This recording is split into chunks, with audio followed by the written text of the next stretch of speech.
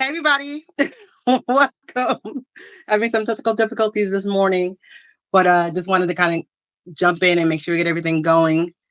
Um, this is the chat. Should say live divine intervention, gratitude, appreciation, insights for today's date. Happy New Year, by the way. It is 2025, guys. Super excited. The link for people that are looking for it for the actual video chat should be in the live links folder as well. So you can direct people there. I did put some arrows there, put the link in there. So hopefully that'll help people find it a little bit better this week. Let me know if that helps at all. But yeah, Happy New Year. Just wanted to kind of get this call started. I'll be in and out on this call. Just have some people at the house right now, but all good. I hope everybody had a good end of the year and a good start to the new year so far. Just a little bit of group reminders that we in the group, there's many folders for people to study and to get to know the information. And I'm admonishing people to go and make sure that they go and look through the folders, search your answers, go to the files, go to the media, keyword search as you can, and also go to the Study Buddy Connect folder. You don't do Q&A there or comments there at all, but if you're looking for someone locally in your area or in your state, a lot of people have taken initiative to be leaders and start separate groups outside of the recoupers that you can join and connect with and to help get support. Those are separate people from the recoupers. There shouldn't be any admins, not shouldn't be, but there may not be any admins from the recoupers in those particular states, let's say Missouri or Florida or California. Those are just separate members of the recoupers that have taken the initiative to go ahead and start those groups to try to help bring everybody together and the network and support each other as we go through this journey in this community. So kudos to those leaders that have done that. We appreciate you. It's going to help everybody, and I appreciate it. I know that a lot of people have done other Telegram groups, but I know for Georgia, they have a Facebook group. So I wanted to point that out. Georgia's own is not on Telegram, it's on Facebook. But the majority of the other states like Florida, Missouri, Tennessee, Texas, those are all Telegram groups. But if you go into the folder called Study Buddy Connect, no Q&A or comments, at the top is where I pinned all the ones that have put their links to their groups in there. So if you can't find your group, create one. And if they are one there, join that group. And there are particular leaders that decided to step out and do that. And I just recommend everybody to do that because I think it'll be very, very helpful. We have over 5,100 members of Recoupers in a short 4 months. So I'm very excited about all the partners and people that have come in to be in the community, be part of this family. We really appreciate all that you guys are doing, how you're answering questions and how you are just, helping your fellow members in the group. I see all the comments, I see all the tags, things of that nature. And the administrative team is so excited for the love and support that you guys are giving each other, because that's what it's about, community. So with all that being said, just want to let you guys know that if you have any questions, the other reminder is we don't solicit in this group. If there's anybody that reaches out to you separately in your DM or that says they can offer you a service for pay or any of that, we do not endorse that at all. Please let me know as an admin, Dr. Heather, or any of the other admins that are here that can help support you, and we will deal with that accordingly. So please let us know if any of that happens, because we don't recommend that and we don't endorse that at all. No soliciting of their services, none of that stuff is going to be tolerated in the group. So without further ado, we're going to go on to the next part of the agenda, which is where Jeremy comes in and gives his welcome. Jeremy, take it away. Thank you, Heather. You've always done an amazing job, so we greatly appreciate your efforts and your volunteerism and everything you do for Recoupers. So just starting off on a good note, we appreciate you, we love you, and thank you. My Happy New Year, everyone. Oh, what's that? I just said my pleasure. Oh, okay. Happy New Year, everybody. This is the first live call of the new year, 2025. It's a whole new world. It's going to be exciting. Recoupers is leading the charge. As far as how we set up our dynamic and how we push information and support each other. All right. So I don't see very many groups, even similar to what we got going on over here. I see a lot of smaller groups, and that's awesome. But as far as Recoupers goes, I want it to be a one-stop shop to where you come find the information you need. If you got a form, find a friend, find somebody in your area, find other groups. Recoupers isn't the all to be all, but we would like to think that it's a good resource for people to come start their journey. All right. So thanks for getting on the call. We appreciate you being here. I hope you enjoy it. Go with the flow. It always turns out an amazing call. All of them are amazing, just like the lives we do. I mean, it's just when we come together like that, nothing can stop the flow. And we're all elevating. We're all lifting ourselves out of this impoverished reality. So enjoy the call. Appreciate y'all. Thank you, Jeremy. K. Marie, can you start us out with a prayer and of gratitude as well? Thank you, Heather. Thank you, everybody who's pitching in. This is so much fun. I'm just thrilled. You guys are doing so much work.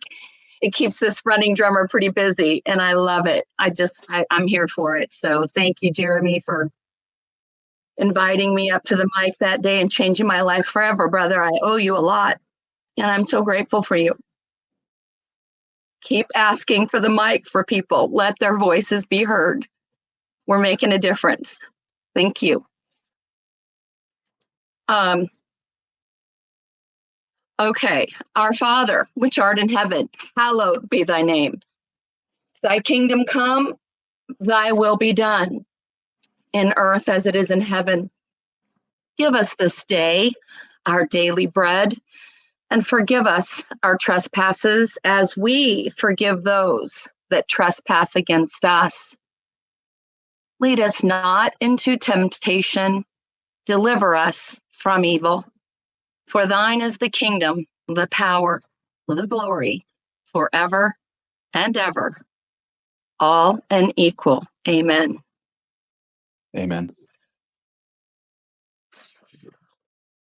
So my gratitude, I started off with my gratitude, and I want to just say to all the folks, you guys are doing such inspirational work. I cannot think of anything that would please our ancestors or our maker more than what we've chosen to do together as a family, as a unit, as a team, as a badass cavalryman. And because of that, the evidence is in every single one of your actions. Every one of your voices matter, and every one of your actions matter. I just told you what happened for me.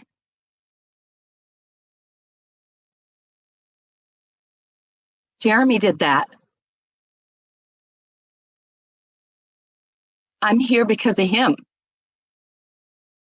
If you reach one human being in this life, in this path, you've changed an entire universe for someone.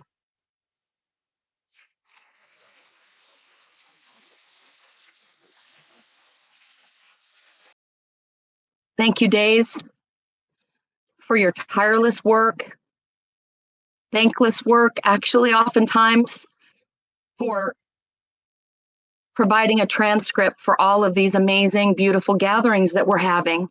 So we're leaving a library for people who are just finding out about the treasure hunt. Days, I'm telling you, you're writing the history books right now with all of your work, and I'm just so grateful to be partnered with you. And thank you. Just thank you.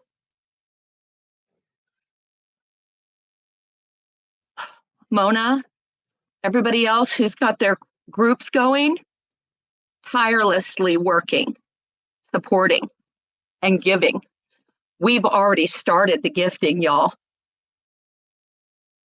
It's manna. It's manna from heaven. It's the substance, it's the sustenance that we've been missing and looking for. And then it's, it was a little hidden. So, but we're treasure hunters, so we found it. We found our way back to the path. And everybody here is just lighting up that path with a torch, y'all. And we're just the lighthouses, making sure your ship doesn't crash into the rocks. But that's what the best we can do is light it. Light this shit up. Sound those horns. Beam those lights. And pray. Because every ship is a heartboat that has to find their way back to the light and being their own lighthouse for their family, for their friends, for their path, for their vision, for their dreams that they're pulling out of their treasure chest that they've been guarding and keeping safe. So grateful for every single one of you. And I look forward to hearing from everyone today. Let's light this shit up, man.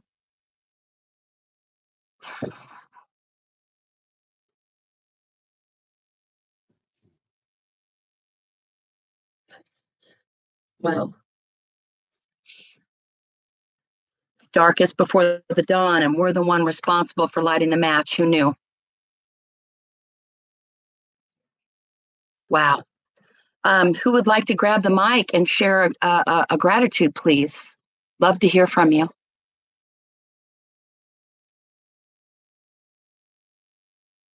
Hello, boys and everyone. Can you hear me? Yes, ma'am, loud and clear. Oh, it's such a joy to finally be able to get on here with the family on time with everything going on. So I'm just so thankful um, for the processes of freedom as we're building the new Jerusalem here on earth, the kingdom of heaven on earth, the restored republic here on earth. It's a beautiful time. It's so exciting and refreshing and energizing because when 2024 rolled around, I've been studying this stuff with you guys for about 2 years now, going on to be the third year. And I said this year, at the beginning of last year, I said this is execution year. So I was able to take some baby steps and get some great things done. I testified with you, Kim Marie, on your TikTok not too long ago. I got my calf number, but today my testimony to the Most High is on the 1522 process. So I just have to read this beautiful email because it has so much beauty in it. That it's an automatic generated email, but it just speaks so beautifully to me, and I just want to testify on this letter I received. So I sent a 1522 package for my mom's bonds, bill bonds. Um, December 23rd, right before Christmas. I sent mine on December 27th. And it's my package said that they would receive it on December 30th. And I got my letter January 1st, 2025 at 1 a.m. What a New Year's blessing this was. So I just wanted to read a little the highlights of this letter that just resonates with me and just confirms where we are right now in this realm, the golden age, and all this great stuff going on. So it says, first line, oh, dear customer, I'm a customer now with Treasury Retail Securities. We received your savings bonds, Treasury marketable securities materials. To me, that's just beautiful. They're qualifying my little billing statements with the coupons at the bottom, the interest payments due back to my estate as savings bonds and Treasury marketable securities. Hallelujah. And then it says, I have a case number and a customer number now. It said cases are worked in the order they are received. Your request is important to us, and will receive attention as soon as possible. I remember Kim Marie just beautifully on some of her TikTok lives. I forgot we were reading an instruction for something. I can't remember which one it was, but they had like a thank you in it, and that just was so beautiful. So this letter is full of thank yous and full of appreciation. That's why I wanted to share it. It says the following transactions require at least 6 weeks for processing and for bonds that are in your name, and there's 3 different transaction types. The one that I believe we qualify, we're cashing paper savings bonds where we are named on the bonds, and we send in the bonds with our request. Okay, and then it says, if we require additional information to process your case, we will contact you. Thank you for your patience. So beautiful. Please retain your customer number and your case number referenced above to streamline any future actions associated with this request. Also note, you may receive multiple email notifications and case numbers on the type of transactions you requested. We appreciate your interest in U.S. securities U.S. Treasury Securities, sincerely, Treasury Services. So I just feel like I've just joined a beautiful heavenly treasury right there with that email. So that's my gratitude today to everyone on here, the 903 for starting this beautiful community. Dr. Heather, I've heard you on some other, connected with you on some, not physically or personally, but just hearing your testimony of your humanitarian efforts. I have the same. I'm building a unified healing energy enhancement system, humanitarian place somewhere in Texas where people can just come in and be in a healthy energy space and just allow their bodies to regenerate and rejuvenate. And I really want to do it at no charge. So I'm believing for the manifestation of these funding miracles that are coming our way for all of us so we can get on with God's business here on earth. Love you guys. I just wanted to share my testimony, my gratitude today. That was beautiful, Gwendolyn. Thank you. That was awesome. I appreciate you. That's a way to start the new year, guys. She got it on January 1st. She said at 1 a.m. is when you received that, Gwendolyn? 1 a.m. January. That I'll when you post were my letter. I'll post my letter in the chat. I just don't know where. Yes, That ma'am. is so dope. I love that. I love it. That's a great way to start gratitude session off. Thank you so much for sharing that, sweetie. That was awesome. Amazing. Seriously. Anybody else have any more gratitude? You want to take the mic? What did they refer to those bonds as? Savings bonds and treasury something securities? I just want to hear the terminology. I know, right? Yeah, I'm curious because we've been struggling with this one. Okay, savings bonds / treasury marketable securities materials. So those How are the two. marketable? Isn't that awesome? So we're in one of those two categories with I our love bills. it. Thanks for clarifying that.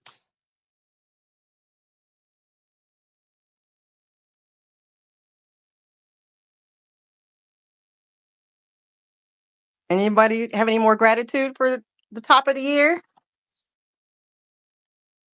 Come on, we got to have people that has had some amazing things happen at the end of 2024 in the last 7 days. I know I have. Well, I'll start with my gratitude just in general. Our grandson, who is 5 years old, is living with me now. I'm here in Georgia, and I'm so grateful that he made it here safely. Everything's going well. He's an amazing kid, and I'm grateful that I have the opportunity to be here for him. And even having this group, and it's just, everything I'm doing for my daughter and for him, and everything that I'm learning here, just being around the community has helped me just even go even harder. And it has solidified my purpose and building legacy and being the pioneer and trailblazer in my family. And I'm taking on the challenge, and I'm grateful. I'm so grateful.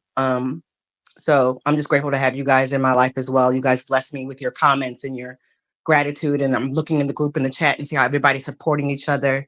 It does my heart good as well. So all the leaders are so grateful to see you guys be leaders as well. So it's not just because of us being on the call every week or that, taking the initiative to be on these lives with you guys. We couldn't do it without you guys either. So just want to let you guys know that we are grateful for you guys as well. So thank you for being here and sharing space with us. Thank you so much, Dr. Heather. All the admin, you guys are amazing. This year, so far for me, has been great. My mom, as you guys know, just had brain surgery, but she's able to walk and move about again. So I'm really grateful for that. My daughter being here with me is always a blessing. And then the whole community as a whole, everybody lifting each other up. The opportunity for us to change the world is a blessing every day. Studying is actually, I've learned to like studying again since I've gotten involved in the community. I just want to thank everybody personally, even if I don't get a chance to see you guys yet at some point in the future. But I just want to let everybody know I'm really grateful. And I haven't got my remedy yet, but I'm just stuck in a couple, like a little simple parts, but I'll put those in the chat so I don't hold up anybody's time. Thank you. Thank you so much. We're so glad your mom is doing well. especially after brain surgery. She's making progress. That's a blessing. So we're grateful that you gave us the update on that and that she's getting better and better and you're on the right track. So stay focused and we're glad that you're here. Thank you. Thank you. May I ask a quick question? Yeah, go ahead. Okay, because Kim Marie was telling me to get the soul prop started. Yeah, that's right. For you and your mom, yes, last week. Yeah. Mhm. So I got the soul prop, but I also got the revocable trust one. Also, I did them back-to-back days, so I have both.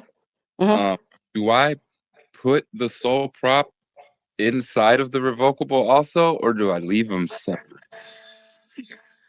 It depends on how you want to set up your trust. I mean, Make them a beneficiary. If Send them a paycheck. we said Hey, Maria, you're breaking up on you. Other- it's all up to you. Yeah. Hey, Maria, you're breaking up on Turn you. your mic off when Singing. Kim Marie comes on. You're going to turn your mic off when Kim Marie comes on. She won't be heard.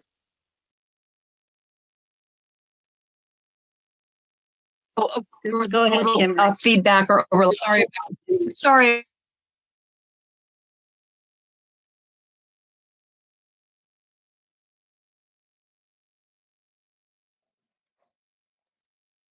I totally go missed ahead. it. Oh, Everybody mute. Hey, Marie, go ahead.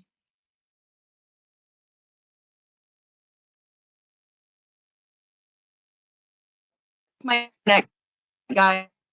It's all good. Right. Oh, her bandwidth is bad. Yeah, but basically she was saying it's kind of up to you, depending on what you're trying to do. Yep. okay.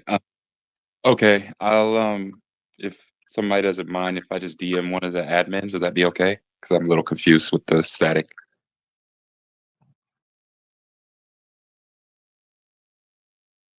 Yeah, just go ahead and send me, Dr. Heather, a message.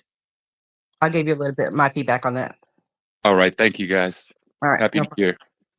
Happy Can New I Year. can I share, Dr. Heather? Yes, Miss Lily. Hey, girl. Hi, how is everyone? I have an update. Some may see it differently than I do, but it's a wonderful update for me. So before Christmas, I told you guys about the Bank of America deposit.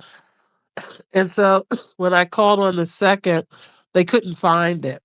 But I made an appointment actually today and went in and got a chance to talk to the bank manager. And so he's going to escalate it and find the deposit.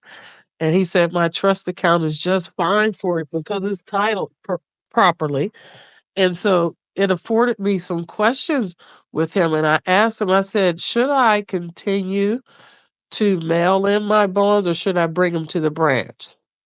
And he said, "Oh, you can bring them here to me. You can bring them here to me, and we'll deposit those that we can, and the ones that we cannot, we'll send them registered mail or certified mail to our higher ups so that they can deposit them. No problem." I said, "Oh, okay, thank you." And that was from Bank of America, so it still is a win for me. And he said that 2 to 3 business days the deposit should be made. So just wanted to give that update.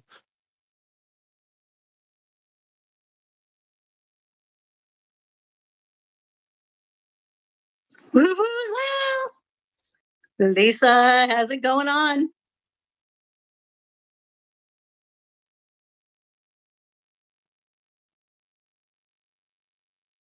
Is it my turn? It is now. Hi. Good afternoon. Good afternoon. What would you like to share with us? I submitted my bonds with the 1522. I called about a different account that was locked. And I asked, while I was on the phone, I asked the lady I was speaking to, and she said she can see them in the system, but they haven't been assigned to whoever they need to assign them to. So I'm still just waiting. And so You have a gratitude for us? yeah, yes. So uh, gratitude to all of you. 903, Miss Heather or Dr. Heather, Miss Camery, um, all the other admins and everyone else that has been sharing information. Uh, thank you so much, and I'm grateful for you guys for helping us, figure things out. Even though I do a lot of stuff, uh, I rush a lot of stuff because I don't have time. I drive trucks over the road, so when I come for like 1 day or 2 days, I just have to run. And the other day, I missed a step on submitting a 56 form and a 2848.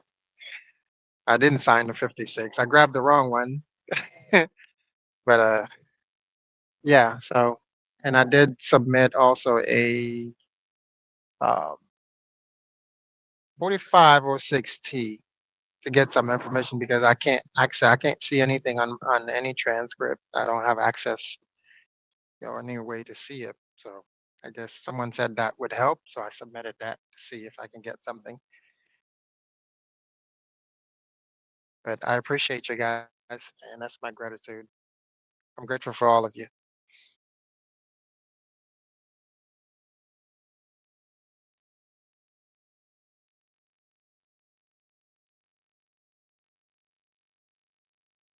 Hello. Hello. Can you hear? Did I? Yeah, we can hear you. Oh, I didn't hear anything. I thought maybe. I don't know if anybody else was speaking. But yeah, that's it for me, for now. Um, and I did try. I had some reverse transaction from what was shared. So I'm trying to figure that out too. See what's going on, what I need to do.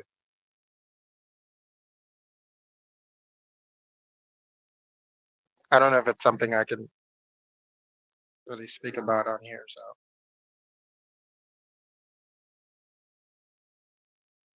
Yeah, this is for gratitudes and inspiration and people sharing how they're trotting along on their processes. So okay. if we So, could yeah. have someone else share their gratitude, we're always available in the rooms, okay? And there's lots of topic rooms for us to go into. So appreciate you for Right. sharing with everybody so everybody knows we're all alive. We've been missing in action for so long, right? Hallelujah.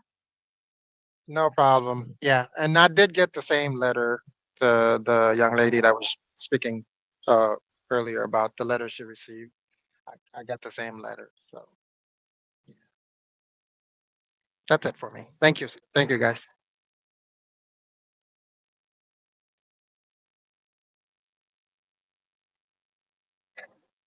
Hello. Hello, JD. Do Hello. you How's have everybody a doing? gratitude for us? Oh, yes, I do. I'm very grateful for Jeremy posting that YouTube that says this will change your life. And it certainly has made me see life in a whole different spectrum. I did receive my letter from the fiscal services saying that it'll take 6 weeks. So I'm hoping to see something from that. And I'm thankful for all these posts coming up and helping out. That's all I have to say. Beautiful. Awesome work. Keep up the good work, okay? Will do.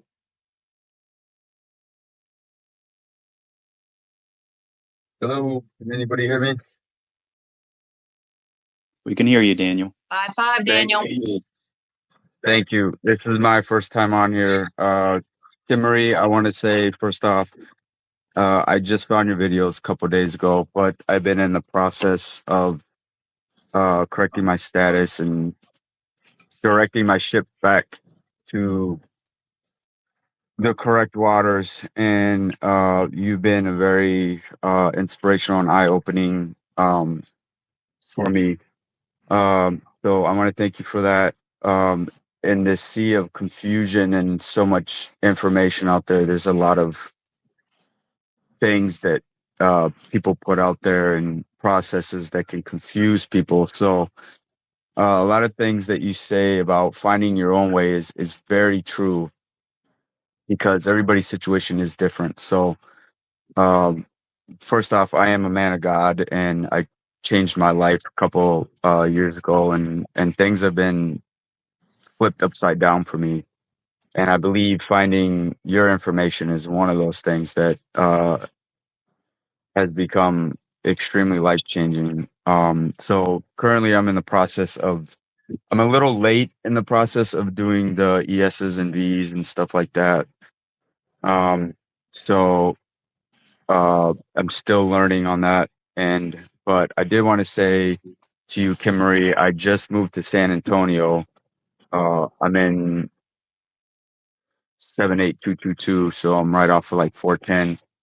Um, and I've heard you voice a few times that you would like to get a group of um, patriots together, and just kind of meet and put our heads together. And I do have a lot of information because I've been studying for like a year, just head down, just brutal with with my studies. But um, there's some confusion and still clarification that I need, and I know it'll take reading to do that. But what I just want to really meet you in person and thank you, and you know just see your inspiration and feel it. So if possible, maybe we could chat later and see if that's possible.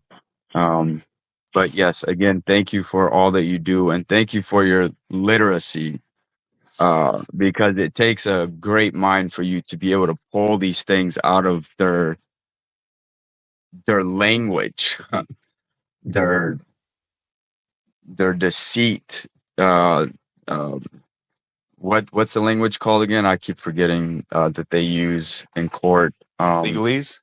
Yeah, legalese. Thank you, sir. That's what I was trying to say. So it takes a great mind to be able to interpret that. And and I watched the video one time. Even the judge said, "I don't even understand it."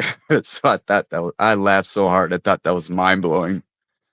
But yeah, it's great what you do, Tim Marie. And again, this is my first time on here, so I don't know who anybody is on here, but thank you all for your um, contributions to this community and to the patriots and the true Americans, and the awakening and bringing back uh, freedom. So that's all I got to say. Thank you.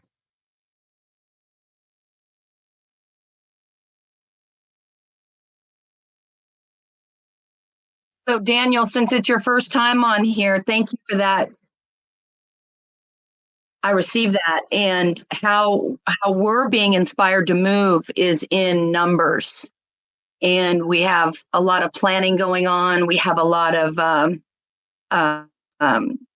people who are volunteering their time and really working around the clock to help support our gifting parties that we're going to be, lifting the tents up for to start celebrating together. So we're going to move in numbers, and you can find your way around. There's definitely groups. There's, I've got a Texas group also. Johanna can, grab you and sling you into that room. But there's people in the Texas group we've been holding the post to, restore this republic for years. And the Army and the cavalry has arrived. So we're just putting provisions on our ships now so we can actually have a parade, right? So just find your way around, find a community. There's no reason for any one-on-ones anymore until we get to these gifting parties. And then, Grandma Millie might want to come over to the table and learn how to gift Jeremy because he just acknowledged his grandma and put her in tears. So we're just creating environments for people so that everybody's included in the insight, in the growing, in the learning, in the successes, in the celebrations, in the acknowledgments. And it seems to be working really, really well. So I'm glad you made your way over to our RECOUPERS Live. And Jeremy's on Sundays, and I'm on Mondays, Wednesdays, and Fridays. So, awesome. Welcome to the welcome to the team, and find your way around. And we're all here, and we're just building. We're building so everybody can come to the tent together and see each other and thank each other, because so many people are doing the work, So thank you, Daniel. Awesome. I concur. If anybody knows the saying Ubuntu, it's a African slang for unity through community. And if anybody follows Michael Tillinger, he's teaching and moving in a lot of directions that we are and has been for years, fighting the Internal Revenue Service and stuff. But he's located in South Africa. But yes, I strongly concur with your mindset, unity through community. And so please forgive me for for being too direct and asking to meet with you. I meant to, just be in general to connect with some people and other communities and ships. But like I said, I just came on here, so I wasn't completely sure how things work. So thank you for clarifying that.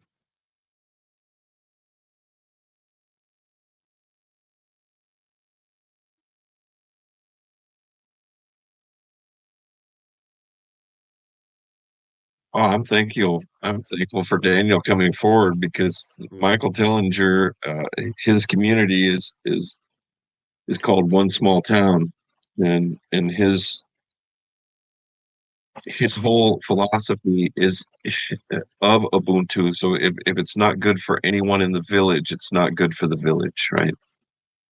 And his philosophy is the fact that and I think about this in terms of my hometown. My hometown's a town of about 1,000 people.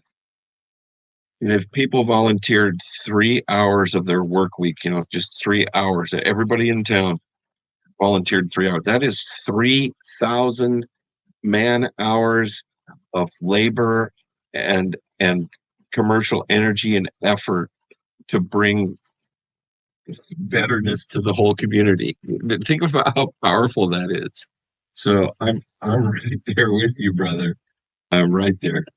Thank you. Yes, that is very powerful. If we look at what's behind most people's motivation, it's usually greed and money. So when we remove that from people's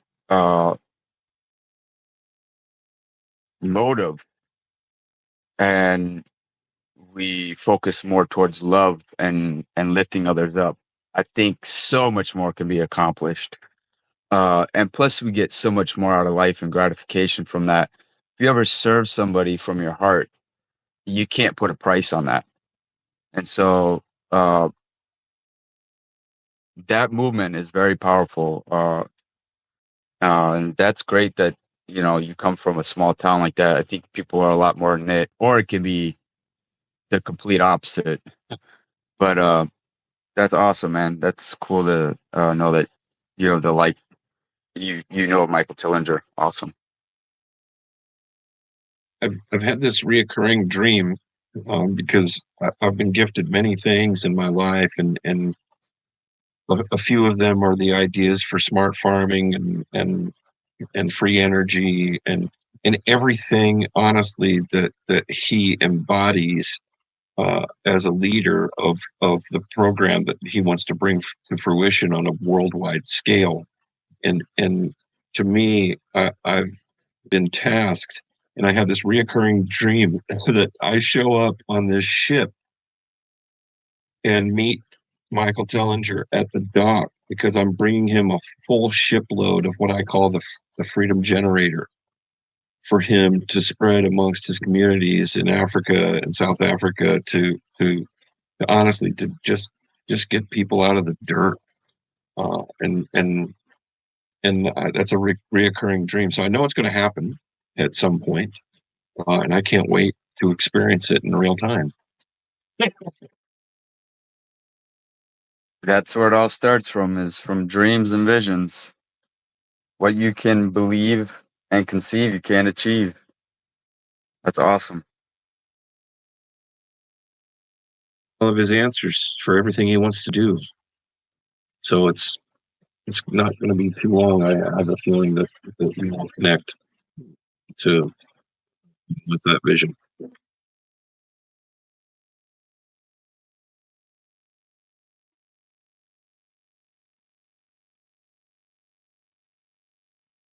I'll yield.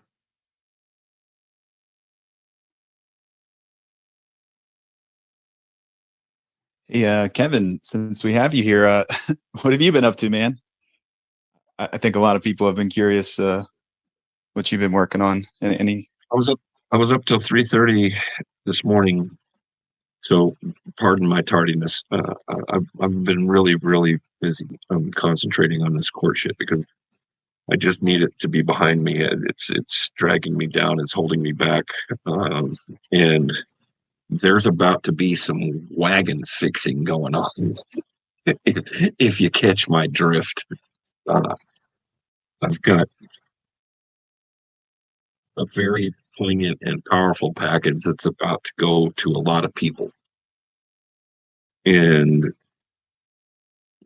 it's going to be basically noticing them, all the atrocities that I have put up with in the last, 2.5 years, having been attacked twice by the system.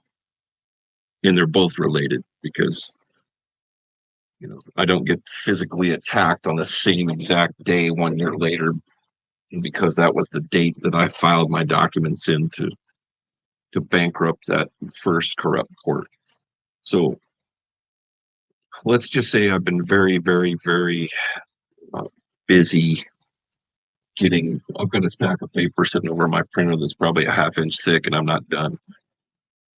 And these people are going to be put on notice, and these people are going to prison. That's just the way it is. And you're not going to sit there physically attack me and rape and commercially rape my trust behind my back without consequences. And that's just the way it is. Because I have to protect my estate. My estate is a living estate. I have a wife and 4 kids, 21 down to 14. This is as real as it gets, folks. A lot of people aren't willing to put skin in the game, but I'm telling you, I've risked it all, including my marriage and everything else, because of the time that it takes to do this stuff if you want to do it right and have the ability to stand on it. So I've risked it all, and I'm about to get a reward because I know everything that I'm doing right now is a knockout punch. So I, like Mike Tyson, am an old man, but my left hook, you better fucking watch out. So that's about to what's come to them, in legal terminology, because we just need to know how to stand on everything that we're doing here. And people are going to be noticed who need to be noticed. One of the big, things that we need to understand is that the Army takes care of all domestic affairs when it comes to these corrupt people who are warring against us. So there's going to be some big mailings that go out this next week, and they're all going to be done through notary presentment. And there's many people on this call that I will contact privately who I know are notaries, and every document is going to have a notary in the 4 corners of that document making it a judgment. So the judgment's going to be issued. and then it's going to go to federal court, and I'm going to get that judgment too, because all the paperwork is already going to be judgmented, and all they're going to do is give me their judgment, so I can go ahead and just get paid for the atrocities that's been done to me and my family. And then it's on to bigger and better things, humanitarian efforts, putting together the foundation that a lot of us here in this room have talked about and dreamed about for years. And so I'm really in the middle of a transformation. I can't really explain it other than that.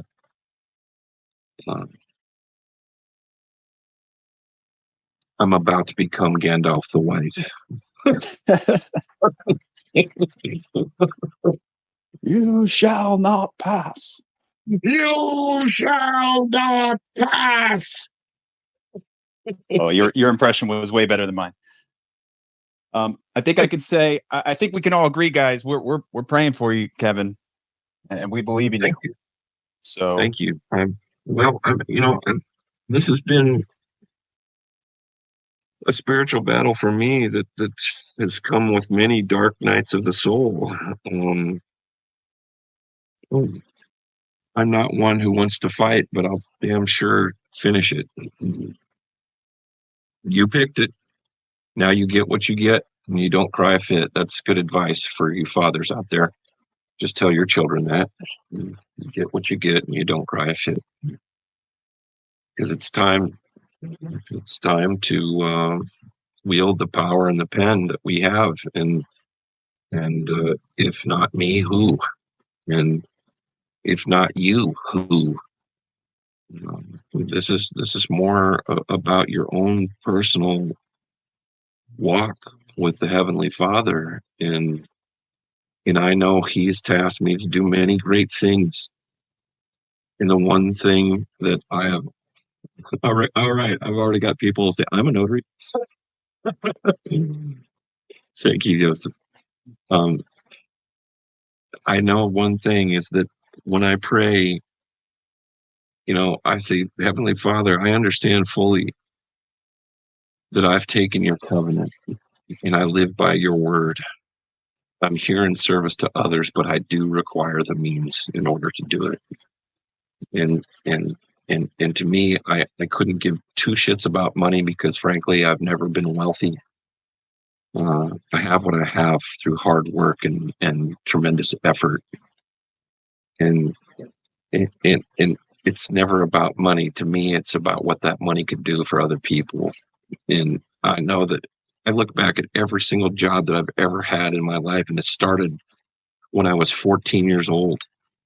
I was sick and tired of, turning wrenches in my father's truck shop. My father had a sizable trucking operation in that little town in Nebraska, and he employed probably 20 families in that town. So he carried a lot of responsibility and a lot of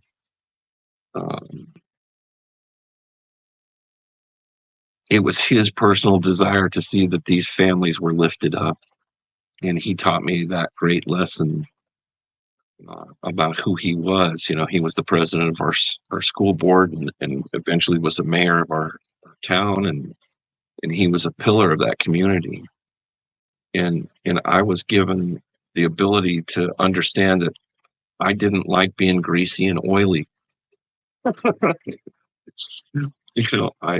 I worked there from the time I was 10 years old, so I've been a slave in the system for 44 years, and I'm ready to do other things.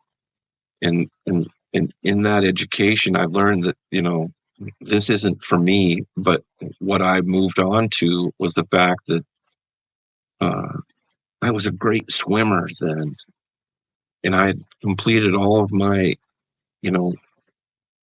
all my senior life saving courses and everything at 14. The only next step for me was to become a lifeguard, but you had to be 16 in the state of Nebraska. And in 1984, I sent a letter at 14. Excuse me. I sent a letter at 14 years old to the state and said, hey,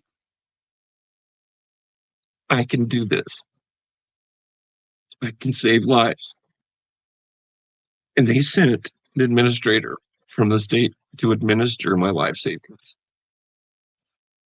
test. It was an all-day test. It was 8 hours. And at the end of that day, he says, "Congratulations, young man. You're the youngest lifeguard in the history of the state." And he granted me a license to be a lifeguard. So my first real job was an effort to save people, right? And every job that I've had since then was to help other people. So I know I've been in service my whole life. It's just that I'm ready to expand what I can help people with. And I'm not going to take no for an answer at all, ever. Because I know who I am. I know where I came from. That's very important. I know whose shoes that have walked in my family lineage before me.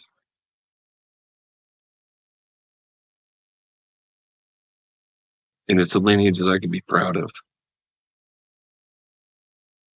So I know my ancestors are right with me in this fight. Because they know that I'm not going to take no for an answer. I'm not going to lay down and be a victim of the system. And that's the way we all need to treat this walk that we find ourselves on. This is a spiritual journey for you to develop into the man or woman that you desire to be. And if you can think it, you can dream it, you can be it, you can do it. It's really that simple. The power is within you, every single one of you.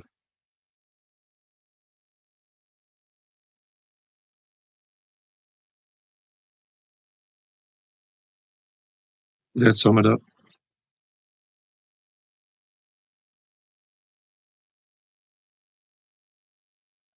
I think so. That's an incredible story. And just think, a 14-year-old Kevin doing his first administrative work, mailing the state. That's wild. The power of the pen, guys. Right. It was a request. It was a special request. That's how I put on the heading. It was a special request to grant a license. I did that shit on my own. I didn't even ask my parents. I was talking to I knew the person who ran the pool. He says, "Kevin, there's only one thing left for you to do." And I look back at that every single time that I made a major life decision, it was somebody who saw something in me. I went to college on a football scholarship. I was a big bruiser who liked to hit and hurt people in the football field, and I was really good at it. But I had a teacher in high school, Mr. Lemon, who realized that I had a knack for music. He could put any instrument in my hands and I would learn it. He knew I had a knack, which is a real thing, by the way. You have certain gifts that are given to you, and you need to utilize your love of that gift to help spread joy and help others with that gift. You're all given a gift. You just discover what you're passionate about, and this place would be a different place overnight. It would be blissful here if everybody was just doing what they were passionate about. And in my sophomore year, I minored in music because I wanted to have, a minor with my broadcast communications major. I wanted to be a radio voice or a TV commentator or something like that. That was my dream because, I was always passionate about that. And at the beginning of my sophomore year, I had to take a 1-hour credit lesson for my minor. So I'll take a singing lesson. This will help my voice. I love to sing. I'm good at it. And about 6 weeks in, my teacher's like, Kevin, I don't see you over here in the music building that often. I said, no, man, I'm just a minor and I'm a football player. He said, Kevin, you need to change your major. You are an opera singer. I hear it in your voice. You are an operatic tenor. You have it. And I was like, what? Come on now. He said, you need to change your major. I can't be more emphatic about it. And about 6 weeks after that, he got me a gig. He got me my first gig. And I sang in the chorus for the Verdi Requiem with the Lincoln Symphony at the Lead Center in Lincoln, Nebraska. And when that concert was over and the people literally could not get out of their seats fast enough with a standing ovation, throwing roses on the stage, I got the same adrenaline rush that I got while playing football, and I didn't have to get hurt.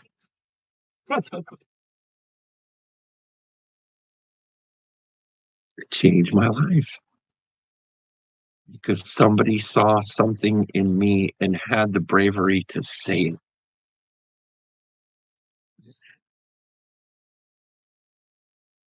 And everything else that happened in my life led me right here to this group at this moment in time. So I know the hand of God, my Heavenly Father, has been guiding me this whole way because honestly, you could not calculate the odds. The odds are so astronomical that I would be here, right now, doing what I'm doing. It's incalculable. And I know it's not a mistake. And I know it's not a coincidence either. It's just not. Because I heard the call and I answered the phone. And I said, whatever you need, God, whatever. I'm here. I'm good. Just point me in the direction that I need to go. And that's how I live my life.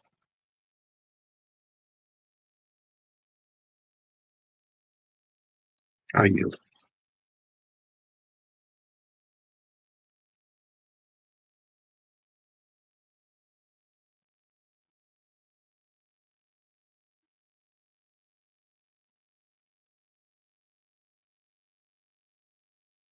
I need to write a book, actually.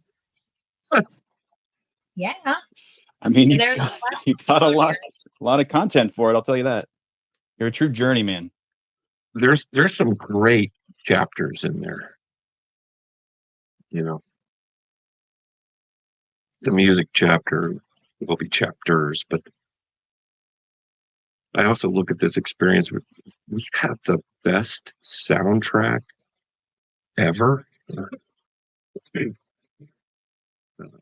Can't tell you how much it just totally geek out on music, but I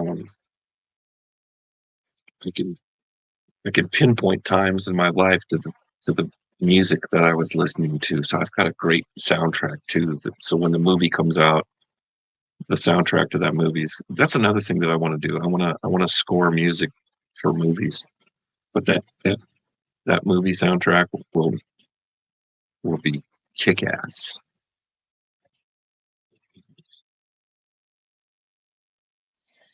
I just want to say thank you, God, for leading Kevin here and Kimmery and Dr. Heather and Jeremy and all the leadership. And thank you, God, for just leading everyone that is here right now in this moment.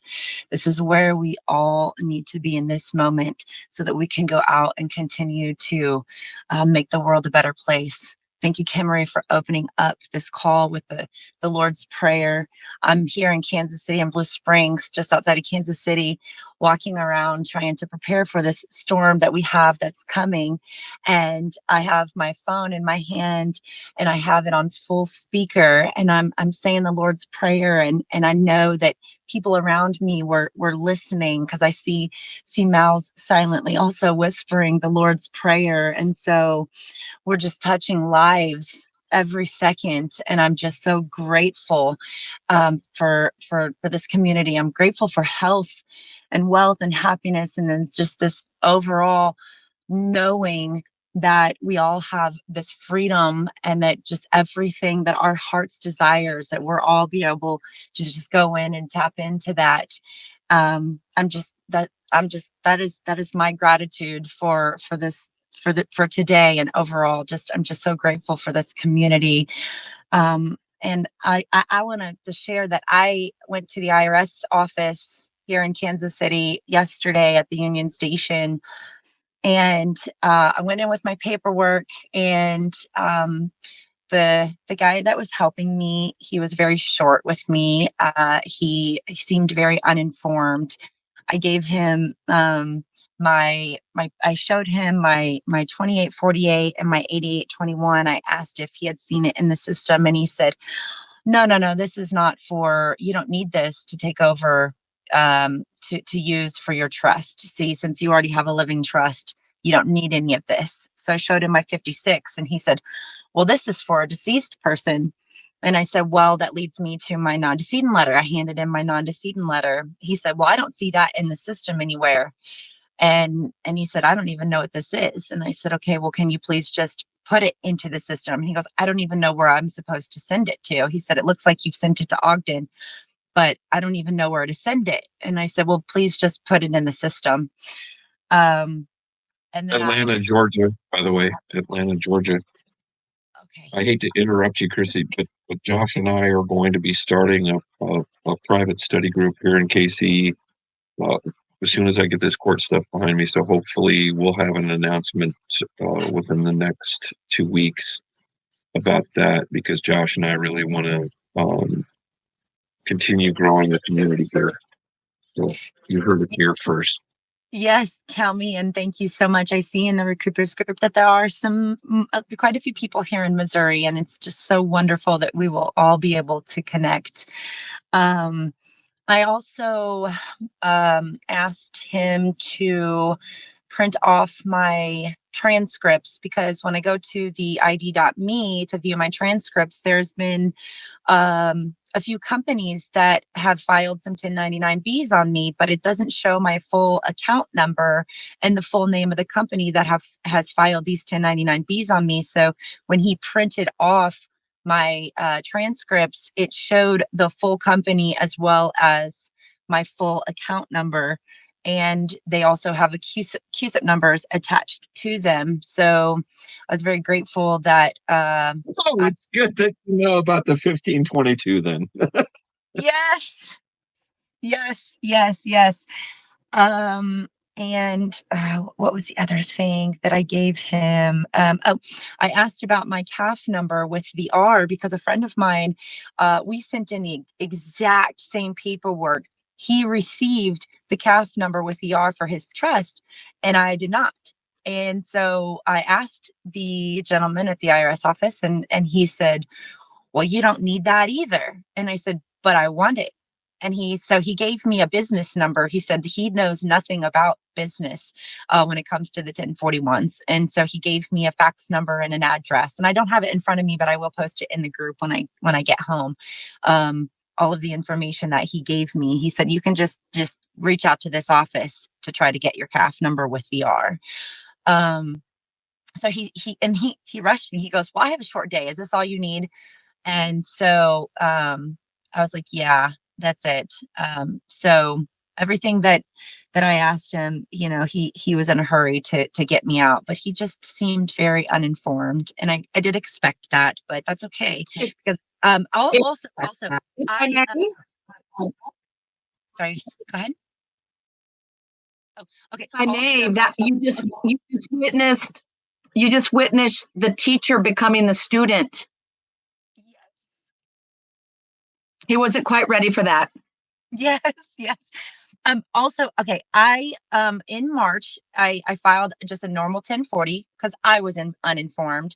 I come across in May Christina Wilson, so I filed a 1040 OID with her process.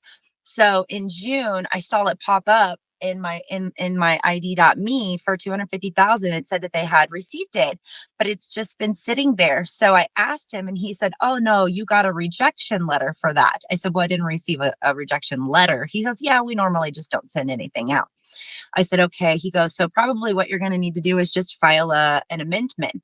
So before Christmas, right before Christmas, I mailed off my 21, 22, and 23 1040 ES amended returns. And he said he didn't see them in the system yet. So it's just a waiting game for me. But it was just good to know that I do believe that OID that I filed didn't get processed because I just didn't file the amendment because I had already filed my 1040 for 2023. So I will definitely keep you guys updated as that process comes along. I thank you guys so much for everything.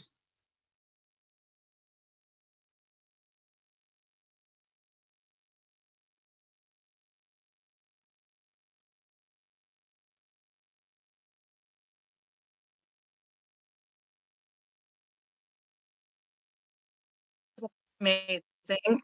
Who else has a gratitude or a progress report or something they want to celebrate with us? Gratitude.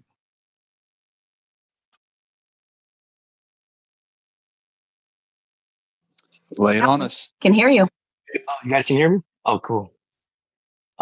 So my gratitude is to all you guys, the admin team, Jeremy, Dr. Heather, Kim Marie. You're like a spark that, like, I don't know, next level spark. And I think in a lot of groups, we need that spark. I've been in a lot of study groups before, and the gatekeeping is real. So to have you guys to give your time to us for free is deeply appreciated. And I kind of want to say to anyone new to a study group like this, we are so blessed and lucky to have these guys put this together. It has taken off, and I've never seen anything like it. And I'm so appreciative that I'm in this group, thanks to everyone who put it together. And kind of also want to say that to each and every one of us that's studying this material, the leadership team is kind of like fighting their own battles, if you will, and they're doing the best that they can for free. So it's our job to like study this material, understand it, and like try our best. When you try your best, like God blesses you, you know? So I know like life is kind of like on fire for everyone with everything that's going on, but just put that effort in, believe in yourself, and just stay consistent. And I think we'll all get our remedy soon. So I just wanted to say that, and I thank you and appreciate you guys very much.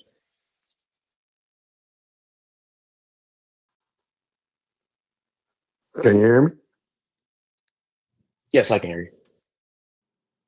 Oh, I just wanted to say I appreciate the group. I appreciate the vehicle for so many people learning and having success and failures because we learn from our failures. We see what people are doing, so I definitely appreciate uh, the opportunity for everyone to post their successes and the letters that they receive in the group. Um, I was able to witness for myself one of my colleagues who did the Christina Williams process, and he got like 1.8 million in credits of course, he didn't receive the physical credits. However, after looking at the documents that came across in the different chats, uh, I was able to kind of determine where he kind of might want to make some improvements, and probably everyone, because now they are, for whatever reason, coming back and asking for the documentation on the estimated, I'm not an estimate, but for documentation for that process, because they felt in their response to him that it was a little too much. They didn't reject it. He still has the credits. He just needs to learn how to pull the credits down. And his solution is he's going to take them to tax court. I don't know if that's good. I don't know if that's bad. However, I do understand the process because they have to perform. And the only thing, just is my personal opinion, just from studying law and just being in tax court in the past, and I haven't personally done taxes in many, many, many, many years. However, I'm a champion for taxes now. I'm a champion for taxes now. But I would imagine in order for him to be successful, according to the letter that he received, he needs to attach the proper documentation. And I think that's what a lot of people are starting to receive now because it seems like so many people are doing it. So I want to say gratitude for the group for posting their responses, because if you have the eyes that can see and the ears that can hear, it makes us all better. And continue to do that because that helps out a lot. And we see where we may have dropped the ball at. And then we all can come together and come with solutions. So that's all I wanted to say.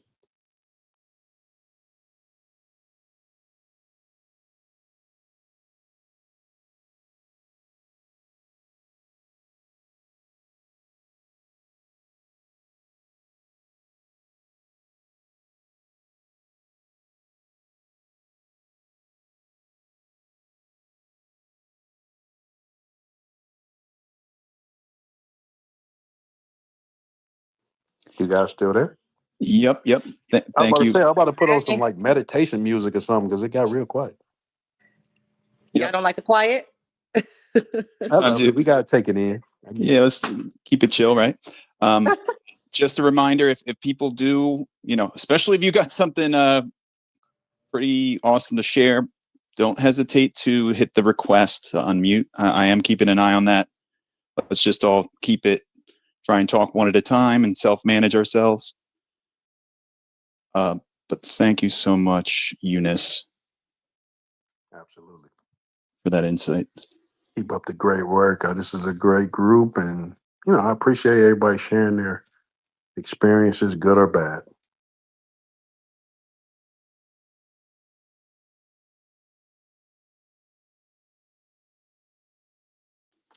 Victoria, you just requested to come up. Did you have something? Gratitude you can share with us? Something going on? I pushed the button by mistake. I do apologize. But I am gratitude though, even to be here, even to get the knowledge and the wisdom of everybody's testimony. It is encouraging me to move forward and also to get my offsprings also on board too as well. But other than that, I yield.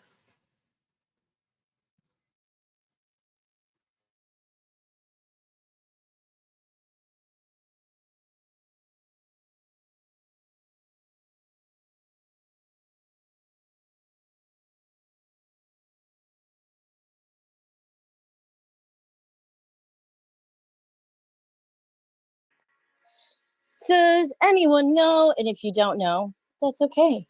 But how you would endorse, if you even would endorse, a UCC3 if you're depositing that into a brokerage account? I yield.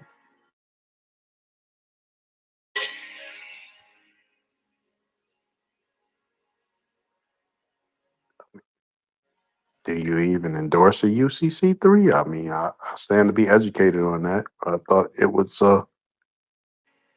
Yeah, you're right. I don't think maybe you even do. I was thinking about the back, but it's a different kind of instrument, so I'm thinking not too.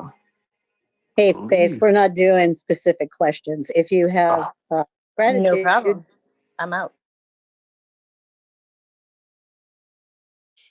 I mean, you don't have to be out. Is there maybe something you're grateful for in your Yes, journey my and your health. walk of faith? Maybe Very blessed to be here. Thank you, Father, the Lord Jesus Christ. He's Lord of all. I'm thankful for my limbs and this community. And yeah, we are all blessed to have this knowledge because, Tom, Dick, and Harry down the street don't have a clue what we're even talking about, let alone, have any modicum of understanding. So we are all very blessed to be here.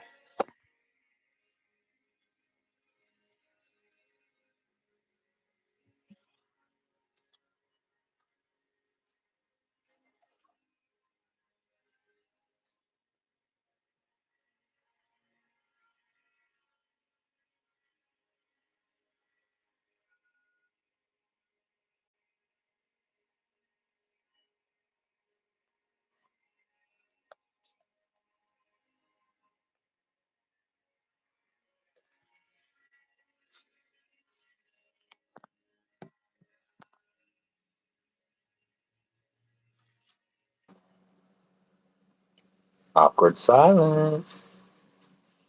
I have one more success. Can I share that? please do. Yes. By all means, go for it, Lily. Okay, so you know how Kim Marie always to us about the 1040V and the 1040ES on the federal level. In that 903, she also talked about the state level. And so, I wanted to test the waters, and they said I owed for 2019 like 18, well, no, about $800 or so. So I sent them a Pennsylvania state 1040V and ES, and I checked it yesterday, and the balance was zero. And I actually gave them I think I gave them $7,200 as opposed to just the 800. So now they owe me a check.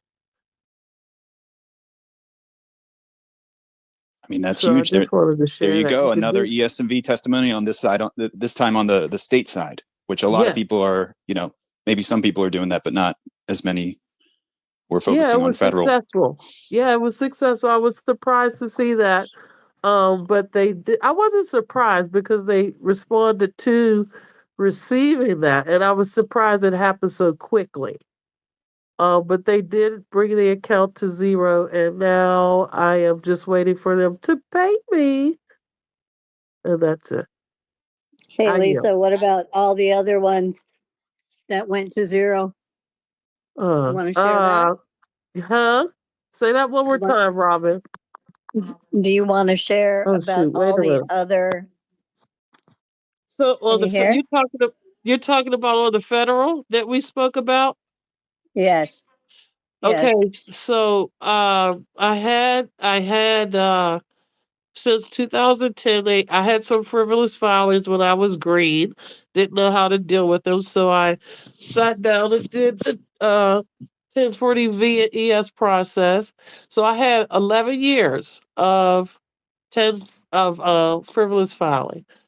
And what was it? Monday I checked the accounts. 7 of the years were zero, 3 were pending, and 1 said I needed to file a tax return so that they could update the account. So that's what's Robin is talking about. Dang, I couldn't get it out. That's what she was mentioning. So yeah, it's working slowly but surely, and I don't want to be braggadocious or anything. I want to actually encourage, but we just have to be patient because this is all new, and it works when you do it right. So I yield. I love how you're just matter of fact about all of it. Oh, just 10 years worth of, well, maybe 14 years worth of zeroing out all those years. No big deal. No, but you know what? I believe for me, if I don't believe it's going to work, then it's not going to work.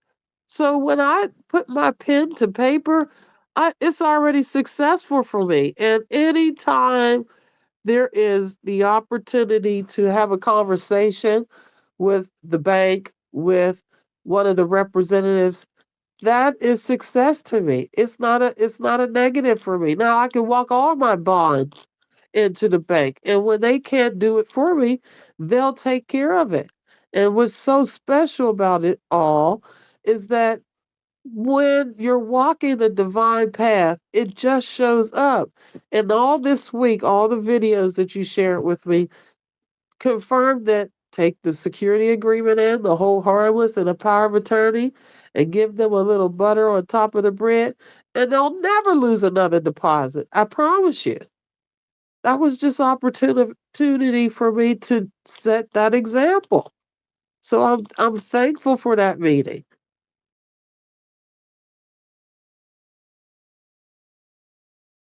So I yield. And we're all thankful for you. Humbly I thank you, and I'm just a vessel, but thank you for that, Robin.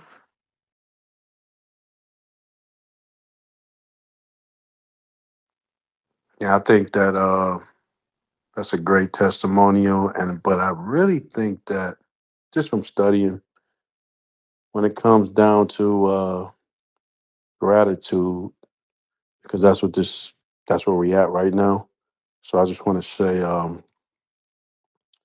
I am happy and grateful and thankful for various teachers because that's on their knowledge. Because you mentioned something the previous caller about the bank accepting certain bonds. The gratitude is through the education and the laws that's been posted, the circulars that's been posted. So somebody, I don't know who it was, but they posted all the circulars and their purposes. And I thought that was a great post. The one thing I would say, having been educated over the weekend about some things that I was familiar with, but it made it very clear, is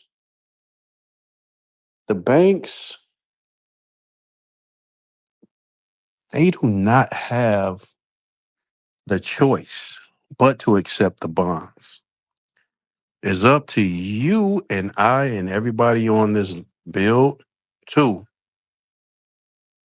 hold them accountable and enforce the laws that they're under to accept the bonds. Because when you read the laws, I believe it's the 411. I don't remember everything, but I think it is 411. Um, we have to hold them accountable because if I recall, it said any, it's not chosen banks, it's all banks. They have to accept your bonds. And it's up to you and me and everybody else to do the proper document. And I would suggest that affidavit done properly to hold them accountable so they take your bonds and your letter of instruction. That's just my suggestion. I'm not um I'm not a guru. I don't proclaim to be a guru, but I do study. And from that, I think we all will see the gratitude because who's going to refute the banking laws that they have to perform under with a live person unless we do the proper affidavit to hold them accountable to do what they're supposed to do. Because I went to the bank over the week, a couple of days ago, establishing a trust account. And one of the things was what they would accept and would not accept. But my question to them was, are you obligated to enforce these same documents that the DTC accepts?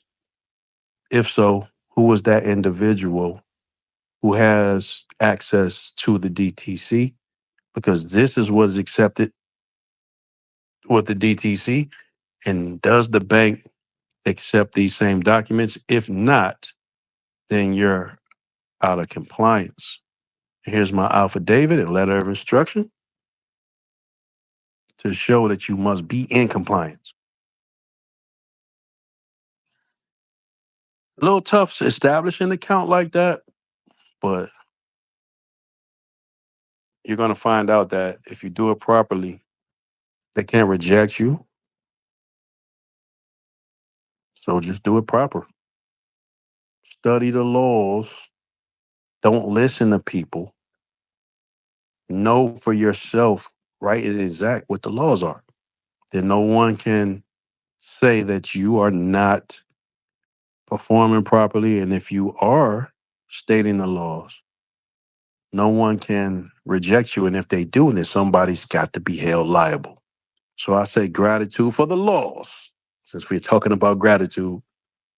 And I think everybody needs to understand how important it is to know the laws and study the laws, or at least know where to find it so you can copy and paste. Don't deviate from the law because they got to follow that. And I'm done. I yield.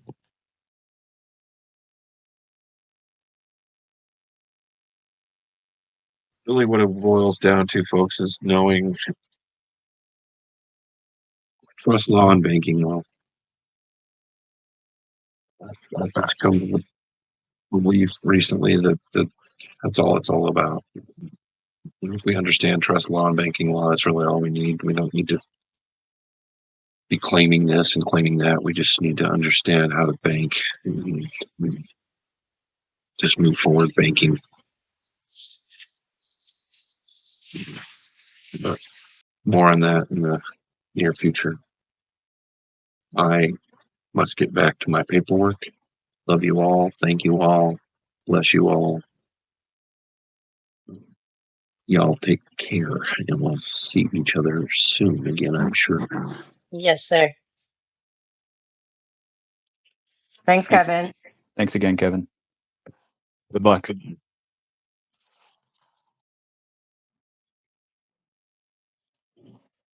May I say something to piggyback off of the banking? I had a meeting with the vice president of the local Chase branch when I was opening up my trust, and he was trying to explain to me that there's a difference between the Chase between basically public and private Chase and then JP Morgan. He said it's just two separate things. So should I go back and have a meeting with him again and pick his brain, or should I find myself at a JP Morgan instead of Chase?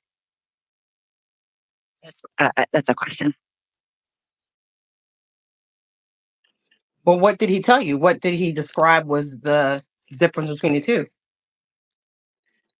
One is just for regular bankers, and the other one is for basically securities for investing and such. It's been a couple weeks since I had a meeting, but he just said there is a difference between the two, and so my gut is telling me that I should be going to JP Morgan, because well, my question is when you went, so sorry I forgot her name, but when she went to the bank, did she meet with, I mean, obviously not a just a normal banker. I mean, I was able to speak with the VP of the bank, which was amazing to me. That he's very open to helping me if I can just go in there with a handful of questions. I feel like he would be more than willing to help guide me in any way. I did ask him if I should put my regular bank account under my trust, and he was like, "Well, you don't have to. If you want to, it's up to you." And I decided not to in the moment, but I am definitely going to go back since I've established rapport with him and put my regular bank account under my trust, and then just flood him with as many questions as I possibly can. Well, I think your first instinct is right. Whatever you feel your spirit is leading you to do is always going to be the right answer, no matter what we say to you. That's just how I feel. Like I feel like we're the magic in our lives, and so you have to trust your intuition. You have to trust what your spirit is leading you. It's good to get guidance and from other people or advice from other people, but ultimately, go where your gut is what I'm always going to tell you.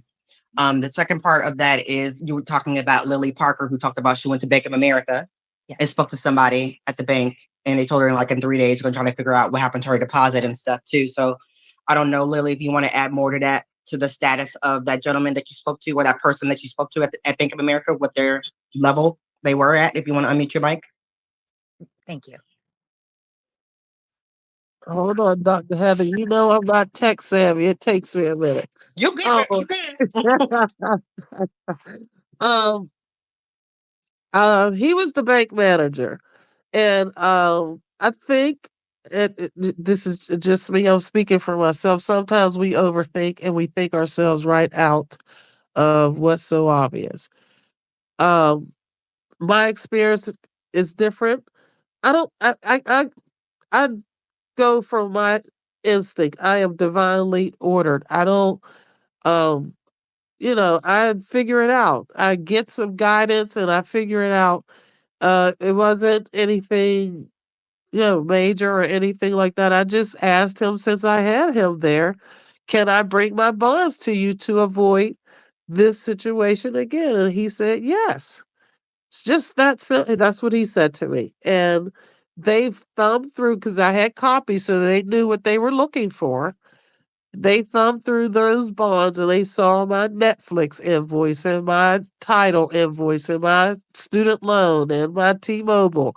And his eyes did not shudder. He knew exactly what he was looking at. Coupon bonds. And he said that he would get to the bottom of it. And that's it. Gave me his card and told me to call him if he doesn't call me. That's it. Nothing else. Thank you. You had mentioned a few documents. You said a hold harmless agreement, and what other documents did you say? And was that for the bank or no? That was from my study. A whole harmless with a security agreement and a power of attorney so that they can operate for you without all the problems. And you protect yourself and them. Wonderful. Thank you so much.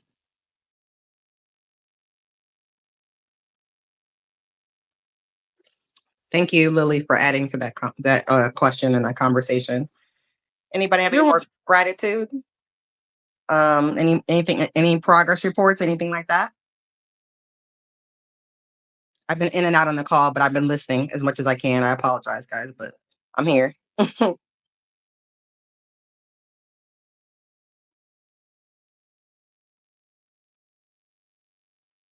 No questions? Let me check this chat. Hold on. Yeah, I've been unmuting various people, so I'm under the impression certain people want to talk. Okay. But jump in. Yeah. Oh, Sorry. hello. Good afternoon. Good afternoon. Okay, I see Yeah, hardship cat. Go ahead, Taki. You go ahead and tell. Oh no, Kali, we heard from you earlier, right? So Yeah, maybe we'll throw it. Go ahead.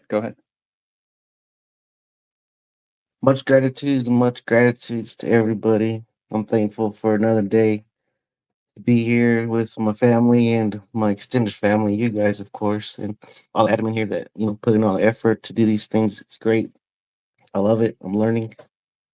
Um, just much appreciation. What brings me up here today is wanting to share that gratitude, and I got a love letter from the Frill Return with the letter 3176C. I had did the Christina Wilson process back in May. It's been like 7 months, and this is the first that I've heard anything since then. Pretty much what I broke it down to is they're asking for either four options: what you need to do, corrected tax return, signed request to withdraw the jurat statement or documentation to support items. I was wondering if anybody had heard anything similar.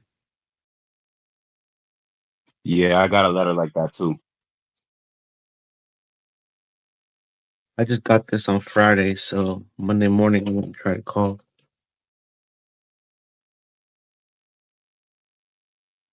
Maybe I'll. Did you look up what a jurat is? Yeah, that's a notary. Okay. Are you prepared to do that? To get documents notarized? Yeah. Yeah, I mean, I can do that, but I honestly think they're just asking for amended because from the research that I did, a lot of people were getting kickback because they left the return line blank, which was line 30, and that was part of the instructions on the 1041. Yeah, I would just do what you know to do. Absolutely. A gentleman was just talking on here a minute ago, and so true. So true what he said. So it sounds like you've got this covered. Is there anything you need from us that you can't get from yourself for this victory? Not as far as this matter goes, not really. I kind of think I have it. I just thought I'd ask. And I'm also I'm having excited. trouble. Yeah, me too. I'm also wondering, I'm having trouble finding my transcripts for like my estate and my trust through the IRS webpage. How are you guys seeing those? That's a 4506T. Get on it. Yes, ma'am. That's not the first I hear that, so All I'm right. gonna check on that. Yep. One matter at a time. You got this. Thank you guys. And then also when she was talking about like the different platforms as far as the trust account and securities account, when I opened up my trust account at Wells Fargo, they had opened it just like a regular business. So I went back in there and I spoke to the financial manager, and he said that that was correct, that it was just for businesses, it wasn't for securities or special deposits.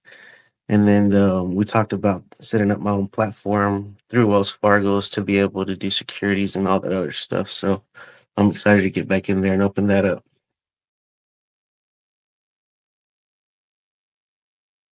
Yep. Good job. We all need that business. I call it the family business window or bridge. We all need to remember, if we're going to be supporting, recouping, making our blue card person whole after years and years and years of neglect and no cookies, we have to have that middle bridge that we're able to operate through, the public and the private. We're the trustee, we're the power of attorney now, we're the responsible designee for that blue card person's escrow account getting packed with cookies that we left on the side of the road for the last 50 years. So I love it that everybody's working on the security side. I love it that people are going in there and standing on their square and they're getting their relief, because man, people need relief. And as everybody's been able to see, if you've been on this path for as long as we have, no one can ride your bike for you. So at some point, we have to get some skin in the game, some process done, which is why we love to hear the gratitudes. You guys, it's a victory just to get an ES and a V with a green card receipt. We can't take that for granted. That is a huge victory for people. Some people have never sent anything certified ever in their whole lives. We've been lost at sea for so long, right? So it's a huge victory. So when we ask for people to share their progress, if you just got something in the mail, you guys, that is something to celebrate. Those small wins add up and they build your confidence. And then we inspire someone else. Wow, if he can finish his ESs and Bs, I can finish my ESs and Bs. I'm not going to wait. I'm going to just do it. I'm going to pay myself, because we have that. There's that we have a duty inside of us that's knocking to be. We have to be our own advocate until we are safe, protected, and clothed and nourished. Okay, we have to be well before we can be a guardian or a parent to someone or something else that's dependent on us. So keep up the good work, y'all, and every victory needs to be celebrated. Let's not compare ourselves to people. It doesn't matter if you've been on this path 10 years or 1 month. The people that have been on this path the longest have the most to toss. Just saying. The gentleman earlier was saying, listen, just know your law. Know your law. You're bringing mana and someone's telling you no, you better know how to hold them accountable in a peaceful Exactly. manner. Yeah. This Okay. year, This is not just your average Joe. Here's my electricity bill. I need you to, pay it for me. This is not a small deal. This is sacred as F. It is literally called intercourse, you all. A real contract is 2 parties consenting. Intercourse, 0s and 1s, y'all. We're all Q, like it or not. The sperm hit the egg, and here we are, swimming, and swimming. Aquatic life, trying to, really? What kind of aquatic life that's treading water and out in the ocean is going to be able to be effective with a piece of paper? They tricked us real good, y'all. Come out of her, my people. Get your pen and let's do this. Everyone matters. Your ancestors are rooting for you. You're not doing this just for you.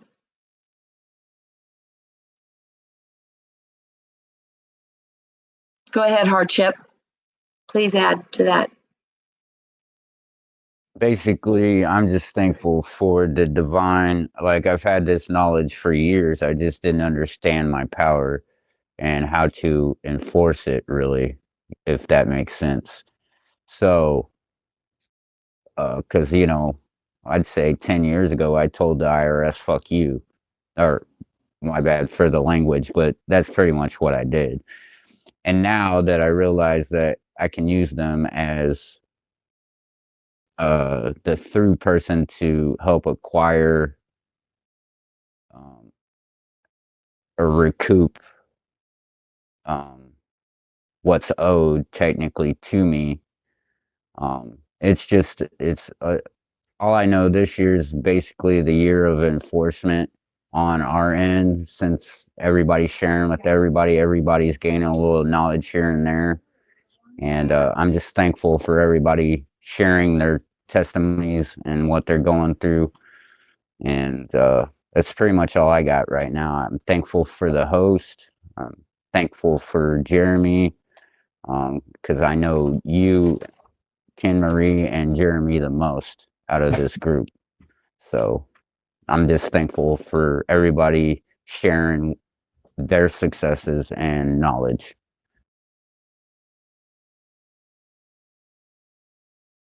Bless you for that. Bless you. And just let me put a fine point on it and make sure I draw this home for everybody, just as a reminder. So this is the year of claims. Yes, no one here on this call could say to me that not one of us has been trafficked with our blue card person in the last 50 years. Not one of you could rebut that fact. Your parents and your parents' parents also couldn't rebut it. TIP, trafficking in persons. Tricky, huh? We thought it was just the children that they were trafficking and hiding in the dumbs. Well, look over here. Come to some white parties over here while we steal the last 20 generations of people's, assets and go foment war over here so that everybody's looking over there now.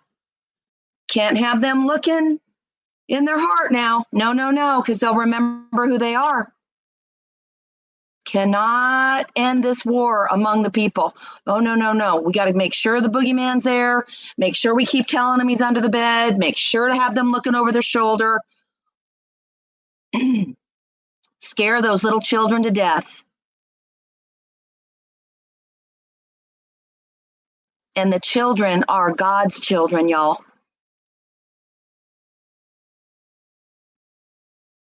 So we're back.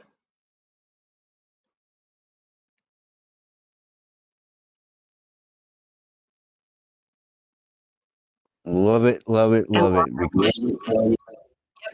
We're on a mission. So we're all claimants. Sorry, I went left a little bit, but we're all claimants in what I call the largest tort claim recorded ever in history that most people haven't found out about. Welcome to being the new 1%, y'all. That's us. Exactly, right Very, there. very, That very part. few people understand. Yep. Very few people understand salvage law, Carriage of Goods by Sea Act, 1966 Tax Lien Act, and bankruptcy law, where there's an indentured trustee or a gatekeeper or a fake trustee, I call them. All these brokers have had an oath, a secret oath, the one that John F. Kennedy talked about, kind of oath,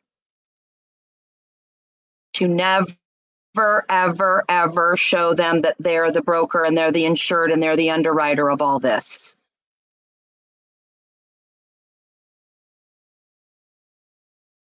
And Kia and Holly came forward and said, this is from a estate wealth manager, okay? Probably a Series 6, Series 7, maybe a Series 10 broker even. Usually that's who you have to work with when you're settling an estate of your parents or grandparents, or, Rockefellers and Rothschilds did a really great job of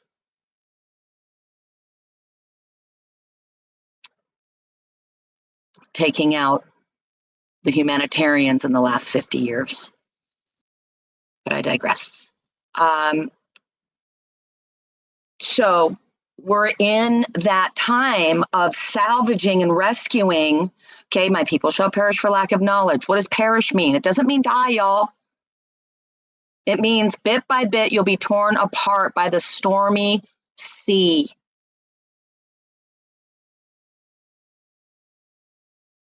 You keep getting hit, keep getting hit, keep getting hit, keep getting hit. Eventually, the body says, I can't take it anymore. And there's a whole lot of people out there that don't have the strength to even be on this call. There's 5,000 people in RECOUPERS and 199 on the call. There's your stats. We have been called to the table by our ancestors, I suspect.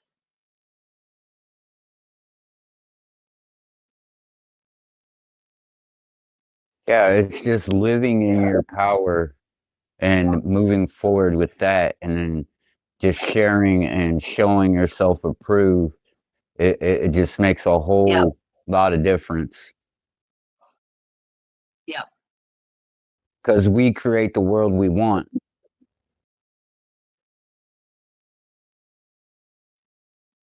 100%. If we can all unite on a similar idea, put our differences behind and actually get behind a similar idea. And I love this idea that's just bubbled up in this group, y'all. This is not money. This is a whole different language these bankers don't even know yet. Good luck trying to talk to them about mana. Your ancestors' interest that you have coming back to you because you're vested in it. It's called reversionary interest. Look it up. only estate and wealth managers, and they're used to dealing with dead people's estates, not living. That's why Kia and Holly said, you know, to make this pathway easy for us, you might want to do a non-decedent. You might want to notice the AG, who's the comptroller of the currency. He manages the comptroller in the state, which I know all these republics are all about to be flush with substance. We're going to soon be able to put our claims in and actually request a certain sum in a certain specie, y'all.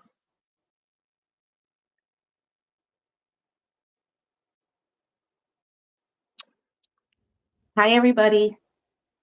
My name is Alicia, and I have some information that I would like to share with you guys. First of all, I'm thankful for this group.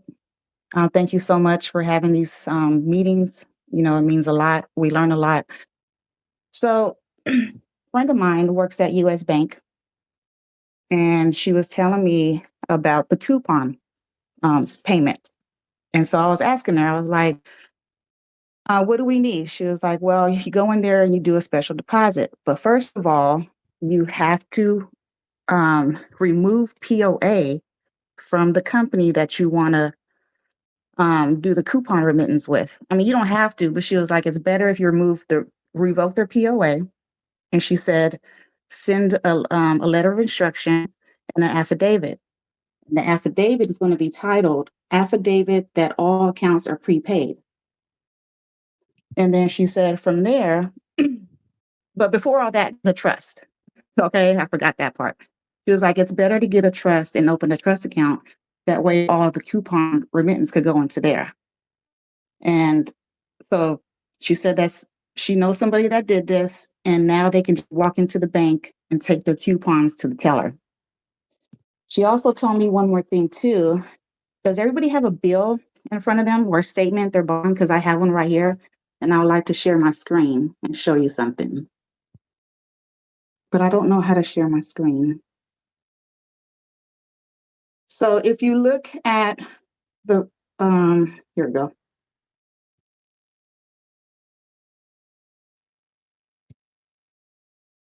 Okay, can you see my bill?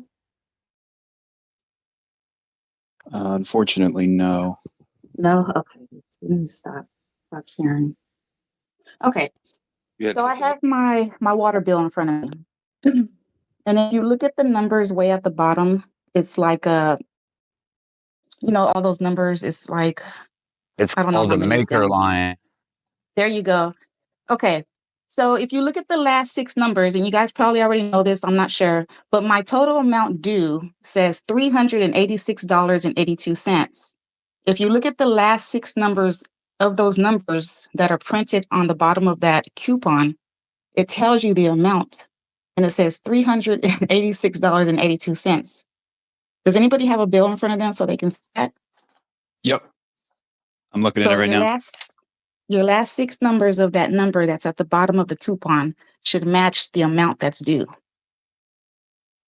And it sure does on my end. Yep. And then that's why, so when I asked her, I said, so how do I said, I want to turn coupons into checks. And she was like, I know exactly what you're talking about. She was like, if you look at the numbers she didn't tell me exactly what the numbers meant, but she was like, yes, you can turn the coupon into a check. And if you look at the numbers, I don't know, something about the numbers at the bottom make a lot of sense in order to turn it into a check. So I just wanted to share that with you guys. And I This also is have a Daddy copy of the Warbucks over affidavit. here. I also have a copy of the letter of the affidavit. Do you And have to it's sign the titled, back? Do you have to sign the back of the yes, coupon, hon? Yeah. she did sign the back. She's saying to sign it as your natural person, the upper lowercase. So a specific or a restrictive endorsement, correct? So the way that you're going to be your trustee on your trust, the same signature on the back of that coupon. May I ask a question? Mm-hmm. Considering the fact that if you look at a check, right? Because I get exactly what you're saying. I totally agree, and I'm glad you sharing this information. Is beautiful. Um, if you think about it, if you are the holder, right, Mm-hmm. initial issuer, um, wouldn't it be? This is my education. I just want to know. Wouldn't it be if you picture a check in your mind and you endorse the front of the bill and you turn it into the bank? Just my logic. Wouldn't the bank be the person that has to endorse the back of it with their restricted endorsement other than No, yourself? she said strictly, I mean, she said endorse it with your autograph. Hmm. Okay. Um, yeah. On the back And of then she didn't say nothing about put deposit for deposit only. So the. basically on the front of the coupon, she put pay on demand, pay in full right above those numbers at the bottom. So Yes. she wrote pay on demand, pay in full right above those numbers.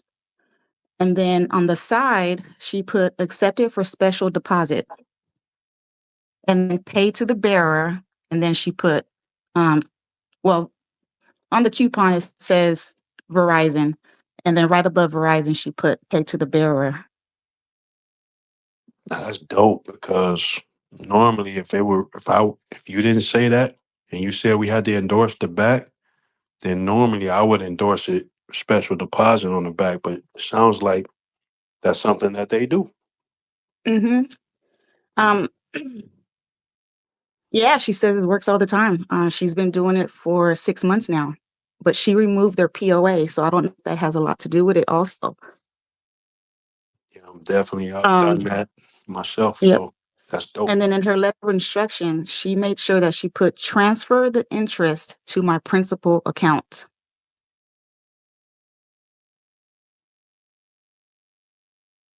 But she didn't give me details, but I'm trying to get that letter from her. But she already gave me the affidavit to send off. So I got to just do my letter of instructions. But first, I got to start fresh because I don't even have a trust. So I'm going to start with the trust first and then go from there. And then she said it takes about 2 weeks and then you can start doing it. Can you post all those documents under the banking category, honey, on the recoupers? Yes, I will. Thanks. I'll You're my send the letter. angel. Oh my God, you're our angel. Thank Is you, it? hon. And if I get the letter of instructions, I'll send that also.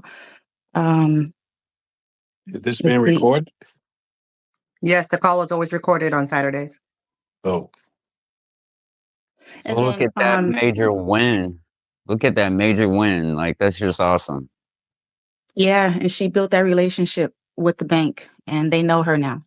And she doesn't even have to stand in line. She just goes to the special deposit teller. There's a teller that's you can just say special deposit, and she goes straight to her. So it was pretty. That was really like promising for me. And I was like, wow, I could do that. I could get all my paperwork ready and just do it. And then I just couldn't wait to share today with you guys because I just learned this yesterday. So, I mean, I guess there's, like you guys say, there's all kinds of ways to do processes. And this one helped her. And I'm not sure if it's because she removed her POA. What do you guys think? I think this is an awesome lead. I think we need to get some people on this. Perhaps just an idea here. We will have this recording. Maybe we can go back and organize all those little details you gave us. And it sounds like you have a friend you could communicate with. I mean, it would be amazing if I mean, it sounds like something that you want to do for yourself anyway. So anything you can learn, and if we can support you, it sounds like this could be going down in the banking sub channel. Does that make most sense? I guess makes Yes, sense. put it in the banking channel. That would be right. Beautiful. Yeah. And guys, another U.S. bank related thing. I mean, we've been talking a lot about U.S. Bank with our coupon bonds, and this is good. I like this one. Sounds pretty straightforward. Very interesting, this idea of revoking a power of attorney with the the person sending you the bill. I didn't even know I had a power of attorney with them, but maybe I did when I signed the contract. Thank you. Yes, it's probably in the underlining or the what's the word I'm looking for? Where they The terms and agreement, the terms of yeah, and all that stuff, it's in there. You give them yeah, the power of attorney. underwriting. Yeah. Yeah. Can I ask a question about I have a grandson, and then I'm debating whether I should get him a social security number or should I get a 98 number? Uh whom should I ask? Kimari? Is it is it is it okay to get a social security number or should I get a 98 EIN number for little baby 5 years old? Anybody know? Wait, so the mother or the mother of the child never got a social security number for the child? Not yet, because I told him to not to get the social security number. And you said that the child is 5? 5 months old. 5 months, okay. I mean, And that's then up to your discretion. I mean, either way, you can operate out of it. If you did a 9/8 or you did a trust for the child, you can do a 1041 tax return for the child. You don't need a social security number, or you can make them a blue card person and do a social security number. That's totally up to your discretion of what you want to do with it. What are your plans to do with getting? What is the purpose of getting him one now? This is Heather. This is my opinion. So that's what I would. You need to answer that question for yourself, or the parents do. because the parents don't have this knowledge right now, and Mm-hmm. then I'm trying to hold it back to not to get a social security number so that I can get 98 number and operate it under. But Well, let me ask you people, this: if that was your initial thought, why do you need to change? Why are you shifting your thought on that now? no, because I just see we can claim like 1040 years. Yeah, but you So said it was 1041 as well. okay, so just to get a 98 number then and then operate it as a trust. Or trust or And then I estate. be Yeah, I'll be a designee for the grandkid. you can. Okay. All right then maybe that solved the problem. Yeah, Thank just you. go with your gut. See what feels, because it sounds like you initially were thinking that direction. I'm not here to tell you, Oh yeah, that but you was know what I'm my saying? direction, but Yeah. the also that even getting a social security and then we are doing a 1040 and 1040 years. So I thought it's better to do that way. Getting a social and then also getting a foreign grantor. I just don't have just the doubt or kind of second thoughts. Well, So how about the fact that the parents have social security numbers and fund their cookie jar and have them fund the child and worry about the child later? they kept on asking a baby's social security number. That's what they say. Okay. So we haven't get it yet. I don't know why they cannot fund the using parents' social security number. Who's That's asking for the social their security excuse number? not to paying the mother the child support that I mean Oh, whatever. okay, got it. There's a child support piece. Okay, yeah, this is a different type of case. Okay, so yeah, just if you're gonna do a trust, then do it with the 1041. You can do an ES and a V with the 1041. Okay. So I just going to try with the 98 number for now. And then I give a 98 number and see what is the outcome. If that's what you want to do, sure, why not? Yeah. Okay, I tried that. Thank you. Mhm. I'd like to. I just recently heard a Instagram video. A ex Social Security administrator, and he said that every judge is going to ask you, "Did you read the 1935 Act of Social Security?" And in that, it tells a lot. I have not done this. I just found this out within the last week. But I also want to just tell you how grateful I am for everyone on this call. And I don't usually speak up, but I'm almost 70 years old and I try to help out as much as I can. And I've been in this 3 years. I don't have any remedy, but I'm continuing going forward. And that's what I'm going to tell everybody. It don't matter how old you are. just keep going. Well, thank you for being here, and thank you for representing the more seasoned group of members. So, that's a good thing that you're 70 and you're still going and you're still fighting for yourself, advocating for yourself. That's a good thing. I love Well, that. I'm also the last. I'm also the last in line. My brother is the oldest brother of my father's bloodline, and we have somebody that came over on the Mayflower according to his blood test and stuff. And so I just think that if I don't do it, nobody is going to do it. And I have a question as to if you can share this with everybody. I'm in Florida, and I'm only working with one that I learned from 3 years ago, and we work constantly. And it's hard. We don't have other people around here to. Do you have areas of the country that you're recouping in that you can share with people? I'm not tech savvy, but my friend is very good at it. Well, if they're in Telegram in this Recoupers group, there's an actual folder.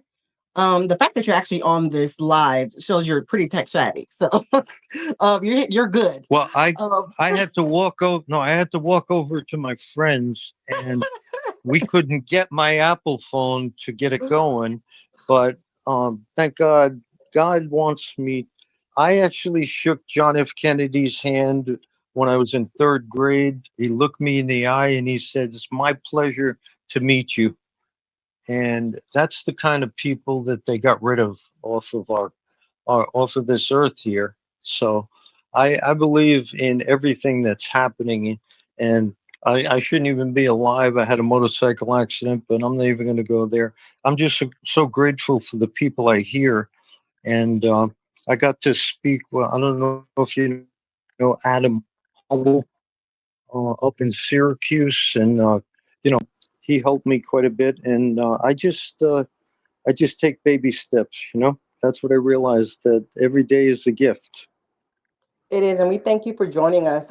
There's actually a folder called the Study Buddy Connect, and there are people in Florida. There's actually a Florida group for people that's in the state of Florida. So I don't, it's throughout the state. So I can't tell you exactly where in the state they're located. But if you and your friend can go look in that folder called the Study Buddy Connect, there's definitely a Florida group there that you should be able to find some people pretty close to you. If not, you guys can do a Zoom or something, even if they're not in the same city as you. So that will be helpful. So hopefully that answers your question. So that's the Telegram Recoupers sub room. Yeah, I tagged him and perfect. put a message in there. So you should just be able to click on a message from me. Okay. Like I said, I appreciate myself and my friend. I like fish out of waters on certain days, but we are moving along, and fortunately, I she's a little younger than me, but I want her to succeed just as much first as over me, and I'm so grateful for everybody and life. I go and feed people in the Salvation Army, and I continue to give um, a few hours a week, 4 hours, and I love it. Well, thank you for that. That's what it's all about. Sharing is caring, and giving back to each other and supporting one another and reaching your hand to other people, to the side of you, around you, in front of you, behind you, all the things. So that's amazing. Thank you for that. I, I just wanted to share one incident I had. There was a woman that drove up in a Cadillac, and I was walking over, and some woman said, "Yeah, like she really needs food." Well, the woman's husband got killed a week before. She had 6 boys and a girl, and so you can't ever judge a book by its cover, and don't ever interpret it in your own mind anybody's situation in their life. Amen. Amen. Thank you for sharing. Appreciate that. That was a good reminder for all of us. I have a question. Go ahead, Mr. Freddie. Well, I'm retired and I get disability, Social Security disability, and I want to create a trust. However, I'm not sure how that impacts my Social Security.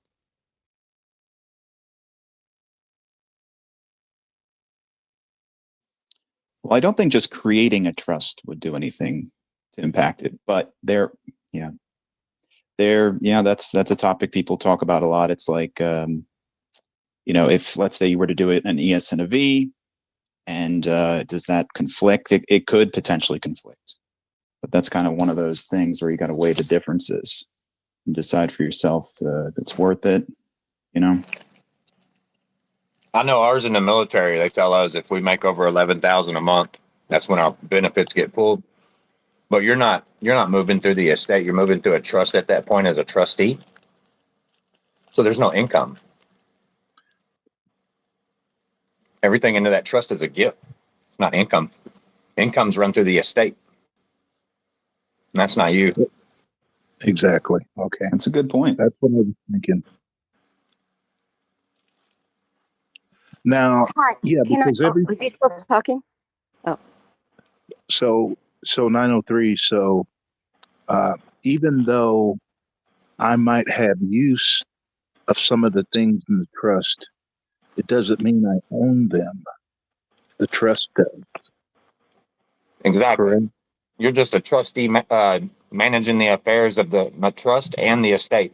When we do a revocable living trust, that's what we're doing. We're taking control of the estate and administering its affairs through the trust as trustees. Okay, so that link that you used to have on your 903 to the IRS to create the EIN, I can still follow that and create the EIN for the trust. Yep. I can. Okay. Hey, thank you, 903, and thank Kimmery Gonzalo from the Puerto Rican group, and great job, Doctor, with organizing.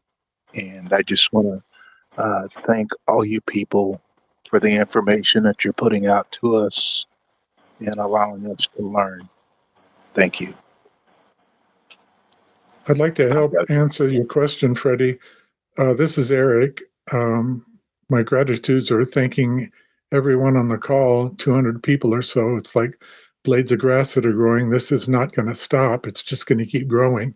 And people are going to become more knowledgeable and healthier and be able to link together and help find our way through this matrix.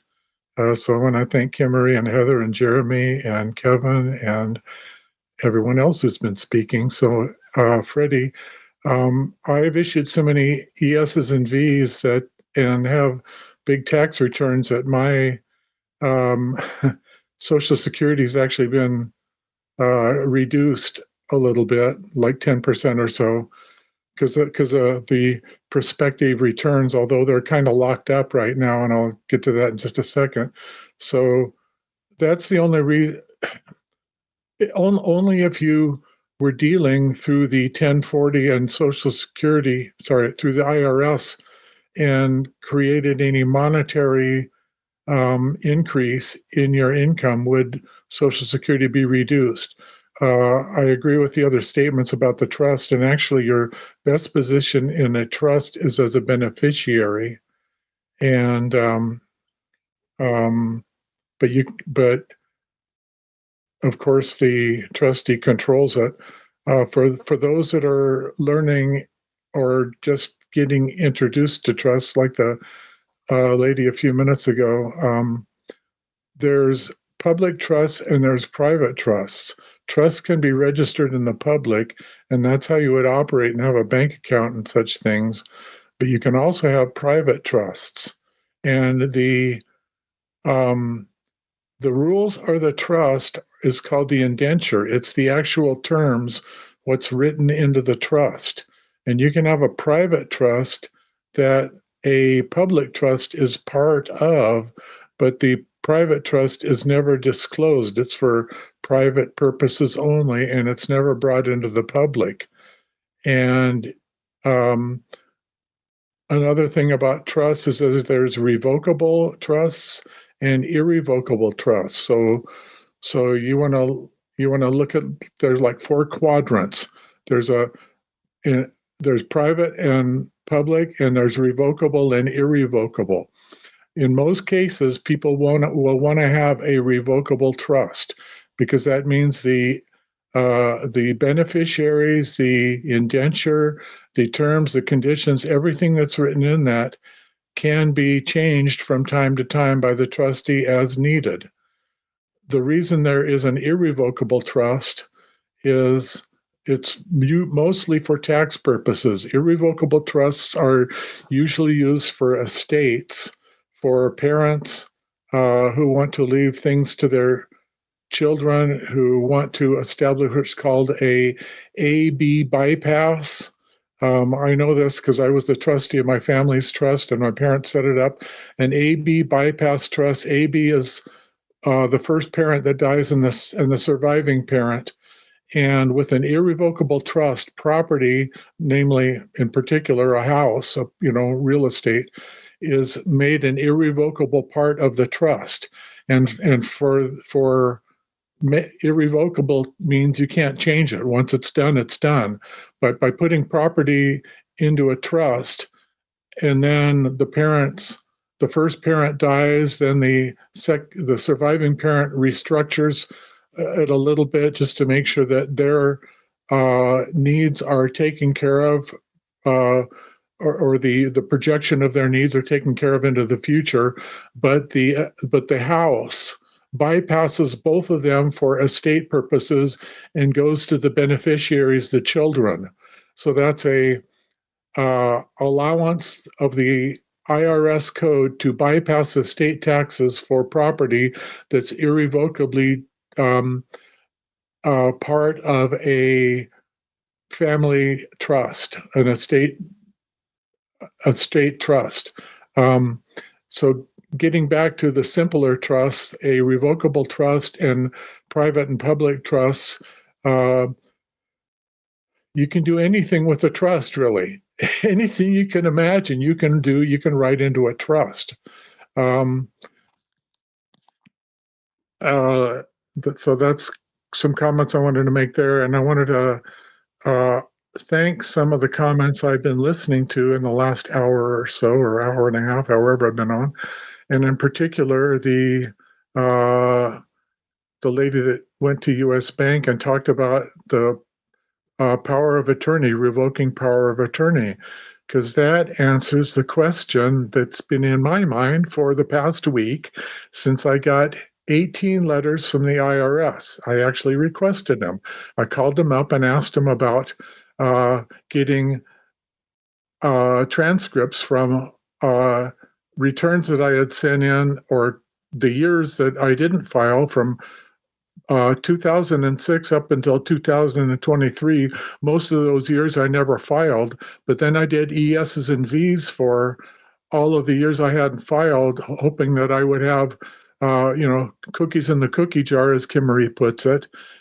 But at the same time, I had huge numbers of ESs and Vs from 21, 22, 23, and then a tax return refund actually due for an estate for 23, and they have all been going nowhere. Early last year in March, I was sent letters to call in or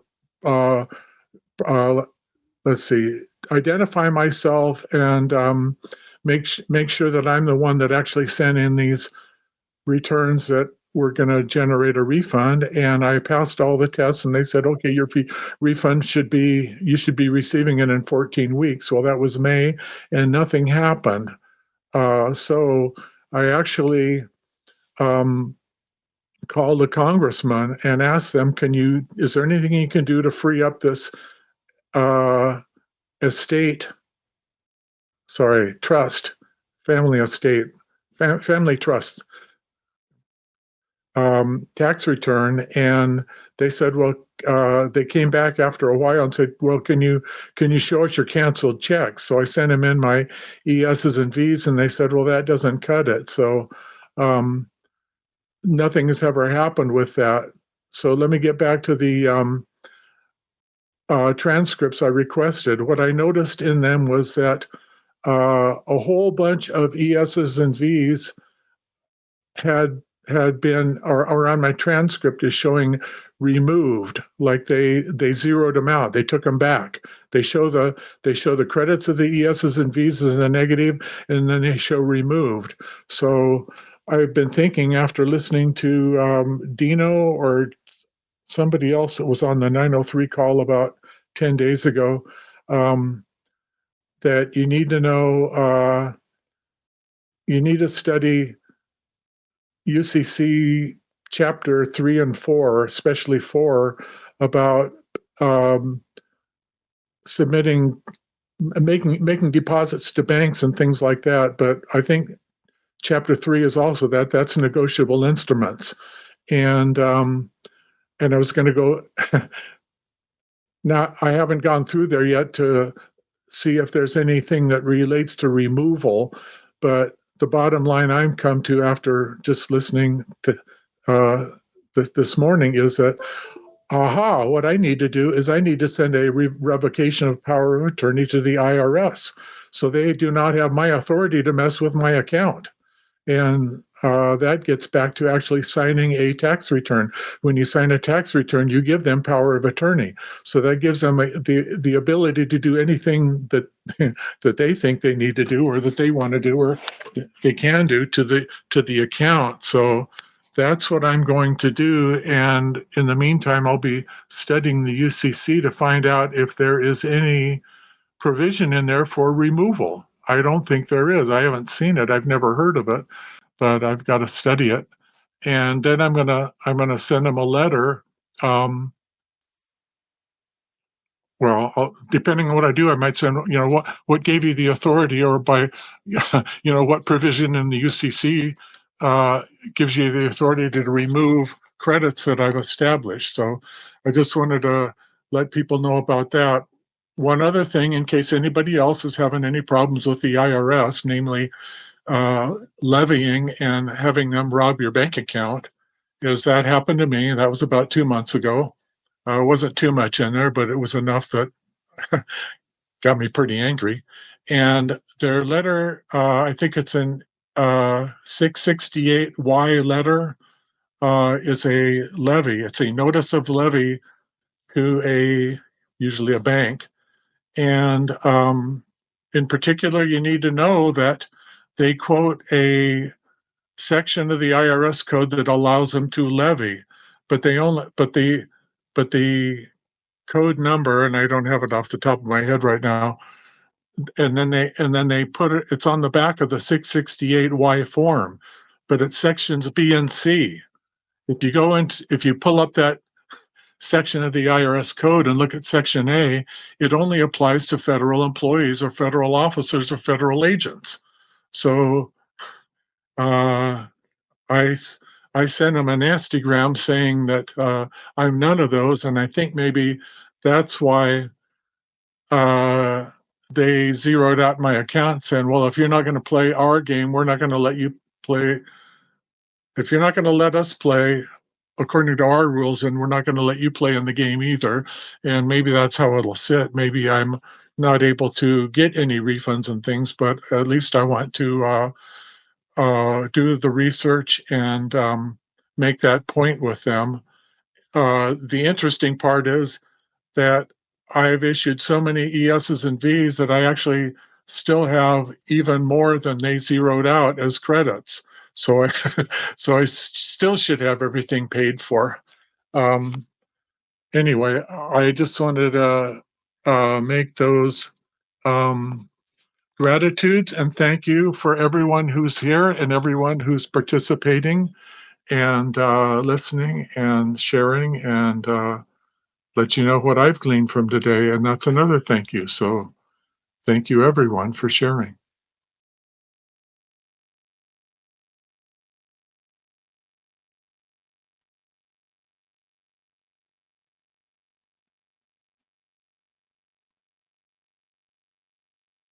Thank you for sharing, Eric. That was a good update and good tips that you gave everybody. Anybody else? I wanted, excuse me, I wanted to address part of that last conversation in as far as Social Security and Social Security disability. So the Social Security Administration looks at income only. And you need to understand what can generate income. By merely doing ESs and Vs, that does not generate income. Sometimes doing trust transactions by virtue of a K1 can be counted as income in different categories on a K1. So when a K1 is issued, that could affect Social Security and reduce the amount of somebody's monthly check. But other than that, income is the only way. So it could be 1099 income, like a 1099-R for retirement. It could be wages income, W-2 wages, 1099 miss wages, 1099. Typically, it's income related items. That's the only way Social Security can be affected. It cannot be affected by virtue of a ES and V. I'll yield. Thank you for that. I believe it's because of the tax return, my potential return, because that's what recorded in the system. And so Eric, I apologize, but so in order to be able to dig into that further, you have to actually see what's on the tax return. There has to be something categorized on your return as income. I'm a 20-year tax preparer in a small office, and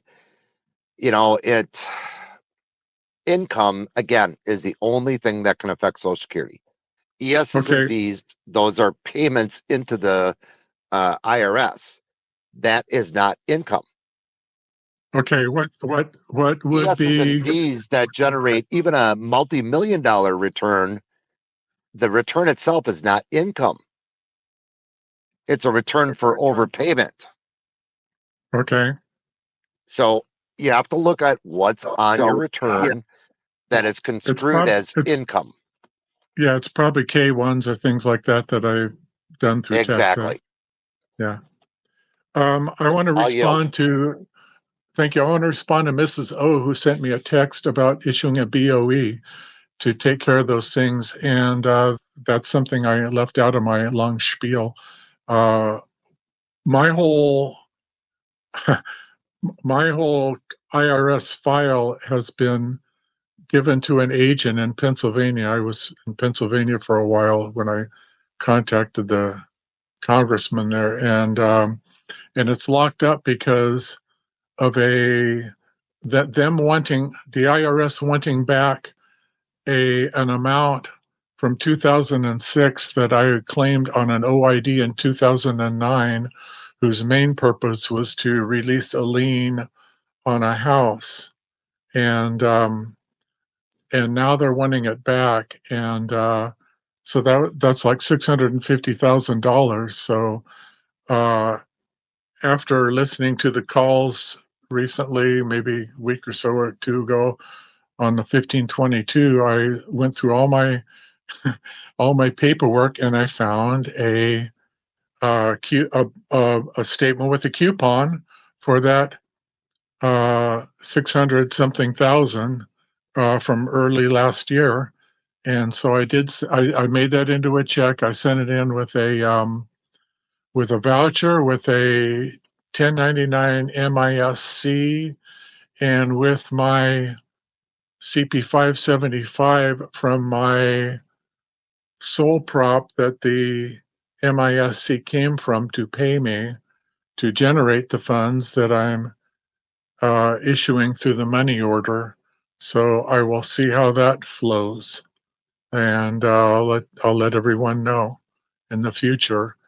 So that's in process right now, and I'm going to wait for some of these things to go through. Also, on the 1522, I don't know that that's subject of the call here, but I called up Fiscal Services Retail about 3 weeks ago and was asking them about my EE and E bonds and H bonds because about a year ago I went on to Treasury Direct. I have a Treasury Direct account and looked for all bonds associated with my social. And I was born in 1951, and starting in 1952, bonds had been issued every month, like bunches of them, 10 or 20 a month, up until 1982. And I believe, regardless of their 10, 20, or 30-year bonds, that they're mature by now, and I'm eligible to reclaim them. So, in talking with the Fiscal Services Agency, said, "Oh, you went on Treasury Hunt," and I had forgotten that that's what it was. But through Treasury Direct, it's called Treasury Hunt, and you can put in your social and find out all the bonds that have been issued against that. Um, and I kind of listed them, summarized them, which bond series and for which years. So she said, or actually, it's part of Treasury Hunt, is that there's a form, it's a 140 form, I believe, Fiscal Services 140, where you can request from them their records. There's basically, it's like a master file of all the bonds that are redeemable. So I haven't sent anything into Fiscal Services yet. I'm waiting for their letter back from that, and then I'm going to request redemption of all the bonds from their report. Here's what you say is redeemable. I want it redeemed to me. Here's my account. Now I know that I shouldn't use my trust account for that, but I want to let everyone know that you can get a report from them. Just go to Treasury Hunt and look for the 140 form. I think it's right on the page there. It recommends that you do a search, and then you click off all the bonds that you want them to report on. And I don't know how long it takes, but I'll let everyone know. And with that, I yield, unless anyone has any questions or comments. Thank you. Wowza, Eric, that's amazing. Thank you.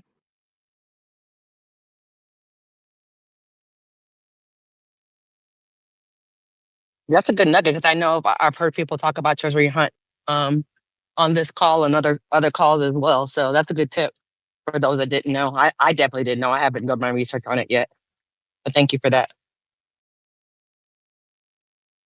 Kimmery, did you want to comment on the fact that none of these 1099s are income?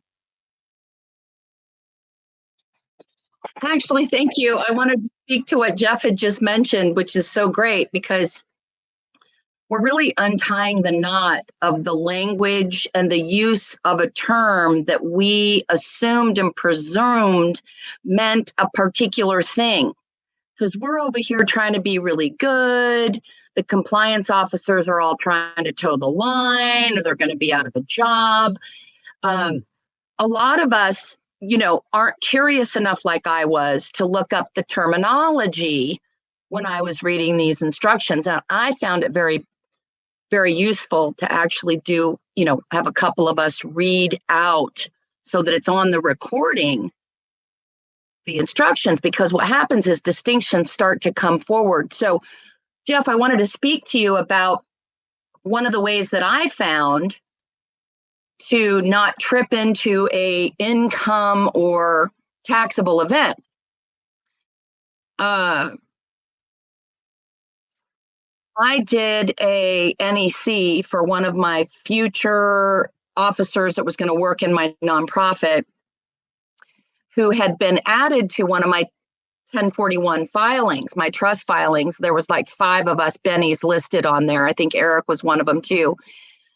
And when the check came, it was only one of the 5 Bennies, because we did a K1 for everybody for $557,000. Similar to if I was going to do a 1041T, let's say, and gift, 4 Social Security people, 557, and then the last one was one of our private bank estate and trust EINs that got the 557. Well, when the check came, it came in the name of the trust, which was a irrevocable charitable remainder trust, and the last EIN on there was the name that got slipped as the second name on the line, and it's a private bank and trust EIN. So luckily, I was working with that person, and we were able to go and create a certificate of trust and put it in her Fidelity account and be good little girls and not touch it for 15 days. Anyway, I digress. Anyway, we were able to get that lien release, no problem, no harm, no foul. But I decided to experiment with an NEC for one of the ones that was going to come on board and be kind of the full-time administrative helper, so I could have about 6 sets of hands, because we had so much we had so much we needed to administer once we found out we could pay ourselves. And I just wanted to give a heads up and let you know that I did an NEC with $1 in the compensation box and $557,000 in the withholding box. And that was mailed to her through the mail. It was electronic filing. I had to check the box at the top so that it wouldn't try to calculate a 24% of box 1. So I was able to override the algorithm in that instance. Now and if I was going to do paper or online fillable form, or if I had a bunch of NECs that were carbon copies, I could have done it that way as well. But I'm here to tell you that I was able to override the electronic filing. And I just put $1 in box 1. And she received toward the end of the year, because she hadn't recouped it yet. She hadn't done a miscellaneous or anything to draw it down and into her hands. They sent her a notification in November that you have credits in the amount of $577,000. So I just wanted to share that with you, Jeff, because, for so long we've been looking at things from a certain perspective. And here comes Kimmery, who doesn't, fit into any boxes. And I use crayons and I color outside the lines. And I am like, you can't stop me. So I'm just going to keep pushing my paper and see what happens, right? Yes. So I just wanted to share that with you. So I understand exactly what you're saying. But so here's the thing, that you were intelligent enough to know what the boxes mean. Putting only $1 in box 1, that would be the income that gets assessed to the recipient. The withholding isn't income. Right. So you have to know what generates the income and what generates what. And as long as you know that, you can work around their system. So you did everything perfectly. And that's, again, for people that are trying to file a 1040 without any income.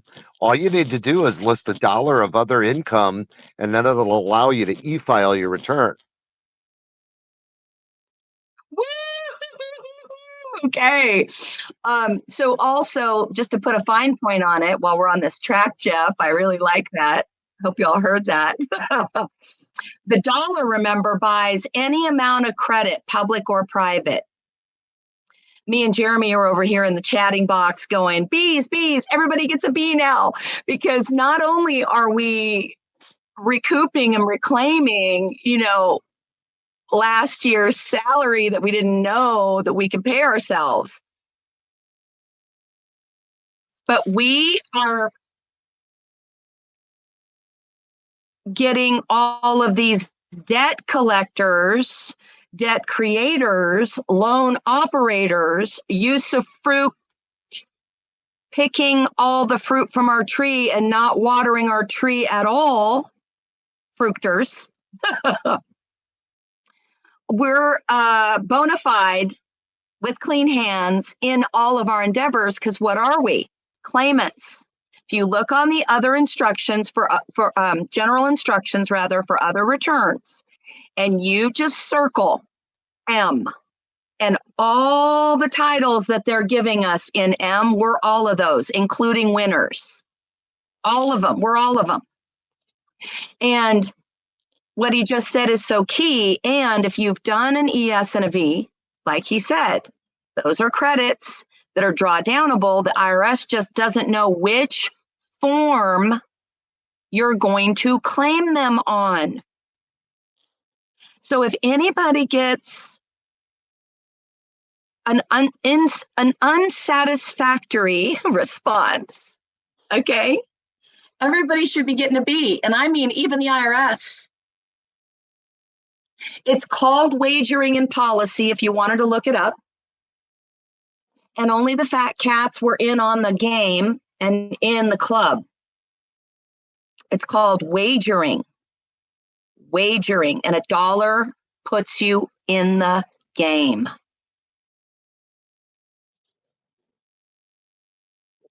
Kimmery, Thanks, Jeff. can I drop you one more nugget?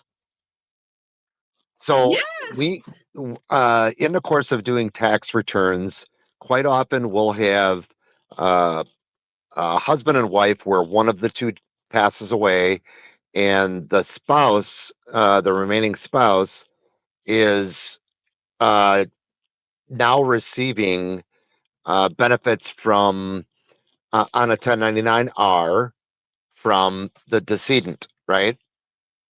But it's when you play with the drop down boxes, so there's a decedent 1099, and some of those things can trigger a non-taxable event. Does that make sense? Can you distinguish the form that you're pointing to, or is it just a choice on a 1099-R. drop-down menu? 1099-R. Okay. Okay. Now watch this. When I read in the small encapsulated, not the full publication, not the full instructions with the R, but just the simple instructions with the R, you guys, they highlight ESs and Vs. They do. 100%. So we had Brad.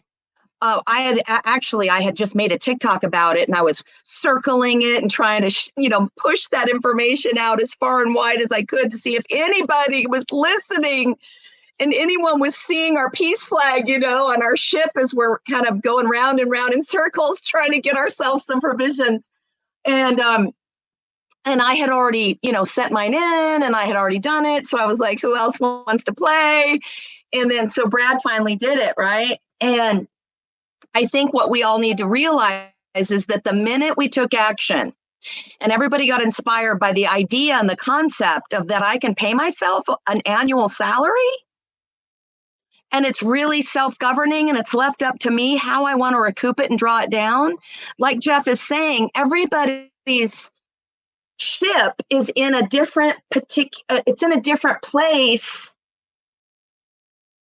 And so it's really going to take concentration, and the owner of, the visionary and the cartographer, the one that's going to map out the next 2-3 years for Jeff, for instance, somebody in Jeff's family has got to step up to the helm and take that ship's wheel. And then that person that chooses to do it has got to map that course. And because we have so many choices now, we went from 0 choices to now a cornucopia. It's going to require our concentration, our commitment, our tenacity, not taking no for an answer. You have to tell me why I can't do this. And I haven't found anyone telling me no. A lot of people have gone silent, but no one's told me no, right? So I love that Jeff's dropping this for everybody. And Desmond's testimony the other day was so perfect. He said, in order for them to be in compliance, they must communicate with you, the submitter, the claimant, the bondholder, the holder in due course of a family affair, right? They must correspond within 21 days. So he called because he knows what their rules are. And that's when he had to talk to 3 different people. And he said, we've got a problem here, accounting problem here, because I sent you all $250,000. I should be getting that back on my return, but you're charging me $28,000. Make this make sense, right? She said, well, I need to pass you on to someone else. So he ended up talking to the third person, and they said, oh, we see your credits here. And because he rebutted their adjustment, rebutted their claim, she said, we'll go ahead and take off the $28,000 charge, and you should just send us in an amendment so you can get your return. Now, because someone had gone in there and made an adjustment, they have protocols to follow. But it pissed me off when after 3 people, she says, okay, I'll take this charge off, but you send us an amendment and we'll get to it. I know that amendments are, 6 to 18 weeks, y'all. So I was upset when he was sharing his testimony. But I understand there's still hands inside of this apparatus that are not, well, it's justifying why eventually, very soon, we're going to be going to blockchain and our claims will be settled instantly. Because it's a backup withholding or an accounting that was done on your account without your consent. So we can always say accounting error, and that'll get them that'll get them out of the hot seat. We're holding them harmless. We're saying, this is not according to my records. This isn't what I'm showing on my records. So there's all these different ways we can respond, which is why it makes it very difficult for any of us to do one-on-ones with each other. That's why we're kind of building this environment where everybody can kind of share and cross-share their experiences to give you a treasure chest of tools.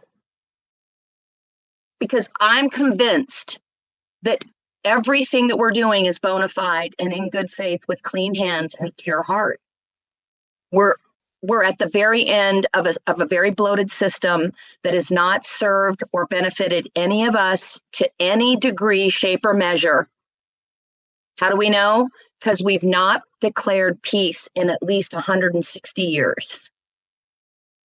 Because war is big business, and so is death, by the way. If you just look at all the annuities on all of these gatekeepers, back office, credit side of it, because they're all operating as an exempt trust. So they're being fake trustees. We never gave them that authority. And they've never been called out, y'all, because it's all been racketeering and RICO. With the IRS, weaponized as the bad guy, the monster under the bed. So thanks for that, Jeff. It's really great clarity. And just remind each other, a dollar put on any line.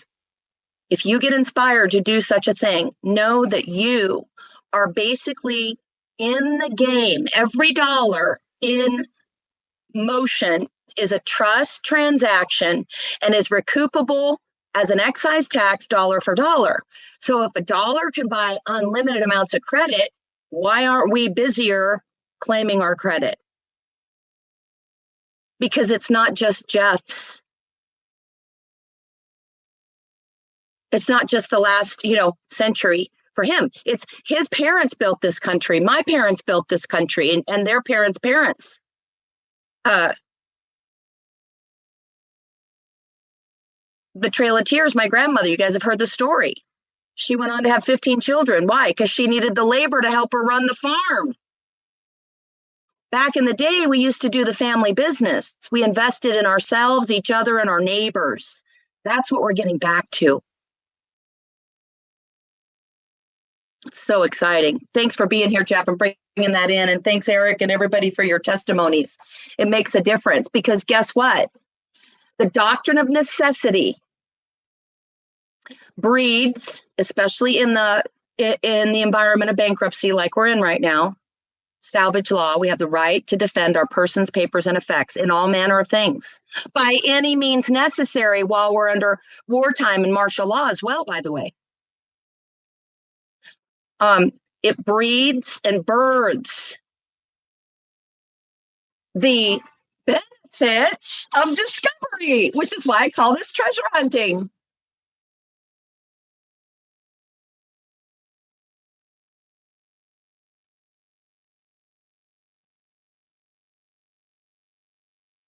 I'd like to follow up with what Kimry just said, highlighting a couple points. She was talking about, well, I can't remember exactly what she said, but it reminded me of my friend Rob in Montana, who did extremely well handling all public servants by, number one, learning the law that applies to them and that they apply that's applicable to their job and their duties. So you learn all about the law that they enforce. And the next thing is you learn about their job description and who they answer to in their measure of success. And then you can pretty much run circles around them. One thing you can also do is you can protect them. And he made a lot of friends saying, I'm just doing this to pursue my humanitarian projects and to have access to what's rightfully mine. And in order for you to do what you need to do, I need to protect you. So here's what I want to do for you, which might have been issuing an affidavit or issuing a bond or writing a letter to a supervisor or something like that. So those are strategies for dealing with public servants.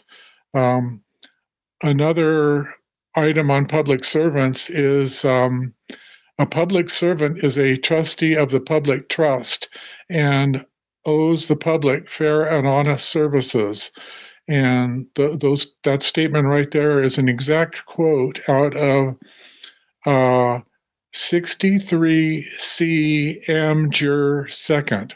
So that's American Jurisprudence Second, Chapter 63C, Section 247. It's all about the duties of a public servant and the public servant's obligation to the people that they serve. And government is instituted for the protection of life, liberty, and property. That is its primary purpose. Now, so if they're not acting in our interests, they're in breach of trust, they're in breach of their duties, and in some cases, they might actually be committing treason.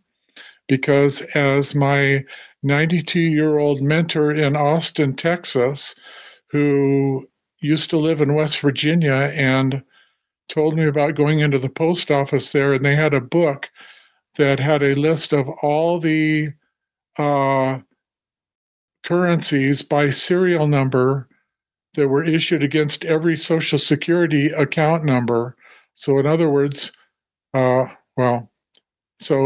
there was a catalog that showed the debt that was being issued with the Social Security as the surety account for the debt. And that's what came out of 1933, March 9th, 1933, Public Law 7310.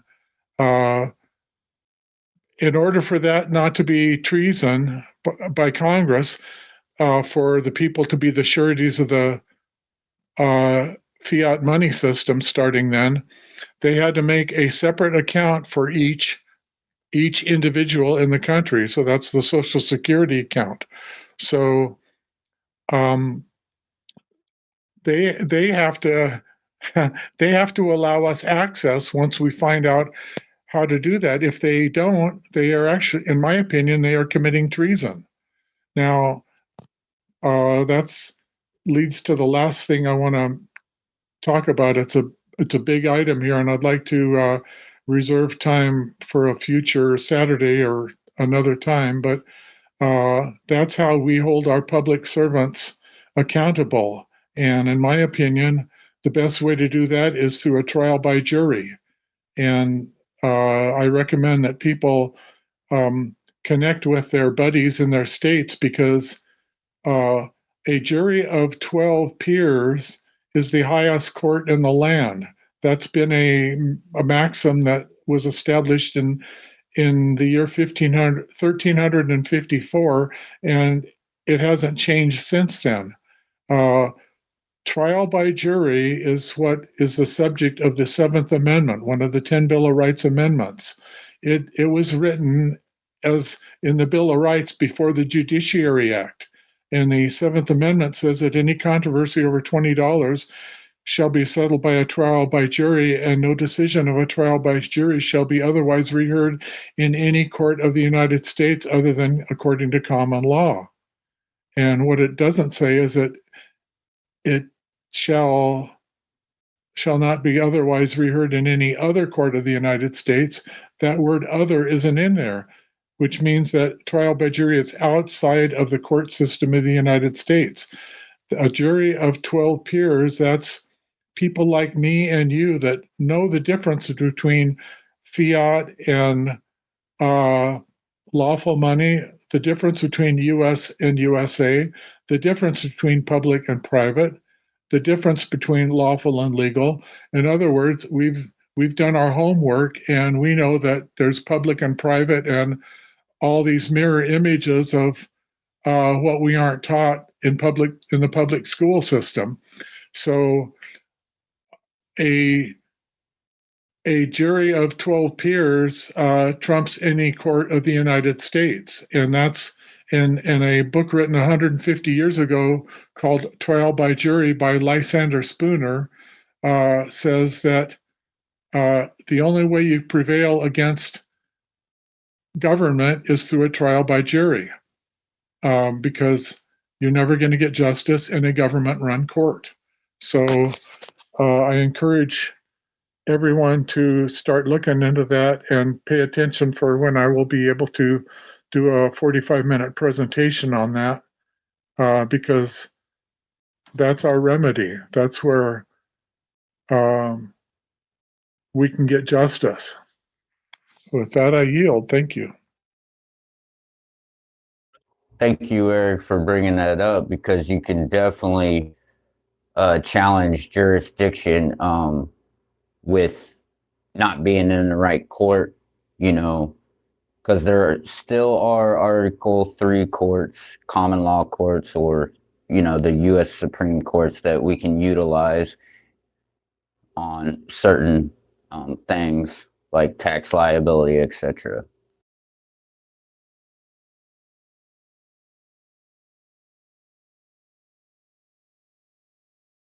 As another hint for people, any code violation, any any violation of any state law, they call it law, but it's usually code. It's always a code violation. It does not have the authority of law. Codes do not have enacting clauses. Therefore, they do not qualify for subject matter jurisdiction. And any case in progress, or any case that's been decided, or any case from which somebody's in jail, or any case that is ancient, can be overturned for lack of subject matter jurisdiction challenge, because the supposed law that was being applied had no enacting clause. Therefore, it is not law. And there's a book written about that called Charles Weissman is the author, and I put it on archive.org, and it's called simply authority of law. And he goes through the whole thing. It's about 80 pages, and he's got a memorandum of law of when Minnesota came after him, and he prevailed against Minnesota based on lack of subject matter jurisdiction. That was done 25, 30 years ago, so the references need to be updated, but it's all right there. So, Authority of Law by Charles Weisman. With that, I yield.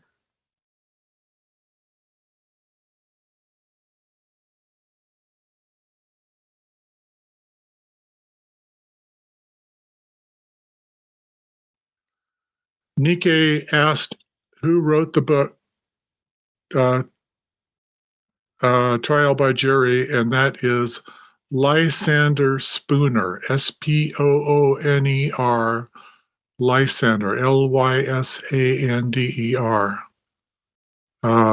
It's not too long a book, but you only actually need to read the first 2 chapters because he makes it very clear there, distinguishing the law of the people from the law of the ruler. And the law of the ruler is the government that writes statutes, codes, ordinances, public policies, all those miles and miles of books in the legal system where, as the quote says, a prosecutor can convict a ham sandwich. And so all those miles of all that legal system compares with a simple Maxims of Law book. Charles Weisman wrote a Maxims of Law book. There's Bouvier's Maxims and Weisman's and a couple others. And those are pretty short and simple. They're like about 100 pages of maxims. And maxims are very simple law. It's common sense law. It's essentially the law of social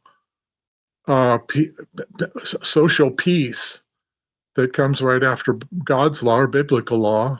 Such things as treat your neighbor as you would like to be treated, honor all contracts, do no harm, cause no property damage, and live in peace. And that's what was intended. And that kind of law was what existed here prior to the revolution. That's what it came out of Saxony in Germany, went to England, it came over here, and way before the revolution and the Constitution and the Declaration of Independence and any government courts and even government itself, there was common law and a jury of 12 peers and local township juries. And I'm so blessed that I have the published family history that links me to my 7th great grandfather who got off a ship from England and set foot in on the dock on the wharf in Philadelphia on September 11th, 1729, and was given 50 acres by William Penn to settle before the counties were laid out. So I can claim my hereditament all the way back then, but that's a digression. Anyway, thank you all. I've been talking too much. Hey, Eric, thanks for all that. I've been trying to share something going back to the young lady that said she knew someone who went into the bank and revoked the power of attorney on the utility bill or whatever she had. And I have a slight idea, and I may go around in circles here because there's so much that I wanted to share with people. Some of the things that you were saying, Eric, about the trust. So let me just start real quick with the coupon, though. I believe that if the process is done right and you endorse the back correctly, which would be your family name. So let's just use my name for example. It would be Daniel J., family of Neal, attorney in fact on behalf of Daniel, Jeremiah, Neil, all caps letters. That puts you as the power of attorney over that vessel, that name, and then put the social security number there because that's the identification for that vessel. But if they ask for proof of that power of attorney, so one of the things that I've run into with getting um sorry, I slipped my mind. The jurat done for the power of attorney for the ends legis, they denied it. The bank wouldn't do it for me. I actually had gone in there twice to get it done, and they sent it to corporate, and they're like, "No, we can't do this for you." So it would be wise to be able to connect with some people on here who are notaries. Not that I think that would get them in trouble, but they understand what's going on. And so it's not like we would have any flack or kickback when we want to get the power of attorney done. But let me know what anybody thinks on that. And if maybe that might be the wrong process, but that could be how well, I don't know if we would revoke the power of attorney, but every time we sign a contract with anybody, that's basically, if we don't read the small print, that is basically what we're doing. We're giving them power of attorney to access the trust. Most of us know that, but that's very interesting on that process with the securities. Hey, Daniel. Yes, sir. Yes, sir. Yeah. I would invite you to, because again, I'll just call this out again because I do think Okay. this is a really interesting lead. What Tasha was talking about earlier. We've decided that that whole thing, like people who are interested in this thing, go to the banking sub channel in the Oh, that's right. Recoupers. Okay. So I Yeah. definitely want you there. Okay. And Okay. Sorry and about you're that. right. She was talking about Yep. the idea of revoking the power of attorney for your whoever your utility company is, or Yeah. you know. Okay. For So example. how do I get to that? Is that on Telegram? Is there? Yeah, you're in the Recoupers right now, right? Are you Okay. familiar with the channel? Today's my first day on here, bro. All I'm right, just no problem. learning Now through this. you're going to click on the Recoupers icon on the left Okay. in Telegram, and you're going to see that there's all these channels broken up into categories. Okay. And you're going to look for the one that says banking. Okay. And everybody, like, we got to investigate this. I think this is a very interesting lead. And we got Tasha who shared details. It will be on the recording. I'm probably going to clip that section and share it in the next day or so, just to make sure people don't miss it. But yeah, I think if we work together, we can kind of narrow this down into a detailed step-by-step thing. Okay, cool. So let me get back to then the trust aspect part of it. So, can I share on that? Please go ahead. Okay. So something that may help some of us who understand the trust aspect. So what I did was I did the 98 foreign trust as an irrevocable. So I made that also the Maximus trust. Okay. So then what that can allow you to do in the what's the word? On the situs of the trust, you put that trust is specifically meant to govern and be the parent of the micro trust. So, as most of you know who have done trust research, there are thousands of different trusts, and you can basically create your own. It just needs to be in the title and in the situs of the trust, the description of it. And so what I think that will allow most of us to do is we can be able to protect the public side of it, so the public trust, and then the private side of it. And it allows you to operate within the trust and without the trust in the public. I think that may give us a little bit more protection, so to speak. And I have the documents all typed up. They're very long for the 98. But let me know what you guys' thoughts are on that. Maybe some of you guys already know this, and maybe it's just old news.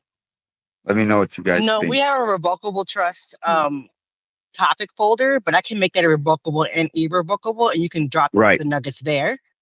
Okay. So that's another topic folder, like he just told you about the other thing for banking. But we Yeah. have a revocable one that's called revocable living trust. But I can edit it. This is Heather. I can edit it and make that irrevocable and RLT, so people can Yep. go there and find more information there as well. Okay.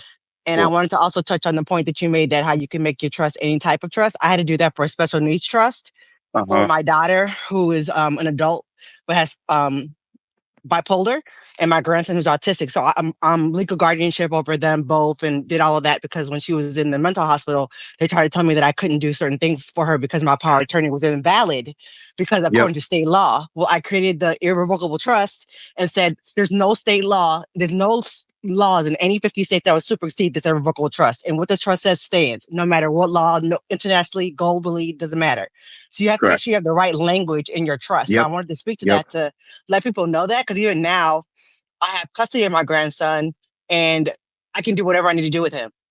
I Yep. can Exactly. register them in school, all the things like that, because of our private legal guardianship. Because first they were telling me to go to Exactly. court. And I'm like, I'm not doing that shit. I don't need the court in my business. So I said, I looked up what that looked like and all that, and what kind of powers would the court grant me. I'm like, I just put that language inside of a trust and we're done. There you And go. it's no problem. So I just wanted everybody Yeah. to kind of testify to that as well. I've had no Okay. problems in the last 6 months enforcing the trust and doing all of that. And I started this in 23, but never enforced it. And I finally Okay. enforced it, and now they don't say anything to me. They just like, It's okay, all yes, about ma'am. enforcing. Yep. Yep. It's all about the enforcing. The language is there. Enforce, They can't, enforce, enforce. Yep. and even the irrevocable trust, all I did was take an abstract, because as a trustee, you can do an abstract of that trust without giving them Yes. your business. I did Right. an abstract, and I blacked out everything that didn't matter and only focused on the part that said about her health care and educational provisions for her son and all that, that I have power to do that, and they can't say nothing. Now, every And you time I put that send on them that document, pardon me? you put that on the certificate? No, separate document. I just added it as an addendum. Okay. Okay. As a denim. Okay, got it. And this is just like it's exhibit A. And this is an abstract of the irrevocable trust saying that Yeah. what are the rules and the regulations of that. Because they don't need to Okay. know what else is in there. That's none of their business. So Exactly. I'm telling you, it works. I'm dealing with government agencies. I'm dealing with, the education system, dealing with hospitals, and they don't give me any pushback. So I'm just So, giving that yep. as a testimony to people that he's correct. You can write a trust based on what you want it to be, but you have to be specific in your language. Yep, exactly. And I put because if we use their lingual, it kind of pulls us back into their jurisdiction. So I put covenant. This is a covenant between me and God and my family. And the other thing is always give a definition page, because they don't know what Yes, your definition is. So I exactly. always, now even when I do affidavits, as a tip for everybody, when I do affidavits or letters to people, I Put always have a definition. Yep. definitions page. So you understand what I'm saying in the letter. You don't have to interpret Yep. it. This is what it means. And this is what I Yep. mean. This is my intention. So if you're going to write a letter of intention, add a definitions page so they will not be confused. So they won't use their interpretation from their regular dictionary or whatever dictionary they're using, and you let them know where you're coming from, and they won't have to interpret it. It's right there. Make it easy. Usufructs. They use usufructs. So Yeah, that's my they'll little flip the tip. script on you. Yeah, so like in my situs of my trust, I think my definitions page is like, or section is like 10 pages, 12 pages long. But great news. Great info. Thank you. I will yield. Thanks for your time. Thank you, Dr. Heather, for reminding me to mention one other thing about trusts, and that is dispute resolution, or how to resolve any problems that might arise during the administration of the trust or the life of the trust. Most trusts have some sort of law that it refers to. If you're a public trust, if your trust is recorded in the public, like in the county recorder, or you've given it to your bank. By the way, you don't ever have to give the bank your trust. You can give them a certificate of trust and the signature page or the notarization or the title page, but you don't ever have to give them the body of the trust. It's none of their business, even if it's a public trust. But getting back to a private trust, if you refer to state law, then as the governing law, your trust will your private trust can go into the public because that's what you put in the indenture. That's what you put in there for dispute resolution. If you have an attorney write a trust, he will say that he's got to be the one that handles any dispute resolution. Then it's definitely in the public.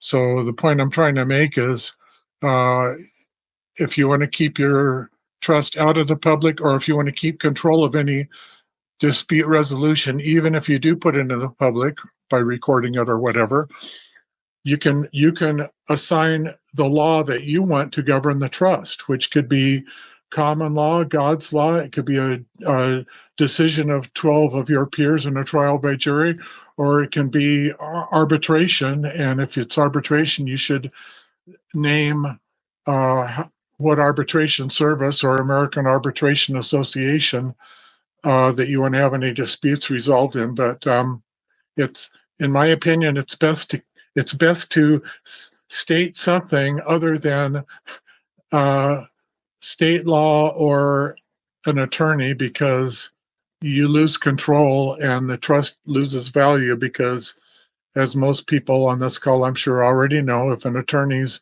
dealing with a trust, they churn it and churn it and churn it until the trust no longer has any value, and then miraculously disputes resolve themselves. I yield. That's all.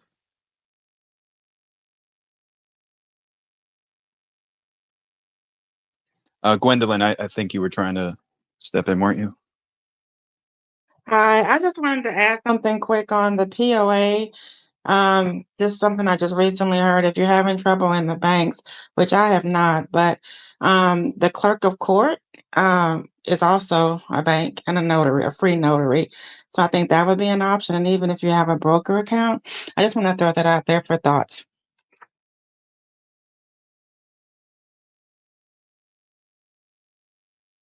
Howdy, y'all. I'd like to bring something forth. I was in the Word this week and thought it seemed kind of fitting. So I'm going to touch base on Proverbs 15, and the header of that is righteous responses. I'm going to start at 28. The thinking of the unrighteous man is an abomination to the Lord, but the words of the holy are sacred. He who receives bribes utterly destroys himself, but he who hates the receiving of bribes saves himself. Sins are cleansed by almsgiving and faithfulness, and by the fear of the Lord everyone turns aside from evil. The hearts of the righteous care about faithfulness, but the mouth of ungodly answers evil things. The ways of righteous men are acceptable before the Lord, and through them even enemies become friends. God is far from the ungodly, but he hears the prayers of the righteous. Better is a small yield with the righteous than abundant fruits with the unrighteous. Let the heart of the man righteous things, or let me backtrack here. This is where it gets interesting. 35. Let the heart of a man think righteous things, that he may make his steps straight under God. The eye that beholds good things gladdens the heart, but a good report enriches the bones. He who rejects instructions hates himself, but he who gives heed to reproofs loves his soul. The fear of God is instruction and wisdom, and the beginning of glory will respond to it. So here is to the beginning of all the glory, y'all. Much love.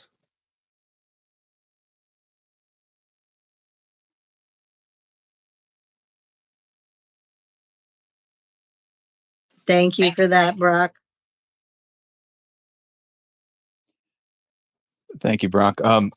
Gwendolyn, I know you hit us with a question. Did anybody have a response for Gwendolyn? I just didn't want to leave her hanging if somebody did recall what she was saying. But She just made a statement.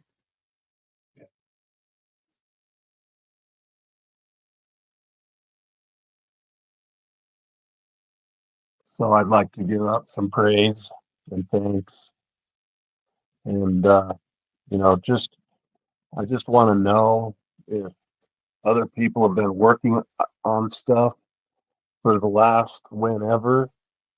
Not really, for me, I've been working on stuff for quite a while, not really understanding how I could ever make any of it work. But all this information is changing that energy for me. So, you know, ideas that get stopped because my bills that are coming in and my income that's going out don't match right up. So I really hope that I'm not the only one that, you know, has been proceeding with faith, just knowing that someday it would all just come to a full circle. So I just want to, you know, give up thanks and praise and remind us all, you know, when I was reading the Bible, the only time I ever saw something that said that there was something good, it was to give praise, thanks, and glory and honor to our Creator and God. Because everything else is just, you know, it's nothing new. It's just trying to figure out how to navigate through it as brothers and sisters on the journey.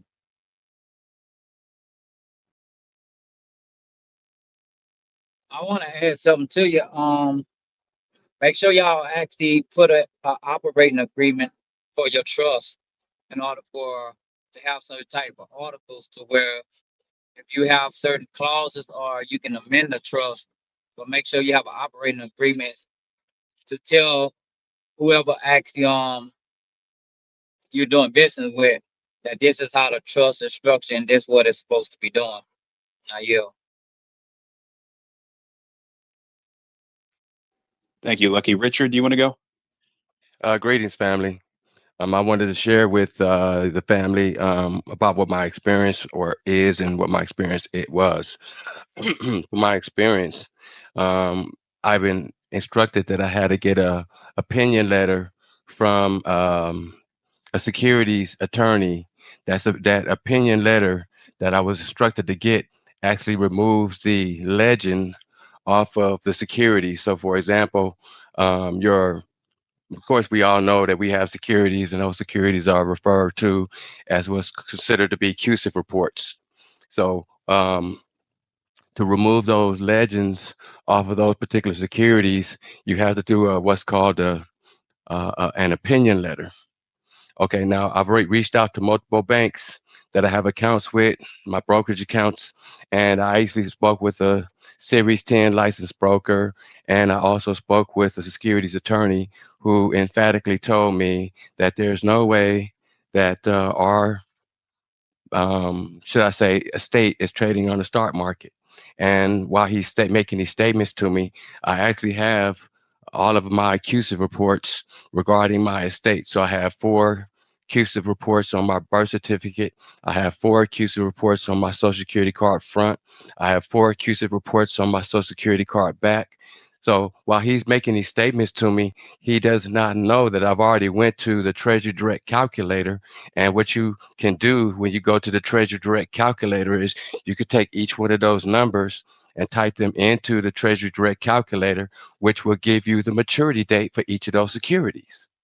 Okay, so I'm not sure if anyone has tried to do this and has an experience with that, but I've actually went and typed in 58 different securities and typed it into the Treasury Direct calculator, and I have the maturity date for each of those securities. So yes, you could take the back of your Social Security number, or should I say the back of your Social Security card, type that into your Treasury Direct calculator, and what that will do is it will give you a maturity date for that particular security. Um, so I wanted to be able to share all this stuff with you, with the family, because maybe actually I was a person who was providing CUSIP reports for people all across the United States since probably about 2015. I'm the one who had access to the security broker, Series 7 licensed broker, who was pulling securities down for myself and anyone else that I may have been putting orders in for. I've actually lost contact with that, should I say I lost relationship with that Series 7 licensed broker, but I've actually started studying Series 7 myself. So no, I'm not Series 7, but I have a lot of experience of dealing with these particular securities because I have pulled down at least 75 different CUSIP reports regarding my estate. Yes, your court cases are trading on the stock market under those same CUSIP reports, and we are very well versed on that subject matter. But now to come back to the beginning of the conversation, whereas you have to get an opinion letter to remove the legend. So when you get that opinion letter written, it is the not the not the fund manager, but the transfer agent. So that opinion letter is instructions for that transfer agent to remove the legend off of those securities. And what I've come to find out is this is the most hidden secret information that they do not want us to realize and know that we have access to these securities. And it goes back to what is called the doctrine of discovery. It also goes back to what is called the secret doctrine. So if you have read and taken a look at the secret doctrine, it says in the secret doctrine that they will feed us poison, and when we go to them for help regarding the poison, they will feed us more poison. Also, it says in the secret doctrine of the doctrine of the secret doctrine of the secret doctrine is that they will create these securities and they will monetize and benefit from the securities, but we as the entitlement holders to the security would never know this information. So this is very guarded and closely hidden information. And this group is only people who I've come close to understanding what one needs to turn around and do to be able to put you in a position to turn around and be able to claim those securities. And I just wanted to be able to share that with the group, and I yield. Thank you, Richard. And could you repeat that one more time? Just what you called it a letter of opinion, and the purpose of that is to remove the legend from a CUSIP, right? That is correct. It's called the rule. It's called a Rule 144 security letter of opinion. So you could just Google it and it comes right up and it shows you all the rules on why they have to turn around and remove the legend, but you got to turn around. But the problem is you're not going to be able to find an attorney who's going to turn around and write that letter for you, because what he's going to say is, oh, well, who died? Right. And then I let him know that, no, this is a living estate. So now he could turn around and jump up and down and say he's not. So when I started sharing the information with the securities attorney, he said, oh, you're speaking above my head. So I don't even want to talk to you anymore, and so he basically ended the call and was like very abrupt once I started sharing with him about this information that I'm sharing with you. So he immediately ended the call, hung up in my face, and this is about the third security attorney who could write that letter. So now, if you do find one that's going to write the letter, they're going to try to charge you $5,000 per letter that they write. So in my case, I have 75 securities. I have 75 different CUSIP reports. Okay, so out of the 75 CUSIP reports I have, over 45 of them are court cases. So every court case, the marriage, divorce, all that stuff is trading on the stock market under these particular what's called CUSIP reports. So these are securities. So anytime you signed your name and you signed your name with your social security number, they went and created a security off of it. That's why you can go apply at McDonald's. And they will take that application. They're going to monetize it. And that's why they receive a check there at McDonald Corporation in your name at their address. Okay, so that anytime you sign your name with your social security number, you're authorizing them to create that security. And that's exactly what they're doing. And our recourse to that is doing the 88, I believe it's the 8822B, where you do the change of address. So now they got to turn around and send that payment that's going to McDonald's address in your name. Now they got to send it to you. So that's just one of the things that we can do to turn around and start redirecting some of these assets to come back to your mailbox as opposed to their mailbox. Cool. And just to recap real quick, people like you and I, is it so complicated to send the letter of opinion to the transfer agent? You're saying don't use an attorney. It's very expensive. Even if you might not be able to find one. Is it so complicated that a person like you and I couldn't do that ourselves?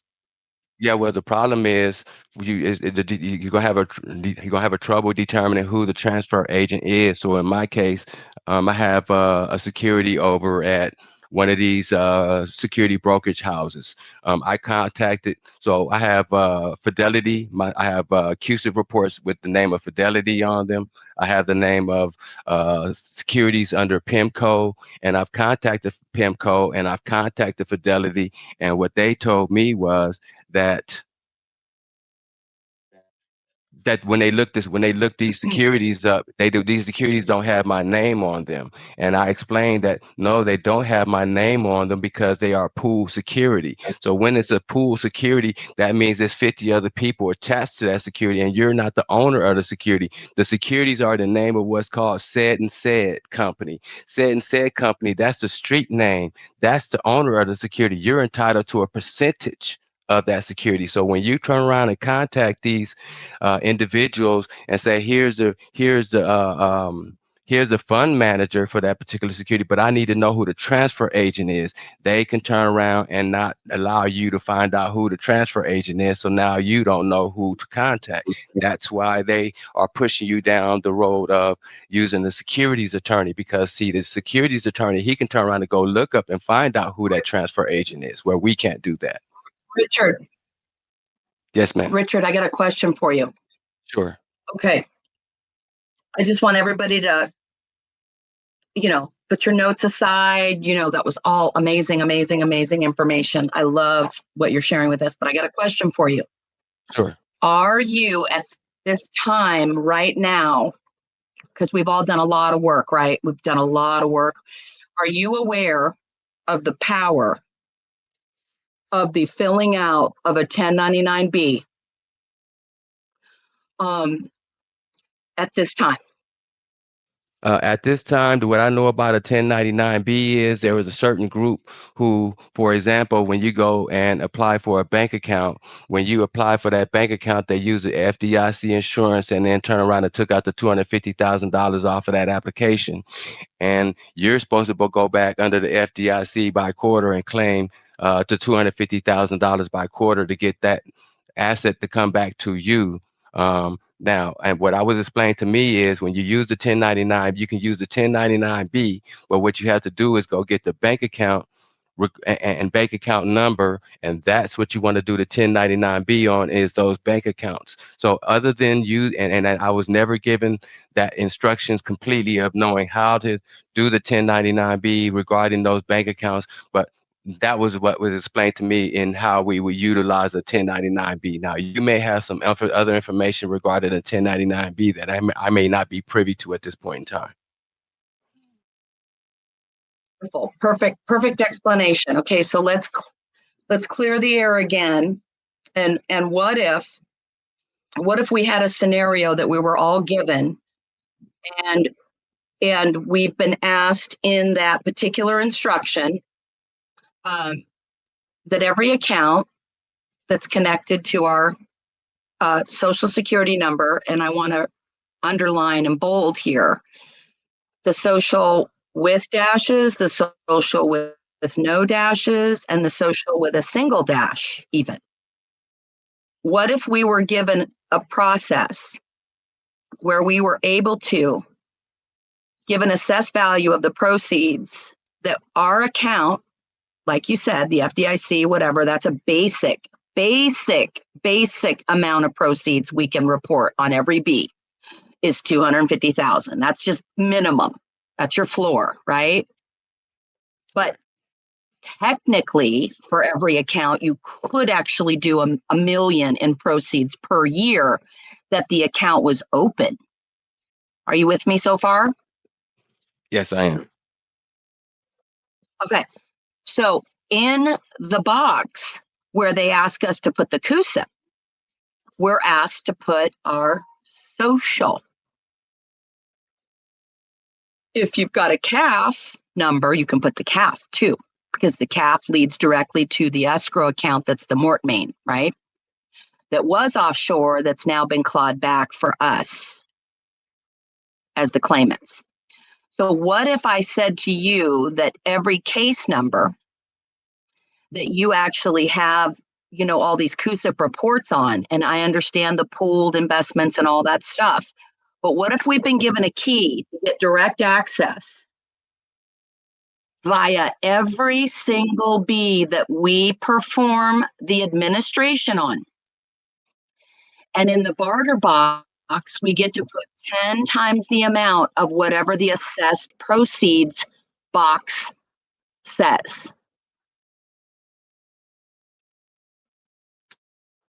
If you knew you could get 10 times the amount back, would you understand the power of that B to be higher than any administrative process that you were performing at this time, and takes all the red tape and cuts it?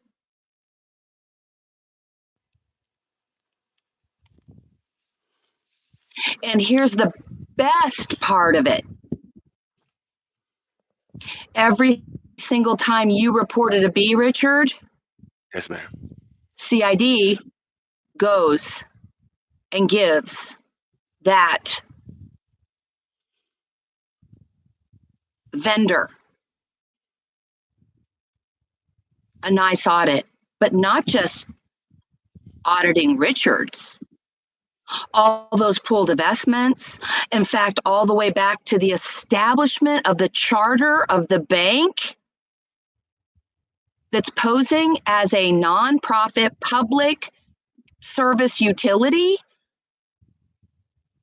but has us in unconscionable contracts all day long for generation after generation after generation. What if we're actually able to send CID to audit these entities back to their inception? And if their hands aren't clean and they've stolen $600 or more at any time, they get a little acquisition.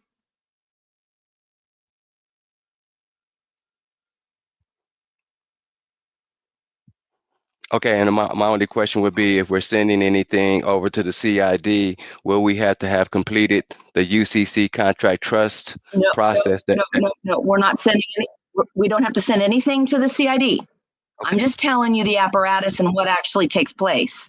All we're doing and all we have a duty to report is where our signature was used for funds excess.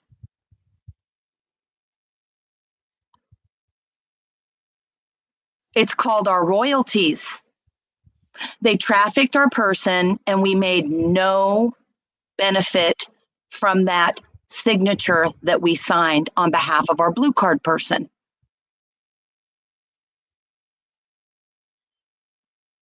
I personally have 6 social security cards. So when they said we get to use our social as the CUSIP, I'm now the original, what's it called? Hold on. Central Bank of Issue, Richard. And I have a duty to get back all those credits and all that fractional reserve banking and profiteering that happened, not only on myself, but all my closed accounts since I've been laboring since I was 15 years old. My closed accounts I get to put. But here's the thing, we don't have to have any CUSIP numbers, and we don't have to have any description of any bond or any property at all. Guess what we're putting in the description box? Ready? Yes, ma'am. Signature for funds excess. Mm-hmm. Okay. And the name of that bank goes on the first B, because why? Who received our proceeds and our generous contributions, but neglected to file the tax on it and neglected to send you and me, Richard, an INT so we could benefit from the interest on every deposit, especially the FDIC, $1 million a year. They cut us out of the deal from the get-go. Exactly. And now we get to 6 CID on them while we get paid our whistleblower award. Okay, and But that's all through a 10. And that's all all through a through a 10. 1099-B. Okay, Yes, beautiful. yes. You can access the information through Claim Your Credits. It was an estate attorney, wealth manager. So she might have been a Series 6. I'm not sure, 7, 8, 9, 10.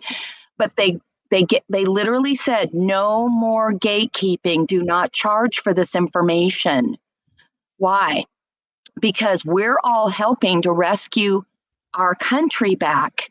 And we're rescuing Richard's ship, we're rescuing Day's ship, Kimmery's ship, we're rescuing all of our ships. Every B we report. TIGTA, Tax Inspector General. We're just reporting that here's where my signature was. Here's where I distribute. There, you can do it for your cell phone bill, for your property taxes. You can do it if you've had tax returns that have been backup withheld, like me and Eric have for years. I can do a B on that tax agency. Tally it up.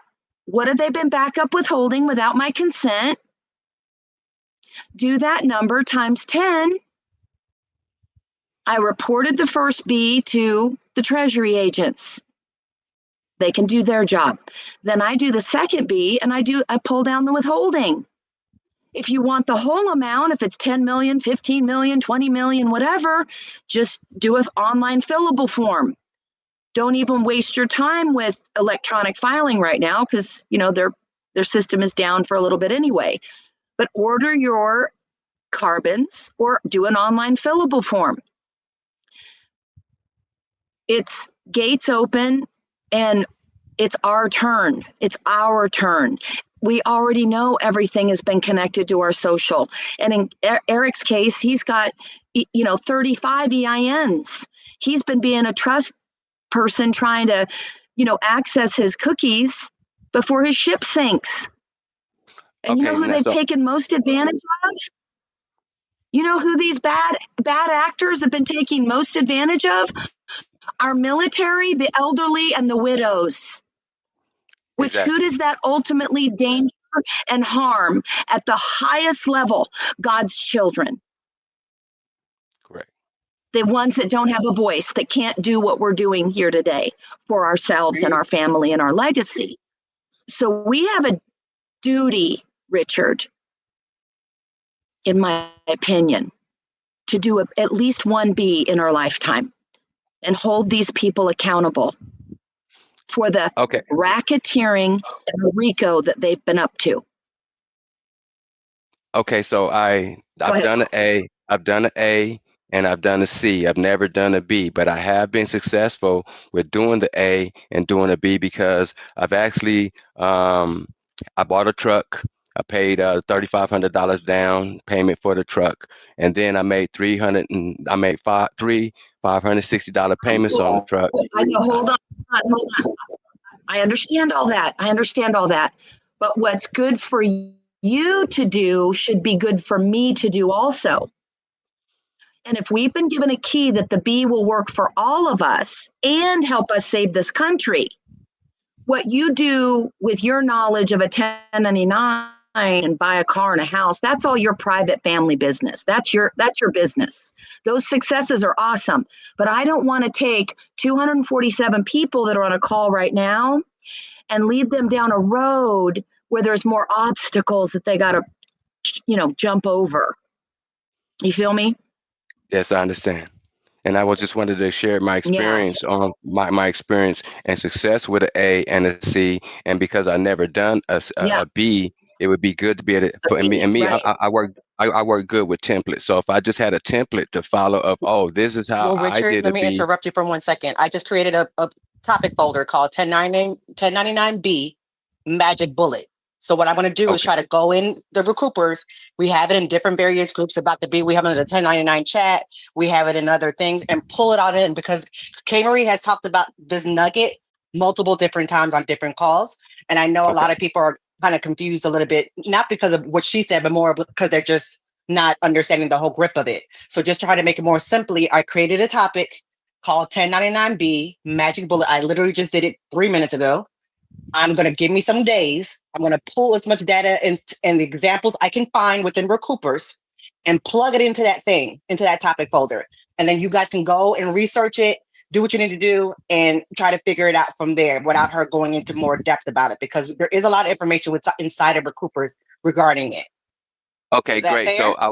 yes, that's fair. But what I would like to share is now what she's shared makes a lot of sense to me, because as I was sharing before, that a group was only doing 1099Bs on the bank account, but now it makes sense because what was explained to me, if you paid anybody more than $600 a year, you have to go back and do what's called truncate their EIN number. So you have to send them a request for the EIN number. Once they provide the Yeah, but EIN we're not number, talking you're about going that to process at all. We're talking about something totally different. So we don't want to mix I up understand. different No, processes no, and stuff.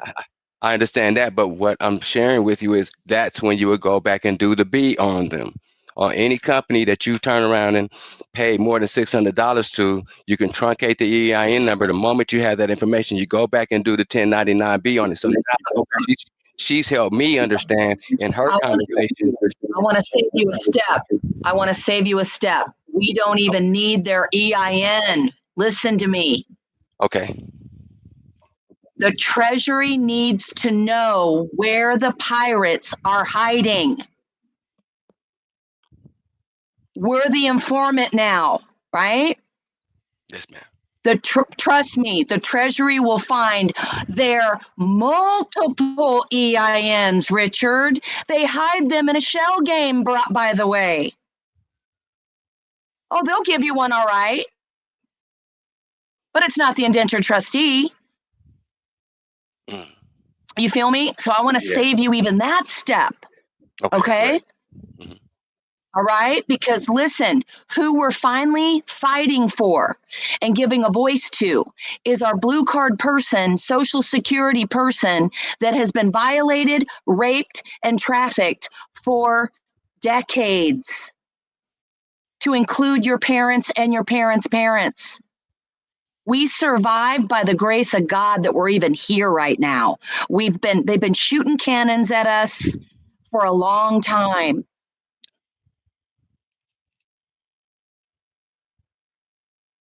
You feel me? I do.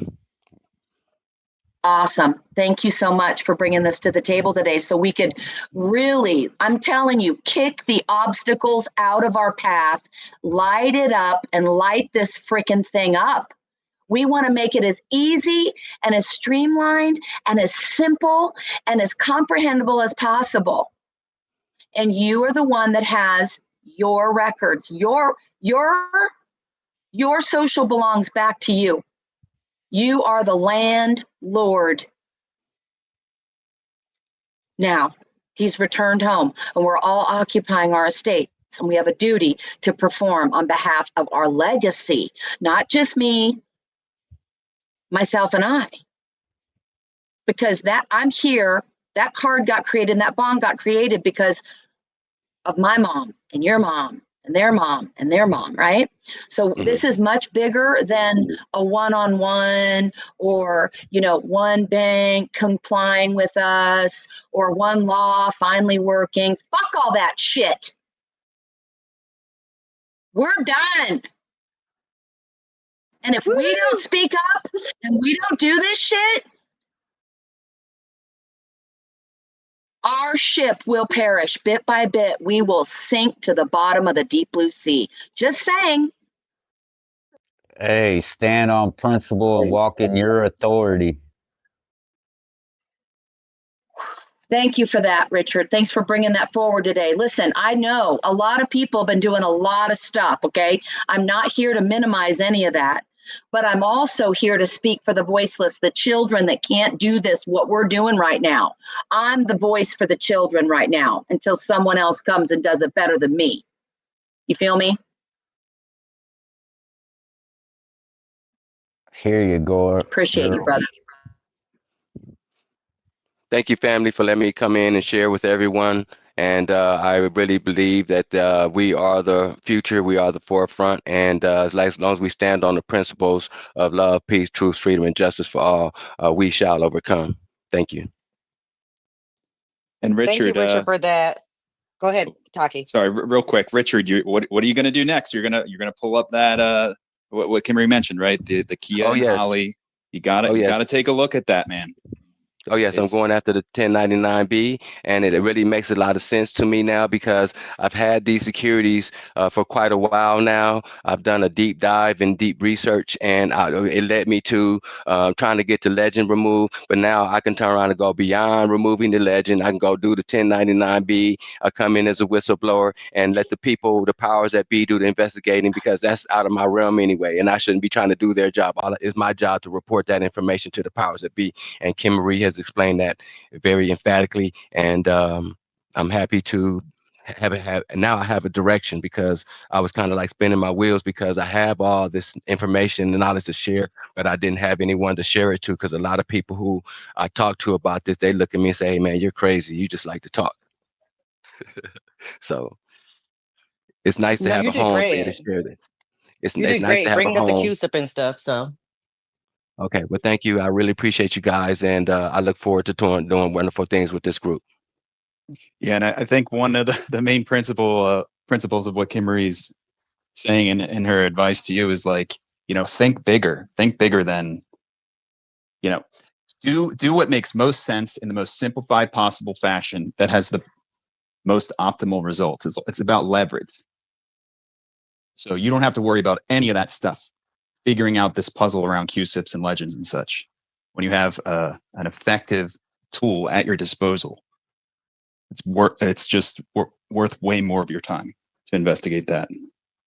Thank you, Kimberly. That was Exactly. really, really well done. and thank you for bringing clarity to that, and Richard for asking your question, and Kim Marie for giving the clarity. Like I said, I just created the topic. I will give me a few days. Give me to at least Wednesday. I'm on grandma duty, so I'm not as free as I used to be the previous weeks. But I will make sure I will pull all the data over into that 1099B folder to try to give you guys some place to land and to talk and have the conversation about just 1099Bs in that folder. So just give me some time and I will work on it. I promise. I'll put it on my agenda for this week.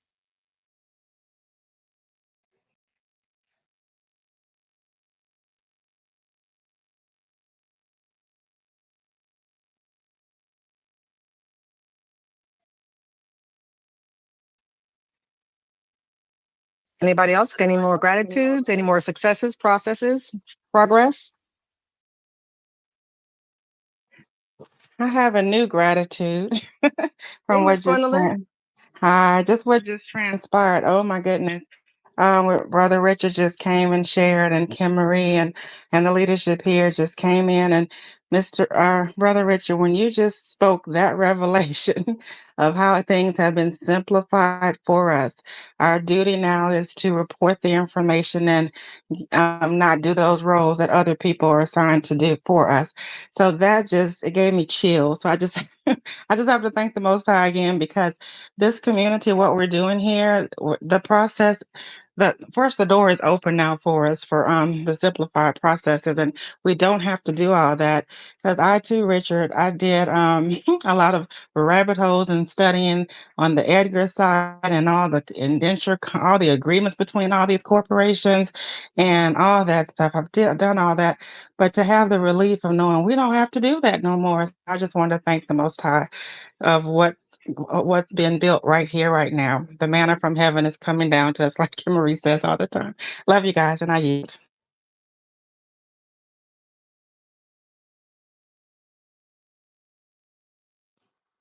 Yes, Amen.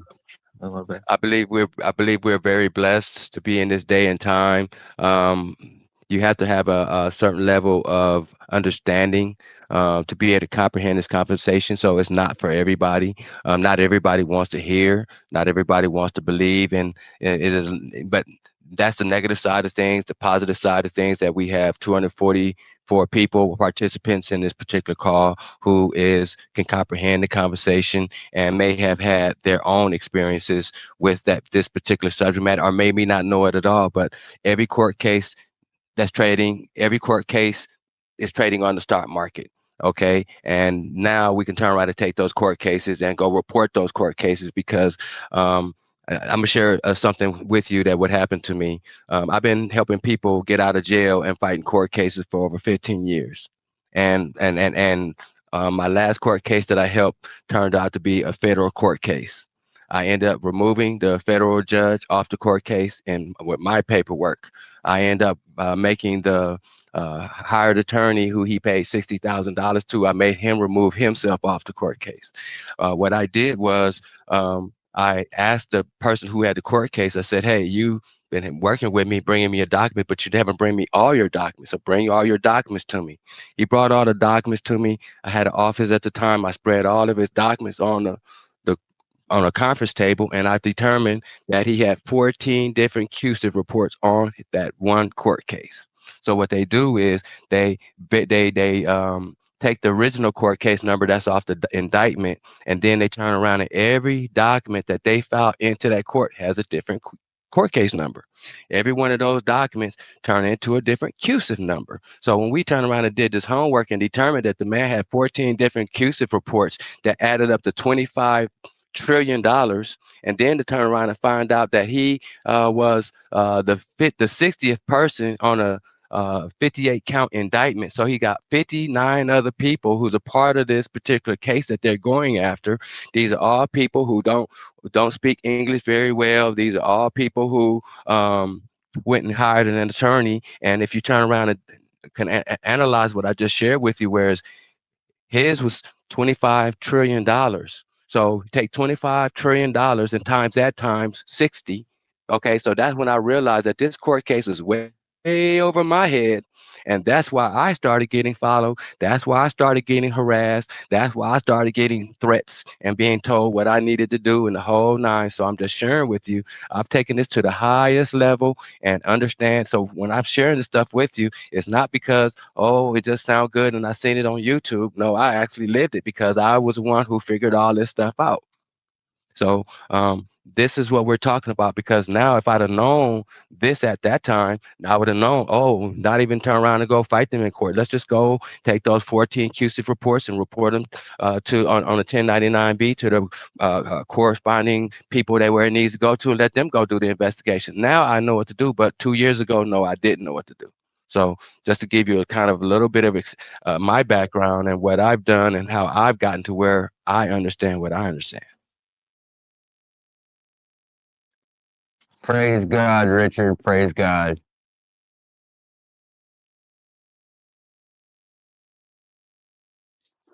You can also fill out a Form 211 for them agents to go do their job because they're the public servants. So.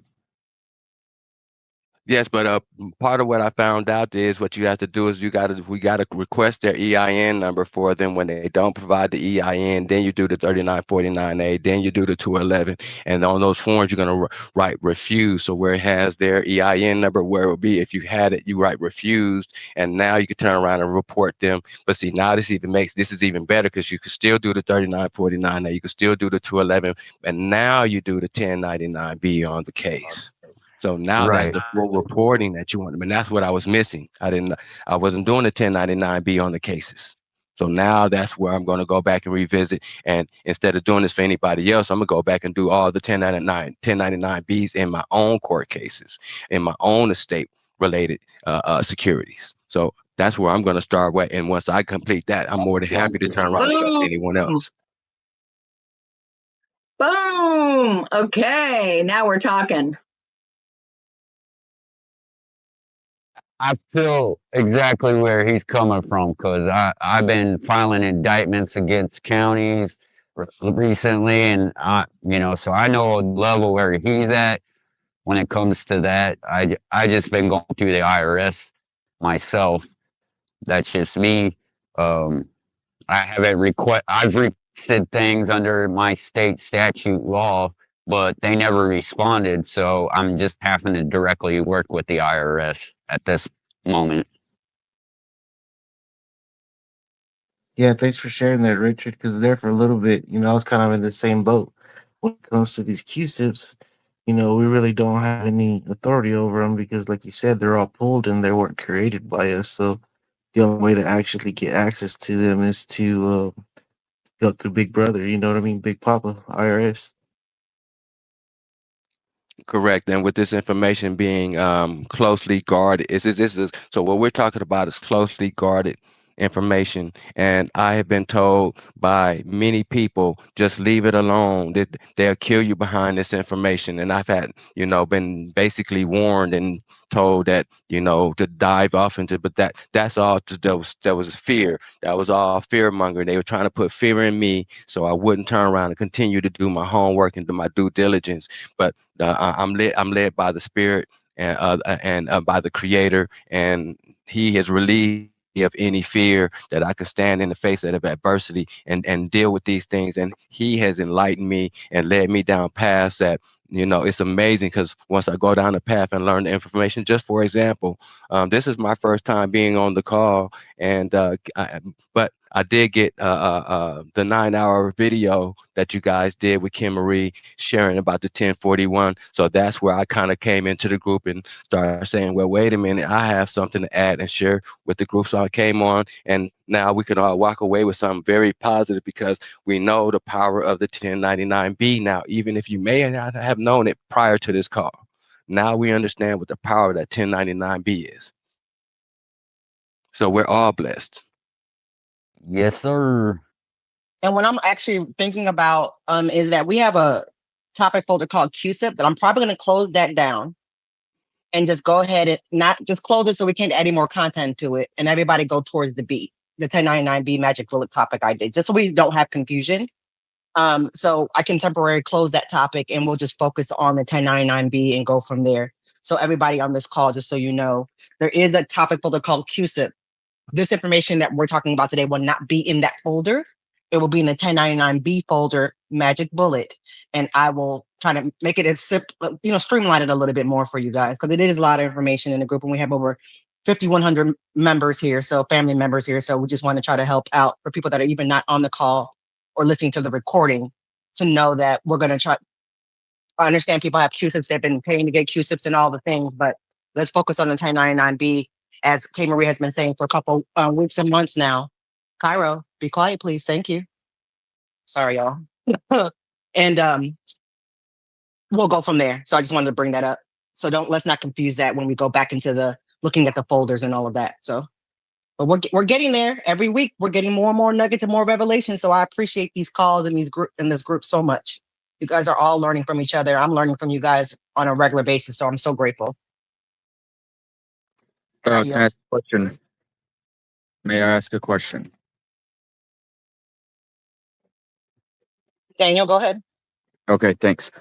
So again, this is my first day on here, and I just found out about this process a couple days ago. So I actually just dropped off my 1099 E's, ES and V's just now, literally. So my question is to anybody: is it too late? Do you think that since it's past the end of the year, the 31st, is that going to affect me? Does anybody know?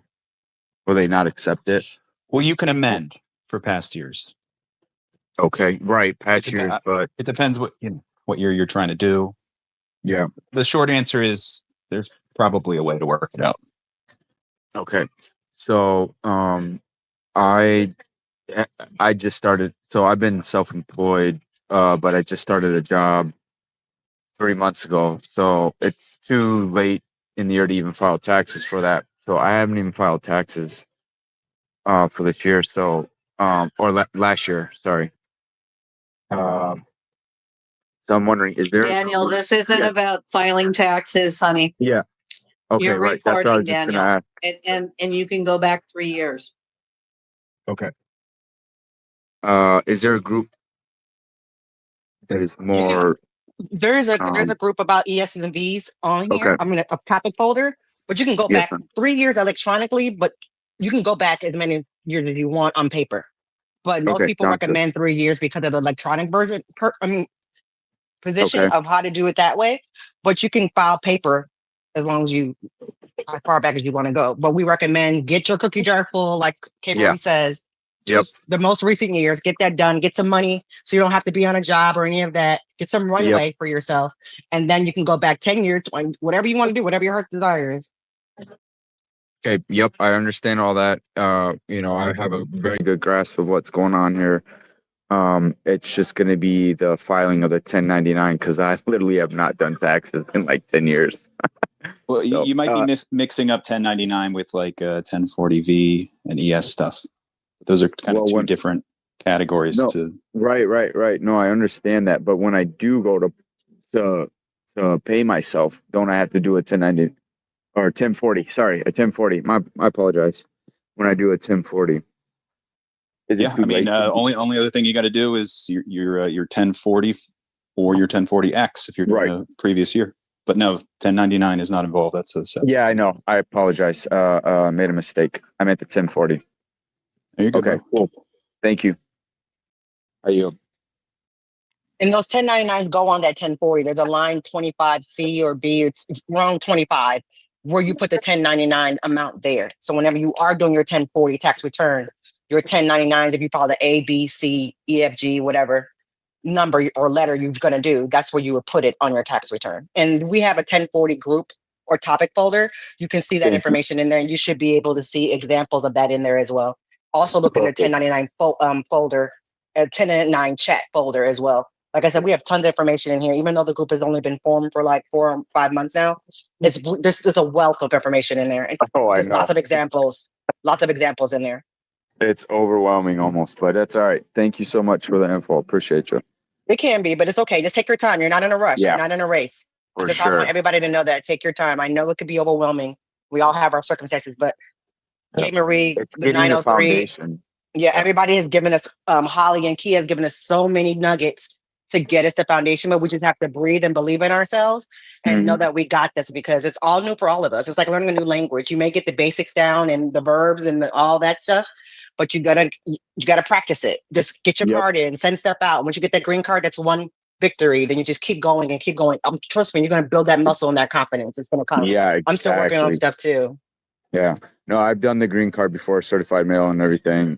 Yeah. So yeah, it you're right. It's once you take that big step, you build that muscle, and it's just overcoming your fear, because we're our biggest obstacle, you know. And so I'm just saying that for those, because I'm getting some private messages and people are asking me how to do this and how to do that and how to start.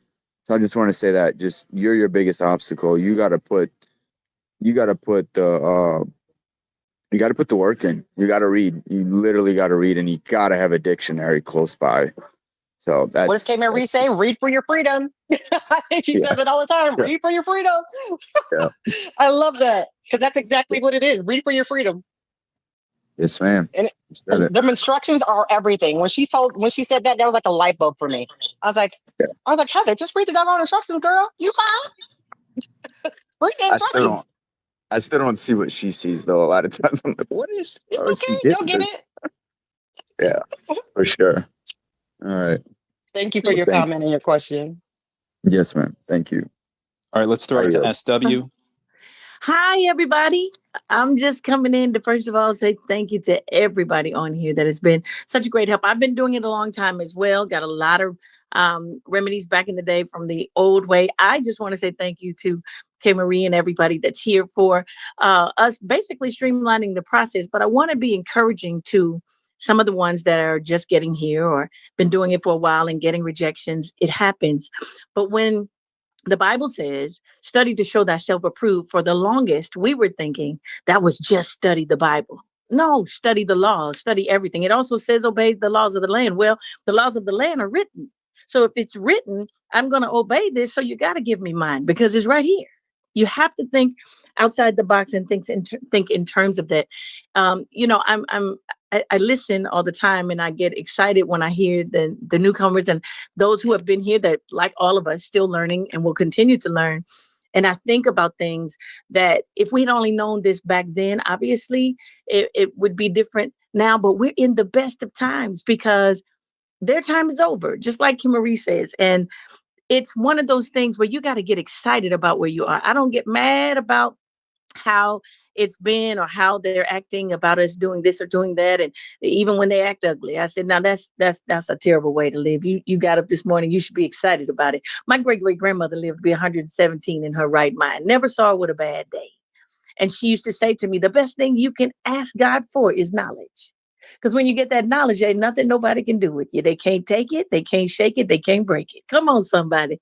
I'm just saying, I get excited when I wake up in the morning. As you can see, I'm like this all day long, though. And that's because we're really blessed at this time in our life. Take it as a blessing, use it. I have a book called Press, and that means persevere regardless of everything surrounding your situation. That means no matter how deep it gets, no matter how hard it gets, push. Press on into that thing. You guys are doing great. We're all doing great. Let's give ourselves a pat on the back. Like K. Marie says all the time, pat yourself sometime. You know what I'm saying? Because we're making a lot of advanced moves. We're getting a lot of progress. Everybody's reporting different ways to do different things.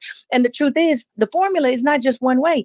I can get for the number 4 by doing 1 plus 3. You could get it 2 plus 2. There are many ways to do it. Let's just keep sharing, keep doing what we're doing. Keep putting God first and the creator, giving him everything that's due him.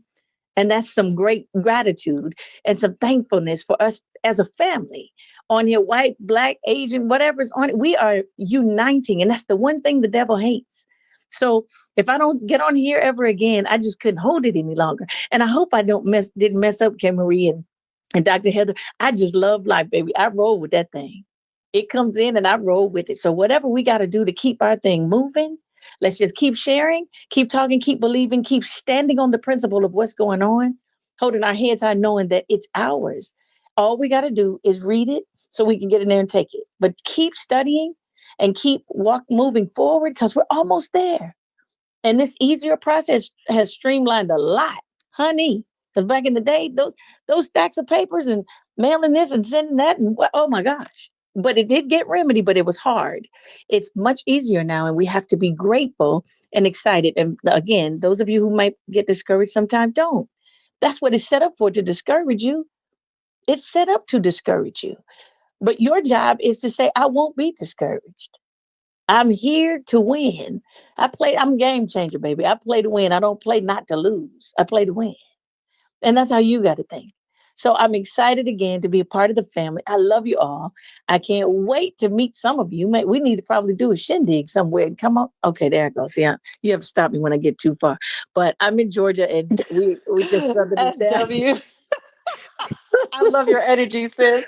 I I'm like in this Georgia lady. too. This lady Oh my rules. goodness. SW, we in Georgia Yeah. together, sis. So I'm about to pull up on you one day. Come on, somebody. Because, girl, I tell you, it don't stop over here. The music just keeps on playing. And every time they put up a blockade, I go right around them and say, that was cute. I see what you tried to do right there, but I got Oh my God. I love your it's, energy. Your encouragement is beautiful. Thank you so much, sis. That was oh, awesome. man. I love you guys. Yeah, And thank you Doc, we so will much. have to get together. Who was that said thank you? I didn't, Yeah, the this is beautiful Dr. group. Sasha. I'm Hi, sorry. Dr. I have a Sasha. question. Yes, my Hi love. there. Thank you so much for encouraging me. I love that. Come on, But somebody. I yes, I carry have it a in my face. question. Mm-hmm. Yeah, the question I have is, what am I correct in overstanding that you can use a 1099B for a current court case, like a foreclosure, bankruptcy, or whatever? And if I am correct, is it the same process or is it different because it's a current court case?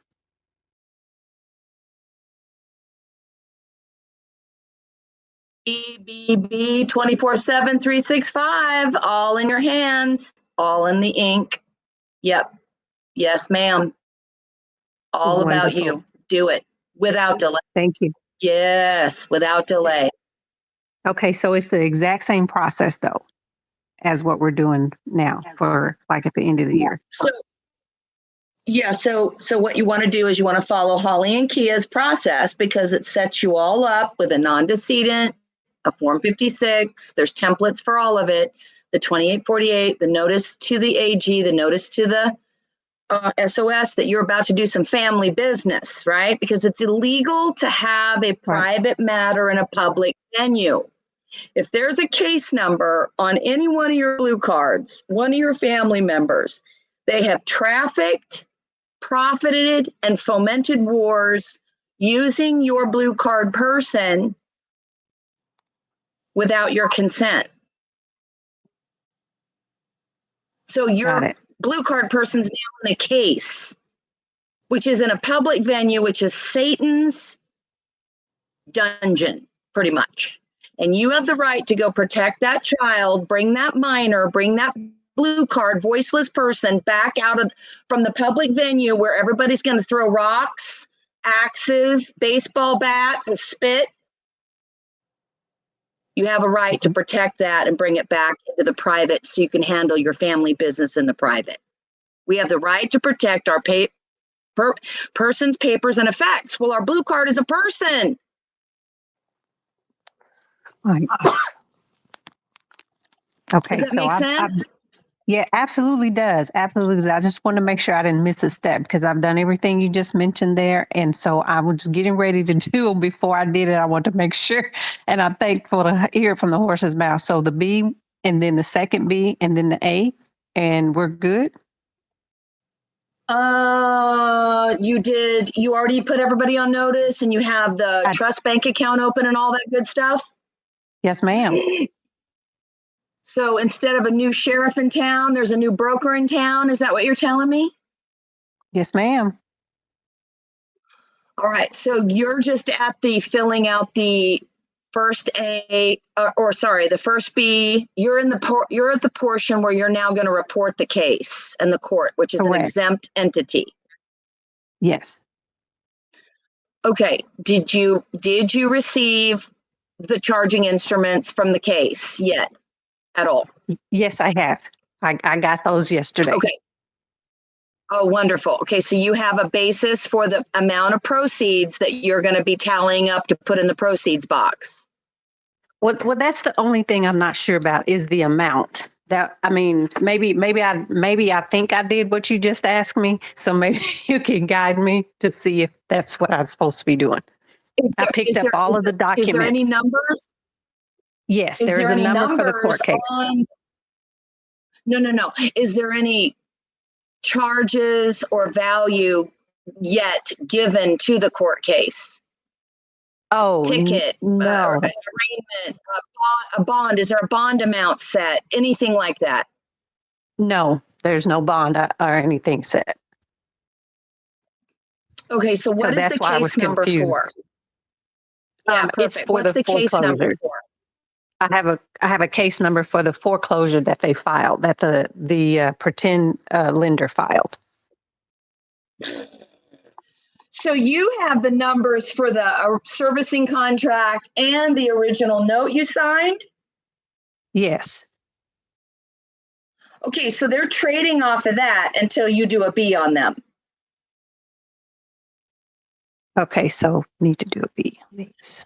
Okay. Did you do a Form 56? Okay, here's what I'd like you to do. Okay. So the Form 56, y'all, is it the 2848 or the Form 56 that on page 2 it shows where there's a court proceeding happening? Help me out. Is it the 2848 or the Form 56? 56. Thank you. Okay, thank you. All right, perfect. You're going to make a Form 56 that's very special for this special case, okay? Okay. All right. So your trust is the administrator.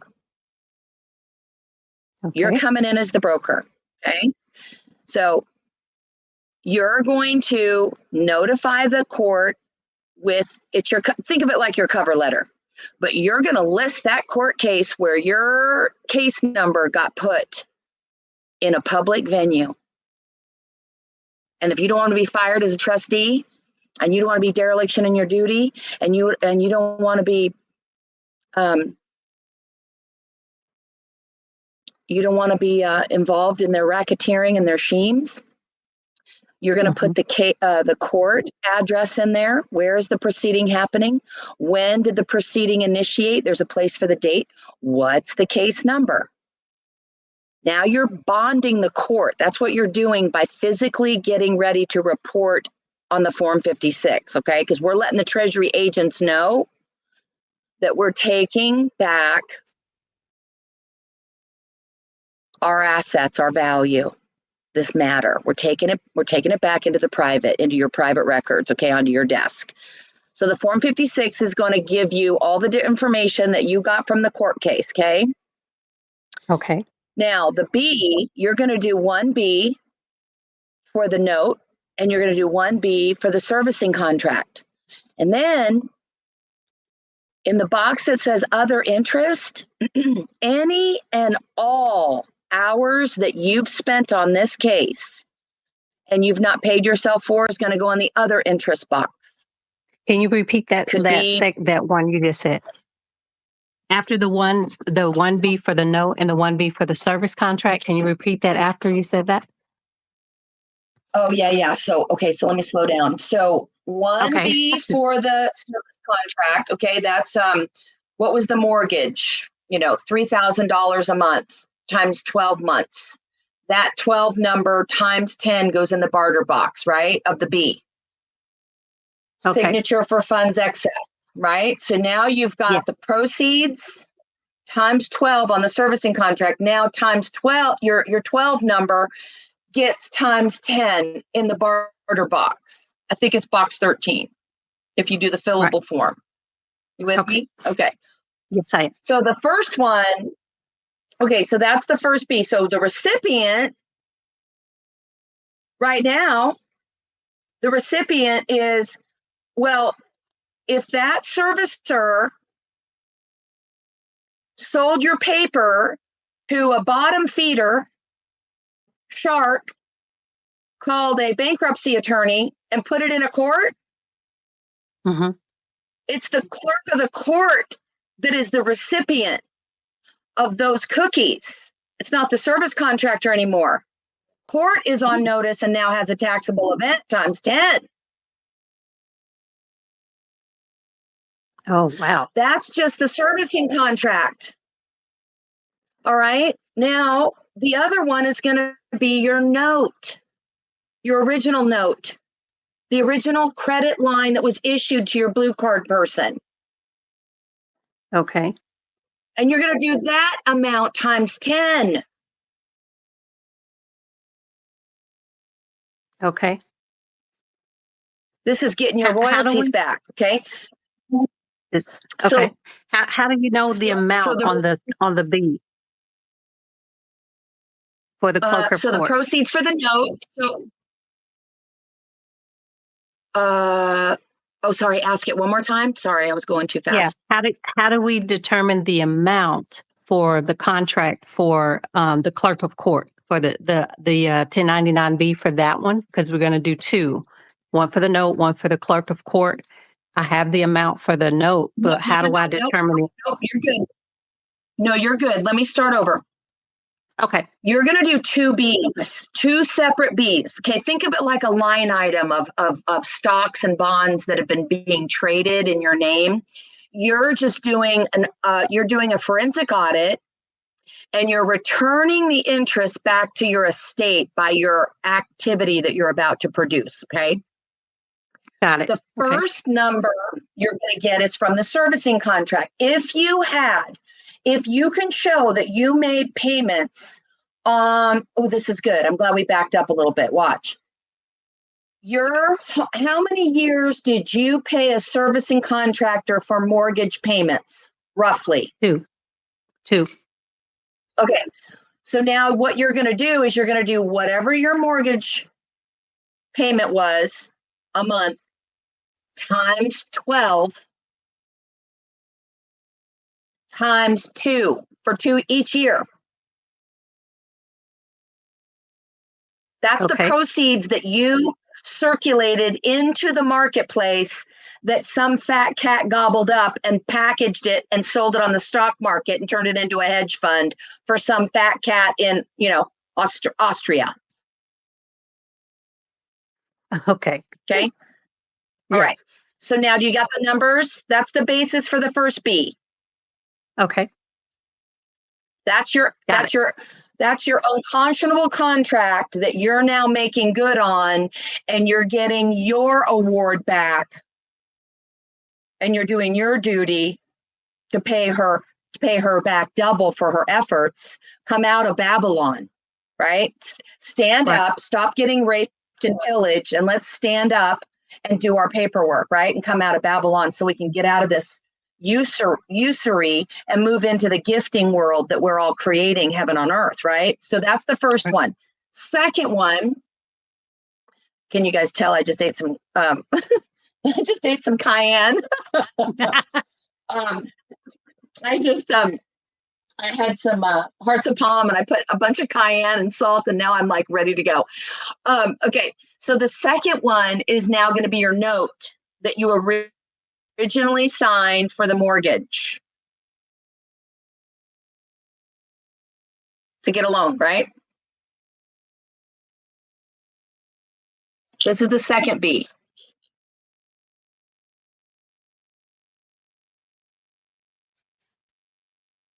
You there? Yes, I can hear you now. Okay, this is a second B on the same matter though. So we're not even talking about the B where you're getting paid yet. This is just the B that you're reporting, and you're having that court's going to get audited now. Treasury agent cannot go in without a claim form submitted. They cannot do their job until we report the crime. And they're posing as exempt and nonprofit, and they're profiting all day, and they were supposed to file the taxes on all their capital gains. Okay.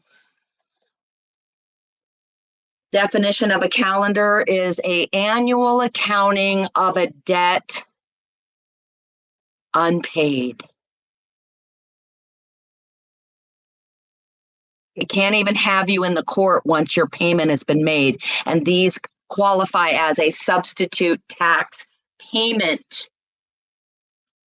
But who's owed back the money for a change? The violated person who was stolen from by pirates. Okay, the second one is whatever the loan amount that you took out. You're going to do the loan amount times 10 now. That goes in the barter box. Okay. And who is the recipient of the paper? Oops, that made it into the public market, made it into Satan's dungeon. The clerk is responsible for having the judge create a hearing for the prosecuting attorneys to even have your shit in public and give it a case number. Wow. So you're going to say the clerk of the court now. You're charging them with both of these instruments. They're being charged and they're going to be audited now. Okay. They're not going to be able to be a bank again. I'll just let you know that right now.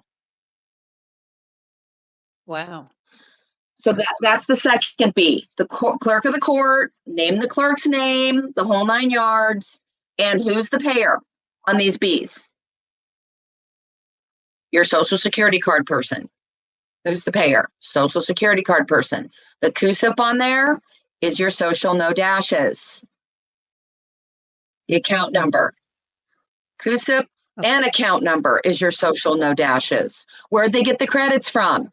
The title company, the servicing contractor. Where'd they get permission to go to the Fed window? From your social. Okay.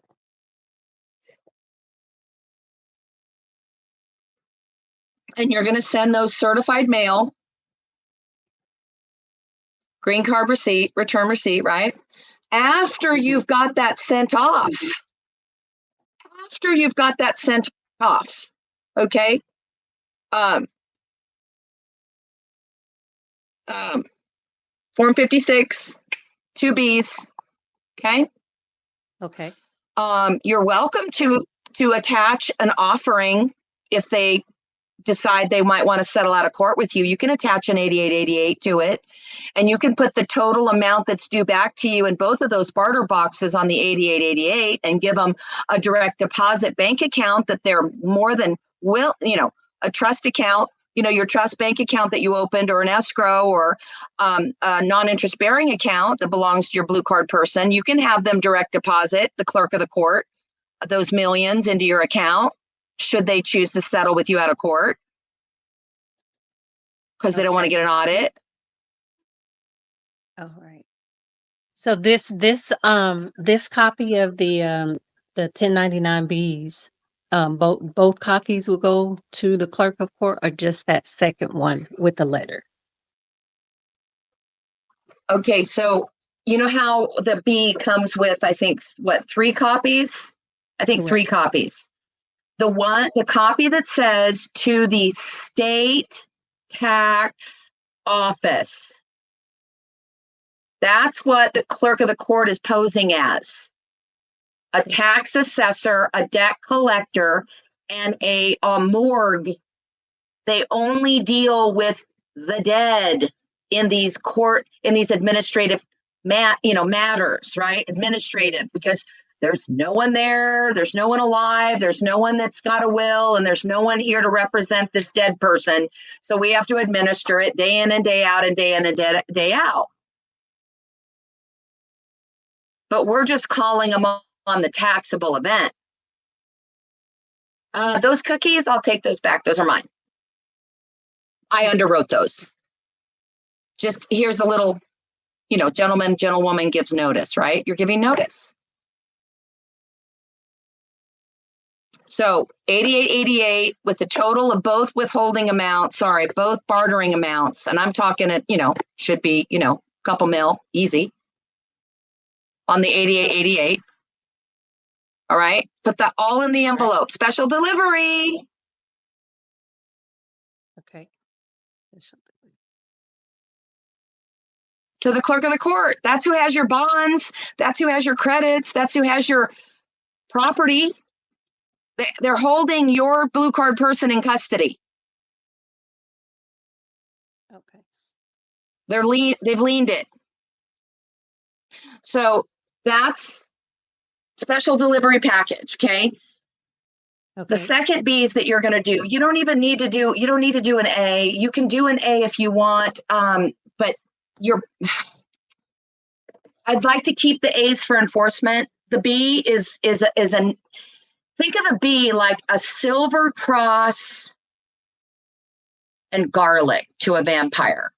That's what that B is going to strike fear in the eyeballs of a clerk of an exempt bank posing as a court that is not supposed to be profiting. They're supposed to be paying taxes on all their inflow, right? They're all in bed with the Chris courts. They're all in bed with the investment companies. They're all in bed with the retirement companies. They're all in bed, actually, with the freaking corners.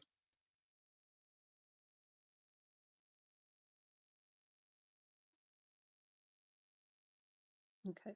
Oh, this guy died. He didn't have a testamentary trust. He didn't have anyone come forward. After 3 days, if no one comes to claim the body, if this old man died alone, bless his heart, the state gets to come in and get the booty. They get to go in and get his house. They get to go in and get his cars.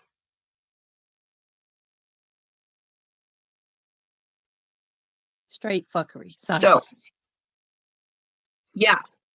No, the system was designed to take care of the widows and the children, like me when I was born, right? There was no one there to claim the property, right? So the doctor had to be the informant so that they could weigh me, put me in the preemie ward, establish a bond in case they had to take care of me until I was 18. Facts. It's just business. But they took advantage of that system and started, there was no limit. They operated in impunity. Mm-hmm. And they were like, shh, don't tell the peasants. Shh. Don't tell the peasants. So now later we can talk about the other B, but the other B, what I would do is I would do a hand filled out B, and I would put the entire amount that you put on that 88, I'd put the entire amount in the withholding box on both of those Bs that you're due back. or you could put them all together. You could add the B's. You could tally up both the B's and put the total of both of those on an OID and file yourself a 1041 tax return. But you could do it on paper, and you could attach those B's. You can draw down as much of that, as much of those cookies as you see fit that's going to benefit your family the most. So you can use an OID. You can even assign a certain portion. Let's say it's going to be 6 million. You could pull out a 1041T, and you could gift your family members, your niece, your nephew, your husband, your brother, your sister, whatever, each one $1 million, whatever, or each one 500,000, or whatever you want to do. And then when you go to file your 1041, you just attach that paper. These are my gifts. And remember, the whole amount that you gift, you get to get that whole amount back times 10, though. But the key to this, you guys, is you've got to give forth. You've got to give it in order to get it back times 10. Okay. That's why these bankers are all getting caught in quicksand. Oh, we're just going to put this mortgage note, and, we're going to put it in the state's attorney and the prosecuting attorney's hands and let them go to work on just stealing and stealing and stealing. It's called piracy on the high seas. It's, 18 USC violation, and there's like 30 of them. It's insubordination. I mean, this judge that was elected in that county was supposed to be elected by the people, the constituents in that county, to actually be fair and just in all his affairs in the court. No. Sold his soul to Satan a long time ago. So he's pretending to be a neutral judge. Not so. Not so. He's supposed to be managing a public trust. Not so. Conflict of interest, dirty, dirty, dirty hands, dirty diapers and hands, right? So we're just coming as the righteous with clean hands, and we're just cleaning up the mess.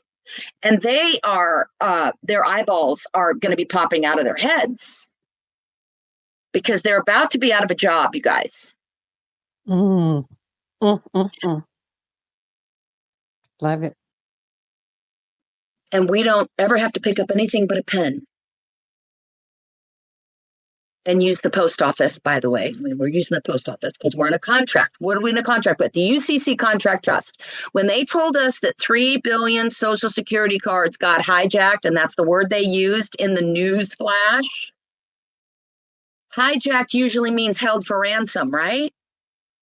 What were they trying to tell all of us, you guys? Anyone who's ever dealt with a court case at all, who's been holding our blue cards for ransom this whole time?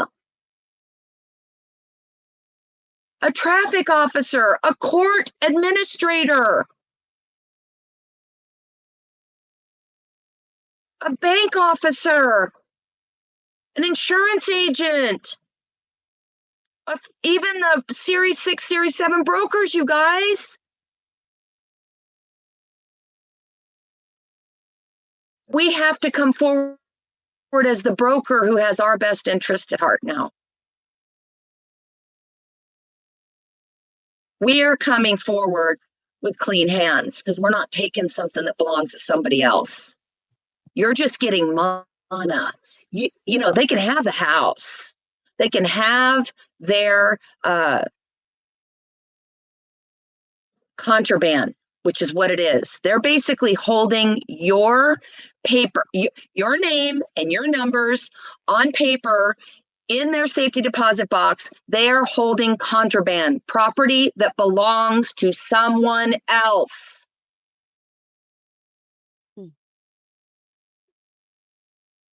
And God's not happy about it. But this is the only way out that I've been able to see. I've been playing ping pong and bumper cars since 2008, at least. Wow. And that's why we inherit this place, because we can be trusted with someone else's cookies.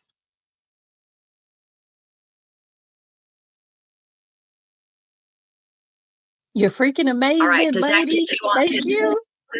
Thank you so Listen, much. all glory to the Most High. Listen, He has molded me for such a time as this. Esther, we're all Esther right now. Oh my God. You don't know. I've been sitting over here biting my tongue not to scream for all of this knowledge and wisdom. Thank you so much. Thank you. I'm also going to get on real Hallelujah, quick and sis. talk to Miss Kamari. Thank you so much for showing how to Yeah, do a let 1099B. Lord, I've been praying to try to find somebody that knew how to do it because I'm also going through a foreclosure. Me and my wife, I take care of my grandmother. My parents live with me, and we filed a lawsuit against them because they illegally foreclosed using a lawyer system that wasn't even licensed in our state. So what you just gave me a whole lot more hope. Now I'm almost on the full private side. I got my last green card going to the treasury. After that, I'm getting my trust account set up, especially my beneficial trust. But is this being recorded? Because I need to get this because I can't write down fast enough as fast as you talk. Yeah, that was good, right? Listen, in your case,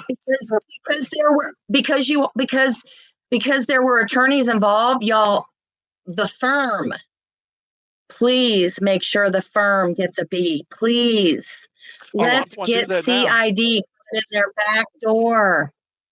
Actually, there was two firms because my wife and I, we've been writing up. 4 times we had people try to write up a claim, and they did it completely wrong. So finally, me and my wife wound up going through some guy in Texas. And if we knew now what we knew then, we would have never done what we did. But it worked out that way. God worked it out because God told me, you're not going to lose this house. And I was like, okay, Lord, I don't know how it's going to work out. I don't know. But I said, Lord, I don't know how to do this. So she writes up and she uses, and we go after because they tried taking us. We took them to federal court. Then they wanted to take us to the county court to have us kicked out saying we were tenants and said, no, you better prove and show where you own the house. No one even bought the house when they put it on the auction block. And no one showed up because we were praying that day that the Lord would cause no one to show up and buy it. So no one bought it. And then after that, we write up about 2 or 3 different rebuttals, and then we send them a UCC 3-305 and tell them, okay, you want the house, we want to recoup everything that you took from us, the circular tins, all the money that you took times 10, plus our social security number, plus the stuff that you sold our security interest on, everything. I said, I want to go after it all. And I also want a wet signature showing that you bought the house. You know what they did? They don't even have it listed on the court website now because that paper to them was damning. I don't know how it happened, but it's gone. The judge, they got quiet. All we've been hearing is nothing but crickets. So after you come out about this, I'm sorry, girl, you the fire. Okay, you fire. Thank you. So if Yes, I'm she I, it, is. So if you got any other videos that you talk about this, about doing court cases on the 1099Bs, please tell me which one so I can go back and listen to them so I can take down those. Because girl, you talk so fast I can't keep up. I just can't.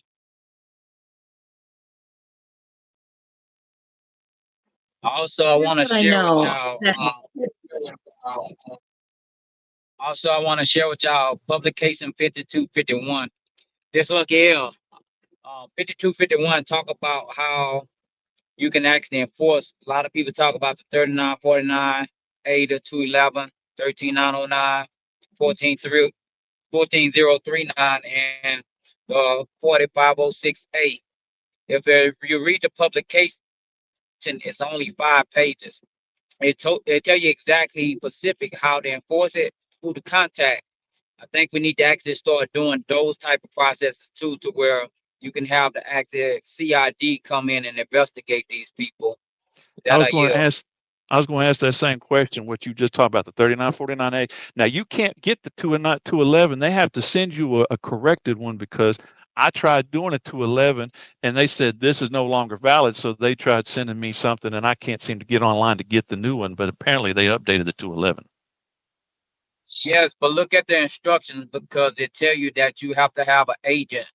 And on a 4506A, it show where you actually you contact the agent. They give you an agent name to where you put on the 4506A. So Hey, just go check question. out the publication 5251. That's not a question. Shoot. You know the New York Stock Exchange. I could read the oath, the stock exchange oath. Yeah, I'm gonna read the oath. Okay, the oath says, "We the subscribers, brokers for the purchase and sales of the public stock, do hereby solemnly promise and pledge ourselves to each other that we will not buy or sell from this day for any person whatsoever,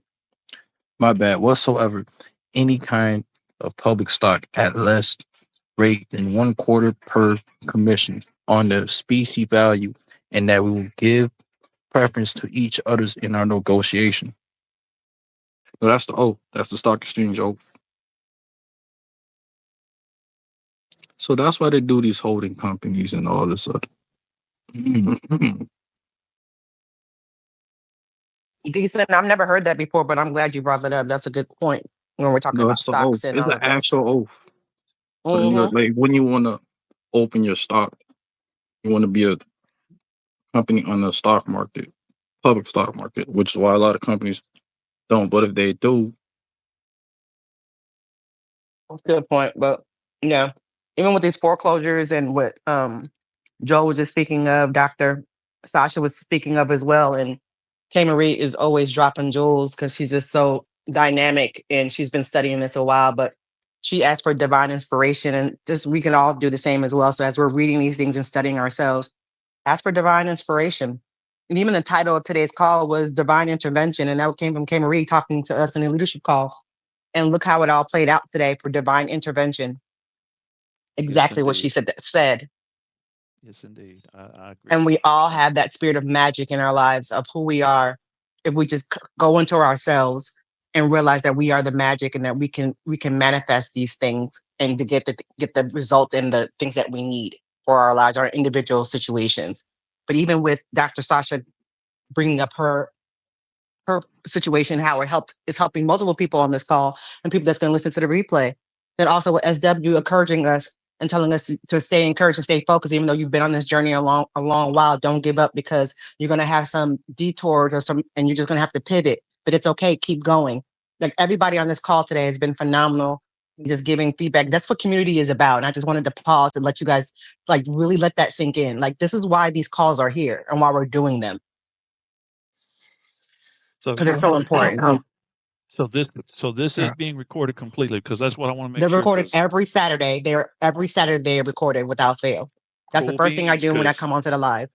thank you so much because I need to go back and listen to Kamari on what she just said. Because, like I said, Yeah, you don't have to take notes. I don't care if you can listen fast and all that. You're gonna have to go back and re-listen over and over again. And I recommend everybody, to listen to the recording multiple times and take notes and pause, write down what minute or hour that something was said, so you can go back and refer to it in your notes. So you can always go back and listen and get that information. Now, since I'm newer to this channel, and I've been on here for probably about a week or two. So my question is when you get this recorded, do you go on to Recoupers to a specific spot that has it recorded? Yes, if you go, no, it's in this. Everything is done within this group. So when you go to the Recoupers, you'll see different folders, and there's a folder that's called Recoupers Live Video Library. Okay. Taki, who's the one that does all of our recording and media stuff, he's phenomenal. He actually takes it up, chops it up, and makes sure it makes it nice and gets the transcripts and all the things. And then by tonight or tomorrow, he will put it in there. So give him to him at least 24 hours by tomorrow to put it in there, but he'll get it in there as soon as possible. I have one last question for Miss Kamari because, Hey, Marie. Yeah, Kim Marie. I was wanting to find out from her. I'm on her TikTok page, and I signed up for her. I think it's like it's almost $6 a month subscription. Is there a specific timeline that that she goes on to do those lives for those subscriptions, or how does that work? Because I've been trying to read some of it, but I don't know exactly what it is. So I signed up because I thought maybe she was talking for specifically on the private side for the subscription. I didn't know for sure. On the private side. Yeah, so I have had to go do sub only lives in the last month.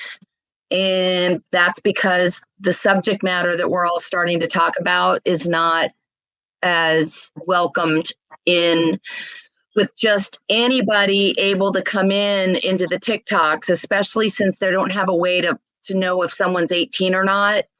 So this is more of an adult conversation. So I have been doing my lives with just subscribers only. So appreciate the subscription, but that'll allow you to, hop onto my lives when it's a sub only.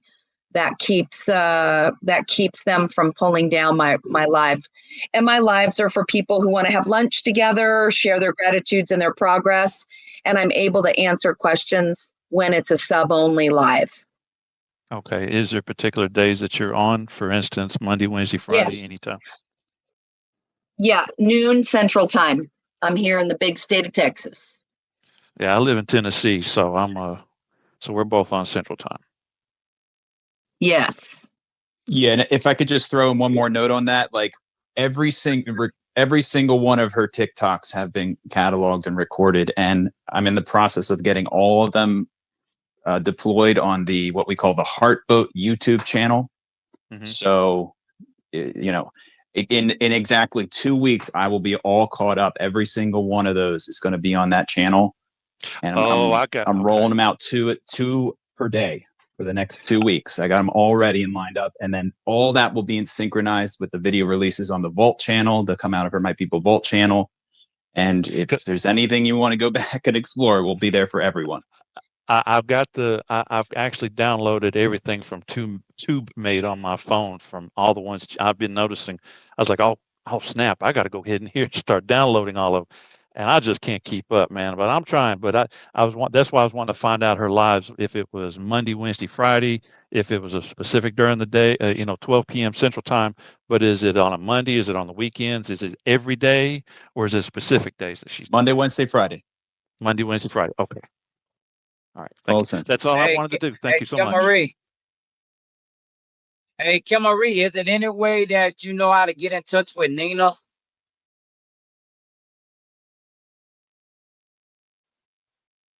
Who's Nina? She was on one of your active calls one time that was talking about how that the accusers and the treasury, how she was showing the accusers and the treasury how you can actually look at every transaction that someone pulled from your account. I think Nina was working with the private bankers with Marduk back in the day, but yeah, I don't know. I could get in touch with her. Why don't you get in touch with her? I couldn't. I don't have any contact to where I can get in touch with her. It sounds like you want a Numinate report. No, I want to stay focused on what it is that we're doing that's helping people right now, but I appreciate that. Lucky L, I'm actually really, really stacked with my schedule right now, especially since we've opened up the mic until the end of January for people who are wanting to help us build the revival tents. So I'm a little bit busy. But yeah, thanks for bringing it forward, but certainly feel free to bring, whatever you think is going to help the group. I'm all for it. All 100%. And I've got to take a snack break here pretty soon, you guys. So let's see if there's any more gratitudes for people. If any more gratitudes, or someone wants to end us with a prayer, that'd be awesome. Yeah, guys, we've been going for a while, and I feel like we could easily go on all night, but at some point, maybe we should wrap it up. What do you think, Dr. Heather? It's 5:55 here in Georgia, so I say let's wrap it up. Yeah. I mean, we got. I'd love to pray if that's okay. SW? Yeah. Absolutely. Let's do it. Lord, we come right now saying thank you. It's not a whole lot we can ask for that you haven't already done, God, and we want to just put it on the table that we appreciate you. I want to cover everybody on this call, especially our leaders, God, and what they're doing right now, doing something for the betterment and the good of all your people. Lord, we thank you. We're excited about what's about to go down, what's already happened in the atmosphere for us to just reach out and touch. Lord, we're so thankful we can't ask you for anything. But in the case that there is something we have not prayed for, that we know not to pray for, we ask you right now that you intercede, just like your word says. You intercede on our behalf, covering those things that we know not to cover, and people we've not seen, people we may never touch. Cover them all, Lord. Give us that safety that we need down here on this planet while we're here. Touch all of these families as they're going and coming, whether that be in and out of the city or in and back and forth from work. Lord, just cover us, that our vehicles continue to be strong, that our houses continue to be safe, that everything we touch, God, turns to gold. We thank you. We're grateful.